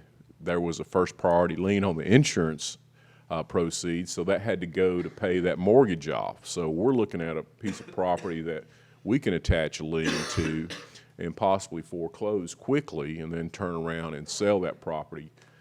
Hidden Hills is a very nice neighborhood, and there's several of the neighbors that have approached me saying, look, we'd like to buy that lot just to add to our property. So that one is a little bit cleaner situation. But those are two that I've had questions from commissioners and officials and the community about. But we do have judgments on those two properties. We have a tax sale scheduled for November 16th. That I've got I combined all of ours into one case. We did a consolidated complaint. So anything, that's a provision in the law that allows us to consolidate these tax cases and work on them. So once what we do is, when we get service and we get a default judgment and we get the publication order, we can go ahead and move forward with all those. So we're looking to sell several properties in Oak Ridge and the city of Norris. So that'll be November 16th. I did put 9:30. If you know anybody that's interested in bidding on these properties, please get there by 9:30. The actual auction starts at 10 o'clock. So if you want to come by and take a look at this process, I'll be glad to show it to you. And Commissioner Creasy has been in attendance before. I think Commissioner Wandell has been in attendance. A couple of you have been there. But anyway, it's an interesting process, and Hal Cousins will be doing the auction. And but if you have any questions about that upcoming sale, you want to see the list that I've got, what's left, please let me know. I'll email you a copy, but I can tell you that I've got Barbara working on these, and Barbara's probably done delinquent taxes more than anybody in this county. If you know Barbara Love in my office, she worked for David Stewart for years. And she worked for me starting in 2006. She retired, and somehow I was able to twist her arm and get her to come back and help me in a time of need. Stole her from the senior center. I did. I stole her from the senior center, but Barbara has been doing a wonderful job, and she's been on these mortgage companies that are holding our money in escrow, and we've got them to cough it up and pay several of them here recently. But anyway, I wanted to let you know that. On the ASAP litigation tax, first of all, that comes up under operation, but I wanted to let you know there's a couple amendments to that. Number one, the name has changed on ASAP. I've told a few commissioners it used to stand for Allies for Substance Abuse Prevention. They've changed that to, it's just the acronym ASAP of Anderson. It's not ASAP of Anderson County, it's ASAP of Anderson. So that's been changed. But you've also, if you had I sent you a copy of the changes. Myself and Stephanie got with Rex. We reduced that. $10 is only on criminal charges. $5 is on civil. And there's no violation of probation is that attached to. So that's the current form. I wanted to keep you up to date on what the draft before you deny will look like. I got a letter in the mail today, and I was it's kind of interesting because it was dated July 15th, but our HR director, let me get a copy of this.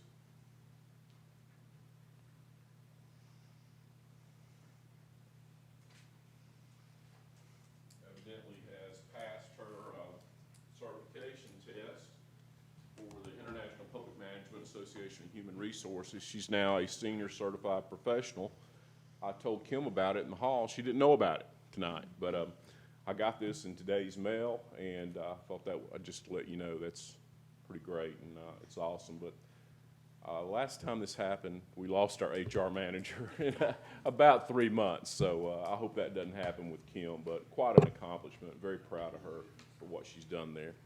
The last thing, and I told the mayor about this earlier, we did get served with the Purdue Pharma bankruptcy today. We got 5 different versions of that. Very slick lawyering, no doubt about it. But we did get that today in the mail.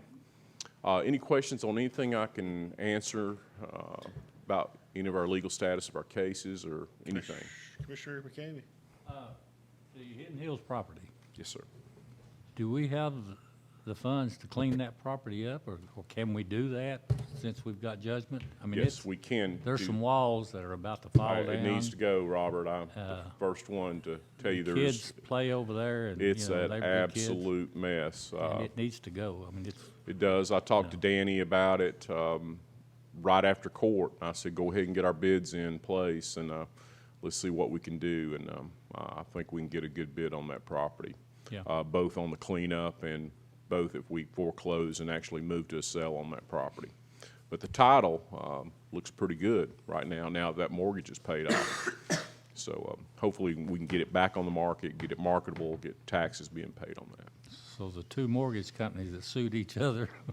they've Exactly. settled that. That's how, it's paid off. That's all I care, and Okay. we'll move forward. But that's what happens when a house burns and you've got insurance on it. They're going to pay that mortgage off pretty quick. So that worked out to our benefit.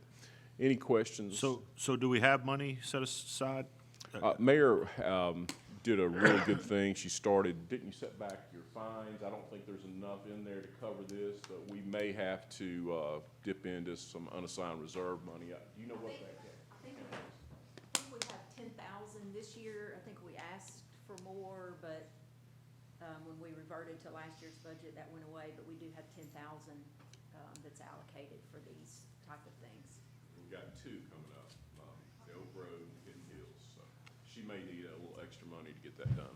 The Hidden Hills, I think we can recoup our money real quick. So. I think so too, Robert. Very good point. Anything else? Commissioner Isbell. Thank you, Mr. Chairman. What I'd like to do is make a request request that we go ahead and vote on the resolution 19-09-772 while Jay's up here, because he's amended it, and the amendment's not in the minutes of the operations. No, it's not. That's So- the one I sent out to you via Yeah. email. So if we could go ahead, so that way he could read it or explain it, and then we could vote now if you would.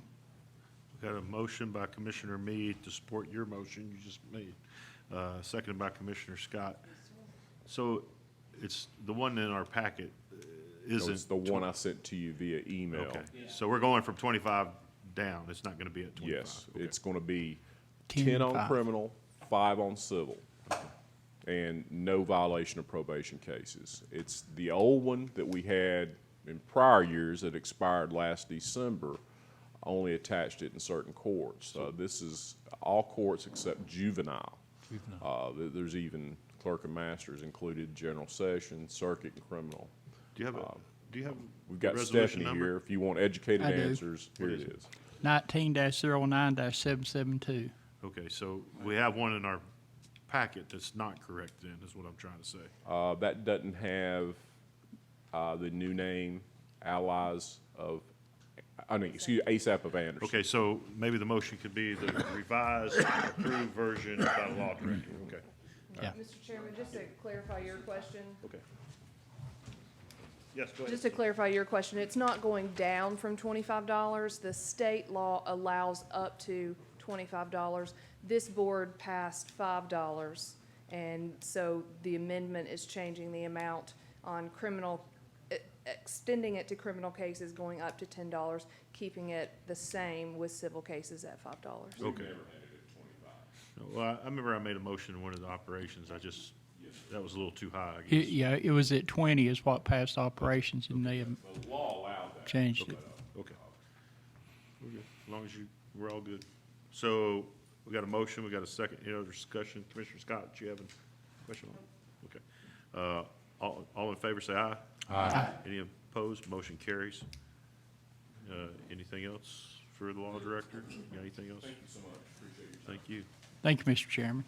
Does that conclude your report? No, We ain't got to that was yet.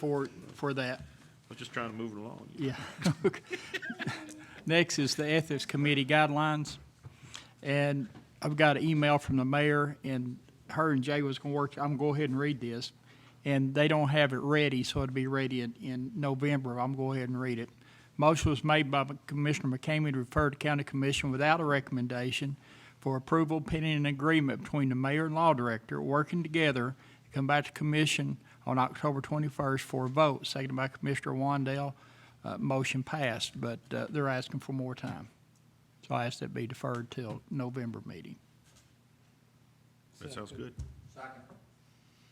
Got a motion, got a second, all in favor, say aye. Aye. Any opposed? Motion carries. Commissioner McCamey made a motion for the law director to prepare a lease for the senior center, the same as last year's lease, with a month-to-month provision for 1 year with a 30-day cancellation notice. Motion was seconded by Commissioner Yeager. Motion passed forward to full commission for approval. Motion by Commissioner Meade, seconded by Commissioner Scott. Any discussion? All in favor, say aye. Aye. Any opposed? Motion carries. Motion was made by Commissioner McCamey, seconded by Commissioner Yeager, and passed forward to full commission for approval of the lease with the City of Clinton for 4.56 acres in Carton Farms Industrial Park for the new animal shelter. Motion by Commissioner Meade to approve, seconded by Commissioner Scott. Any discussion? All in favor, say aye. Aye. Any opposed? Motion carries. Claxton School Zone Safety Issues. Motion was made by Commissioner Wandell, seconded by Commissioner Yeager. Passed to forward the Claxton School Zone Safety Issues to full commission to discuss with the school department. Commissioner Scott, if you don't mind, I'd like to give a quick update. I talked to Dr. Parrott at the 3M event, and there's still some concerns, I guess, Mayor, with TDOT and that intersection. So I guess that's the reasoning behind the school not putting the lights up, even though we'd still like to see the lights up. I imagine they can be moved even when they change them. But so I think the schools are on top of it, but I would like to thank Gary Long for going out. He didn't believe the fact that there was no lights out there off of Raccoon Valley. And he went out that next morning and he saw that it was true. We do not have any lights coming from Raccoon Valley to Edgemore Road. So He put up a new sign, and I really appreciate it. He put like 3 different types of signs on one sign, so that'll help. But Commissioner Fritz, as you know, there's no lights there, and we certainly, as a District 1, would like to see some lights at some point. And I'm hopeful that the school will do it. So, but Commissioner Scott, if you'd like to make a motion, we can certainly entertain it. Well, I'm making a motion for it to be backed. Okay, your motion is to install lights? Yeah, to back it, yes. And then seconded by Properly. Commissioner Denneberg. Any other discussion on that? All in favor, say aye. Aye. Any opposed? Motion carries. Do we have a light on, there's a light on Edgemore? Yes, sir. And then, There's 3 lights, like it's just not on record. It's not on, okay. Yeah. And it's because of the property there, the produce stand and T-Dot are having some stuff there, I guess. Thank you. there's Go ahead. one other thing I'd Yes. like to add, and this was really, it's old business, we didn't discuss it, but we took it up in operations before about Torch, and it's about the homeless, and we've had a lot of discussion in social media about our district commissioner, our Captain Shane, myself. Anyway, there's been a lot of conversation on social media about it. But some of the things that we have been working on from the county body and from the Rocky Top Chamber is one, we entertained Torch about them having a presence and coming up and help. And the other thing is the Rocky Top Chamber is reaching out to ASAP to try to work out some type of deal, because what we feel as the chamber is if we can help clean up the area, it's going to be more presentable. So there is things being done. Excellent, excellent. That concludes my report. Thank you. Thank you, sir. Okay, old business, discussion, finance director status requested by Commissioner Scott. Yeah, the question I have is, where do things stand?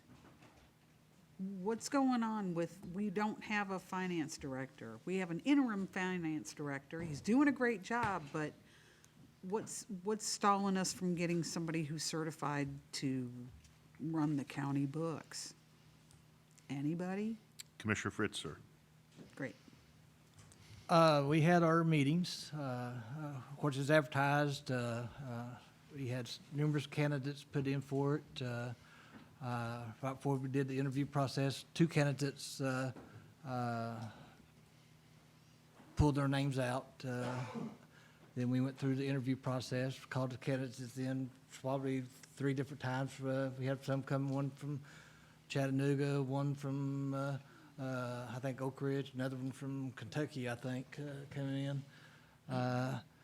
They were all, matter of fact, I don't think we could have went bad on any of the candidates we interviewed. They were all excellent candidates. We got up to the point where we were getting ready to make a vote and then to select a potential director. And at that point in time, he decided that one of the candidates that withdrew decided that he may decide want it now. So it was decided to postpone things at that time and put things on hold and maybe come back and reconsider it and start all over again. So at that time, things were on hold until that decision is made on what route we're going to go. So is that that's from the Finance Committee, Commissioner Fritz? That was from the vote from the Finance Committee. Okay, thank you. Me personally, I like the route that, I appreciate what the assistant is doing, but I really think we didn't do the 3 candidates right. I think,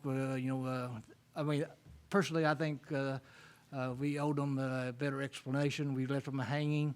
We still haven't gave them, there's still a couple of them, one's already taken another job, and the other 2 are still basically waiting to hear back from us on whether or not they are still being considered or not. Right. And I don't think if I was a candidate and Anderson County put out a job offer, I don't think I would apply, if that's how we're going to handle things. Well, can I Finish your ask- thought, and then I'll come to you, Commissioner Jameson. Yes. Has anyone from the Finance Committee or have you reached out to CTAS to say we need an interim finance director? We have one. But part of the problem is that if he goes off on vacation, our number one and number two person are gone.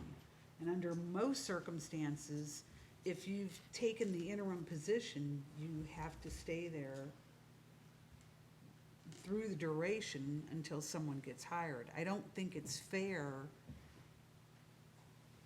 at the same time to have him continually do that job when we're looking for someone who's got the certifications and qualifications for it.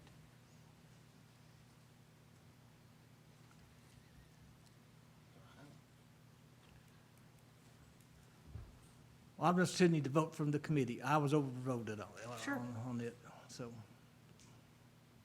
Sounds like we're at a stalemate. at a stalemate. Commissioner Jameson, was you done? I'm done. Come back if you need. Thank you. I just have one question. Does this person have to have a degree in accounting and to be a CPA? Not by the, what we put out, but, You don't even have to have a degree in accounting to run for this office? matter of fact, one of the candidates that we interviewed didn't even have any accounting at all. That's right.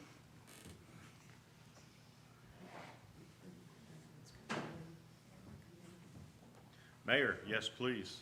Throw us a lifeline. Lifeline. I'm out of lifelines. I bet you can find one. To Commissioner Jameson's question, the state law does, it's very odd. It says shall have an accounting degree. But then the next paragraph, I think it's the next paragraph down or two paragraphs down, it says something, if you may, you may. So we had a legal opinion that we can waive that requirement and I guess make the judgment call if I'm being, is that correct? Commissioner Fritz chaired the committee, and we could waive that. And so I think we left that meeting with some questions about that process, because there were some questions about qualification, and we did interview others that did not have an accounting degree, but then there was, I don't know, there were rankings, there were interviews, and so there were some questions about putting the county in a vulnerable position. What's the procedure? What's the process? Did we need to declare up front that we were willing to waive the requirements or not?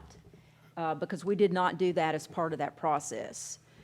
You could make the argument that we did by opening that up to others who did not have an accounting degree. So I think there's a little bit of legwork to be done, maybe with HR, and see what we need to do going forward on that. I appreciate that. I guess it's kind of hard for us as a government body to hire folks. I mean, it's kind of evident, whether it's EMS and sheriff, and no disrespect. I mean, it's hard to find the people and then expect the people that are working day to day to make a decision. You know, one of the best hires we've ever had here, and no disrespect to anybody else, was the veterans officer. And what we did is we engaged outside folks to help us, and we didn't pay them. They came in as volunteers. I know we had a lieutenant commander from another location. We had several come in, and those were the best candidates we ever had because they were genuinely looking at the best fit for that position. And I would just say, and I'm going to get to Commissioner Smallridge, but maybe it would make sense for us as a body to go ahead and entertain having purchasing put out an RFP to find an entity that can help us find this individual, because we need someone in here. I'll be honest. I mean, here's where I'm at. I mean, if we're not going to hire somebody, let's go back to 1957. I mean, because then I know the mayor, whoever the mayor is, will put the budget together, because we're not getting the budget put together, and this isn't good. I mean, we went to the 1981 because the way I understood it was going to be much more effective and much more, conservative or whatever the case may be, and I did it for that reason, but what we did lose is the ability for a mayor to set the budget. And so if we, as a body, can't come up with a finance director, then I think we need to look at doing something different. I mean, so, and I'm not trying to say my idea is the best. I'm just saying that it's been July, October, coming up on November, so I even forgot September there. So, yeah, in August, I'm going the benefit of the doubt. But how can we go that long and not have somebody? How can we just sit here, and it's not, and it's no, I know where Commissioner Fritz is coming from. It's tough when you're sitting there as a chairman in a small committee, and maybe some people don't want to move. Maybe somebody wanted this person, so therefore we'll just check out on the other people. And so here we are today. Fortunately, we have money in the bank. Fortunately, we're doing a good thing, but we need to make a move as a body. That's why I asked if we've reached out to CTAS. Yeah.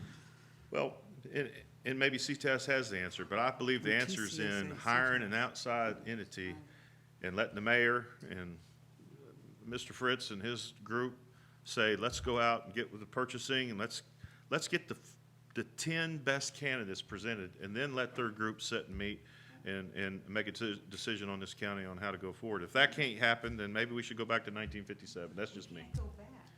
Why can't you? Can't, never could. Isn't that correct, Jay? We can't roll back. Sure you can. Never seen that. No, I'm asking. I don't believe that.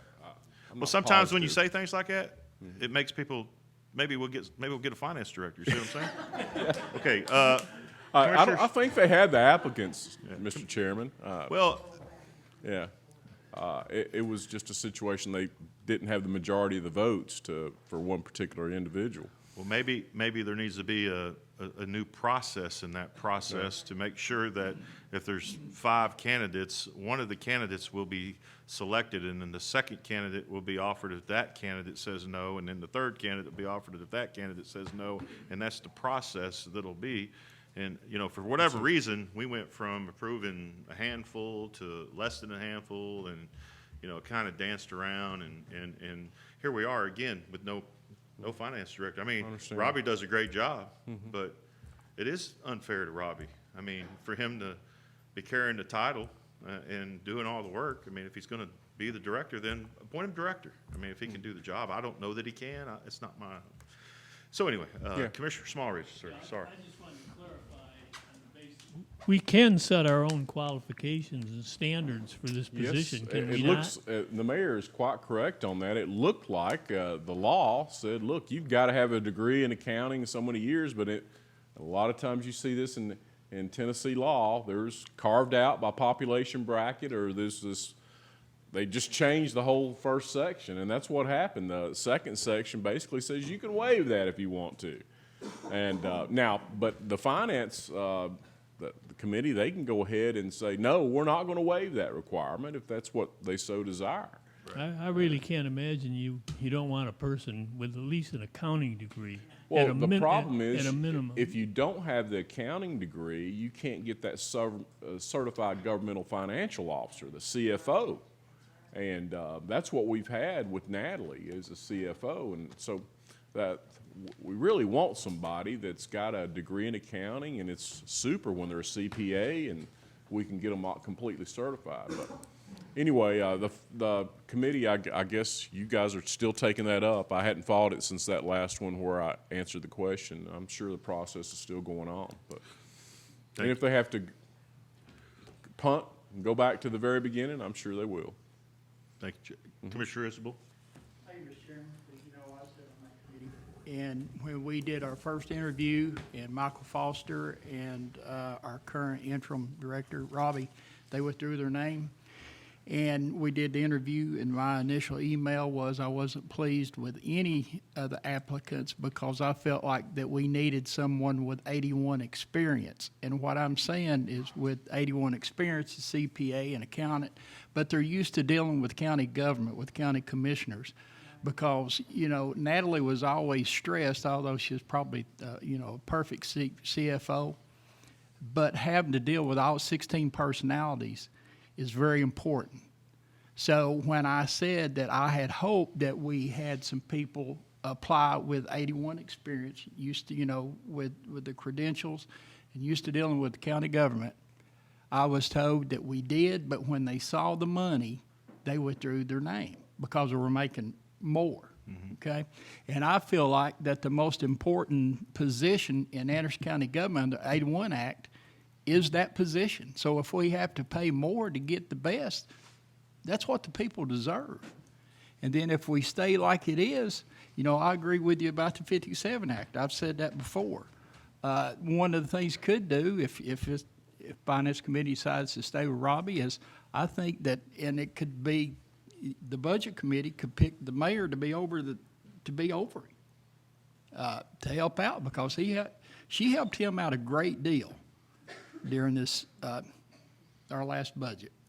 And he'll tell you that, and she most graciously did. She didn't have to do that because she's not assigned to that anymore under the 81 Act. But it was, they worked together well. Yeah. Answered all the questions. So, and then when I saw that it was how the vote was going to go, especially when you're in a small committee, you had 3 openly that wanted to go ahead and interview, and then you had 4, and I don't know where those other 3 would have voted, but myself, I was still pushing for somebody with 81 experience.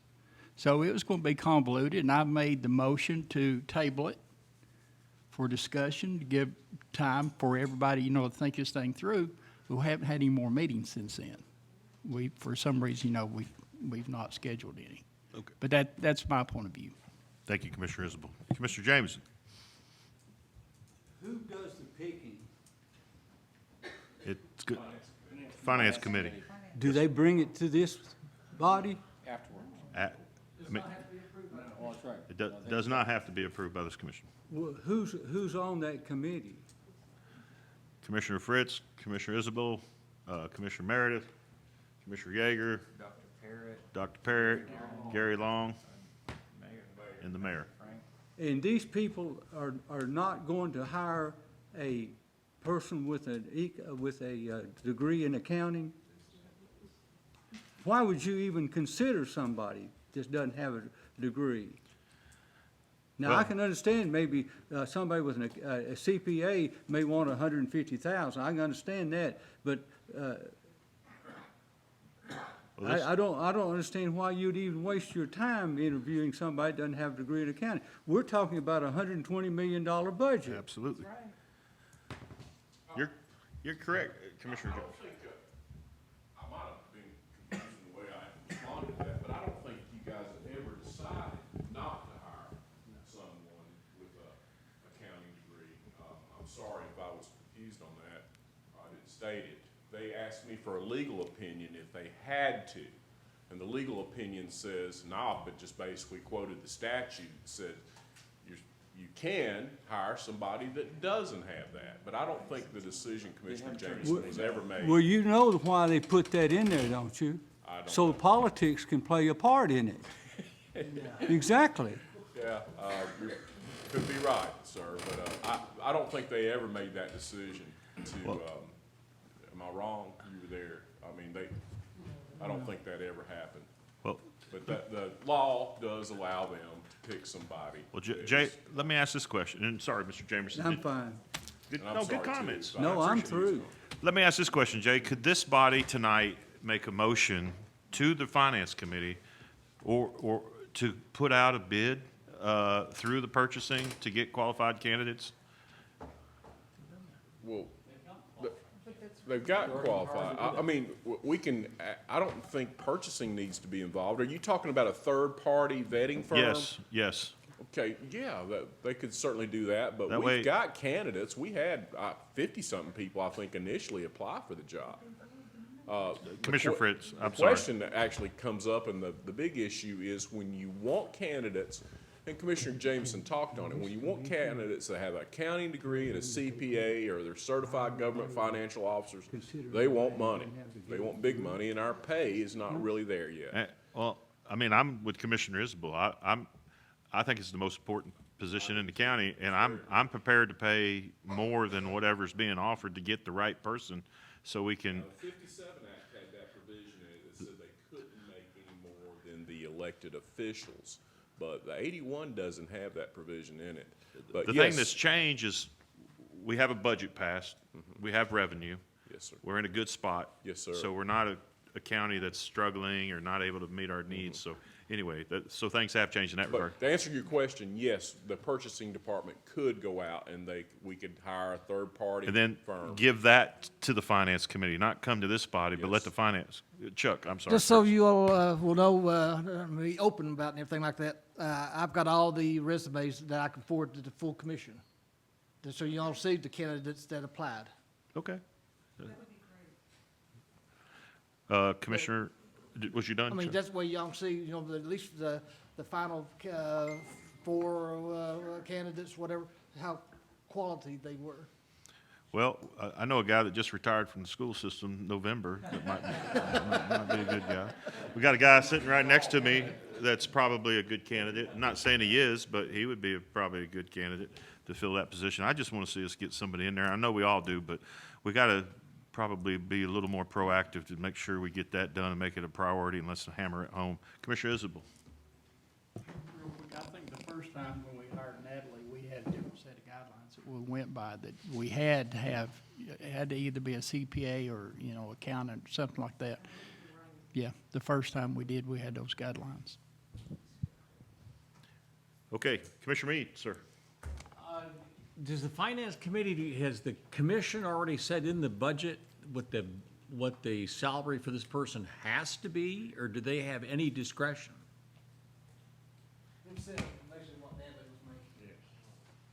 Okay, which was clearly not enough to keep a person with those qualifications. I mean, does the commission need to authorize the offer to go up if that's what appears to be necessary? What is the process to go about that? Do we make an amendment to the budget or something? I think the finance committee probably should meet and have that discussion. I think it's clear. I mean, finance committee's here. Yeah. Do you know that we pay more money? I mean, I think everybody's like, yeah, we know that. We'll do it. Commissioner Meredith. You know, it's troubling that we sit here and talk about other items on the agenda where we want to take our time, but yet we don't want to take our time to hire a finance director. We got to get it done. We have a great interim finance director that's doing a great, hell of a job. Yep. I don't see the need to rush. I think Chairman Fritz is doing the best he can with what we got to work for. It just strikes me that I guess maybe as a commission, we need to instruct other committees to act on things. So I just think, from a respect, it's up to the finance committee, and we have a good chairman sitting across from me that'll call the meeting whenever we're ready. Robbie's doing a great job. He stands before us every month. So let's make sure we get the right person. If it needs to be more money, so be it. But it's been a long process for the members of that committee, at least the members sitting here, as well as the others, the mayor and Mr. Parrott and Mr. Long. I think we did a great job, and then we put the brakes on because we didn't want to make that mistake. We did lose several candidates because of the salary. So to my colleagues that are just saying we need to just hire somebody because I just say, hey, let this committee do its job. So that's all I got to say, Mr. Chairman. Thank you. Thank you, Commissioner Meredith. Commissioner Val. Thank you, Mr. Chairman. I agree with Commissioner Meredith. We've been preaching that all night long about letting the committees do their job. I believe we should let the finance committee do their job. I will add one little comment, though, and I understand what everybody is saying about the salary being low. And I agree with Tim's comment on very important positions, especially the 81 Act.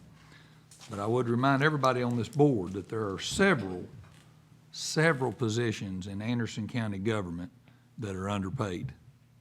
And I understand this is a big one, I get it, but we got people, I can make the argument that people in the sheriff's office risk their lives every day and don't get paid enough. So I understand what everybody's saying about that, but please keep in mind, there are several positions that we can make the same argument. Thank you, Mr. Chairman. Thank you, Commissioner. Commissioner Scott. Thank you. So in closing, I was bringing it up because for the past 5 months, we haven't had Natalie standing at the podium, and I simply wanted to know what the status was to come from someone on the budget, or on the finance committee, and I appreciate that, Commissioner Fritz. All right, thank you. Good discussion. Hopefully, we'll see something in however long it takes, and a good decision be made at some point in life. In the meantime, Robbie will keep reporting to us. Yes, sir, Commissioner Jameson. I said I wasn't going to say anything else, and I'm not going to I'm not trying to cause any trouble.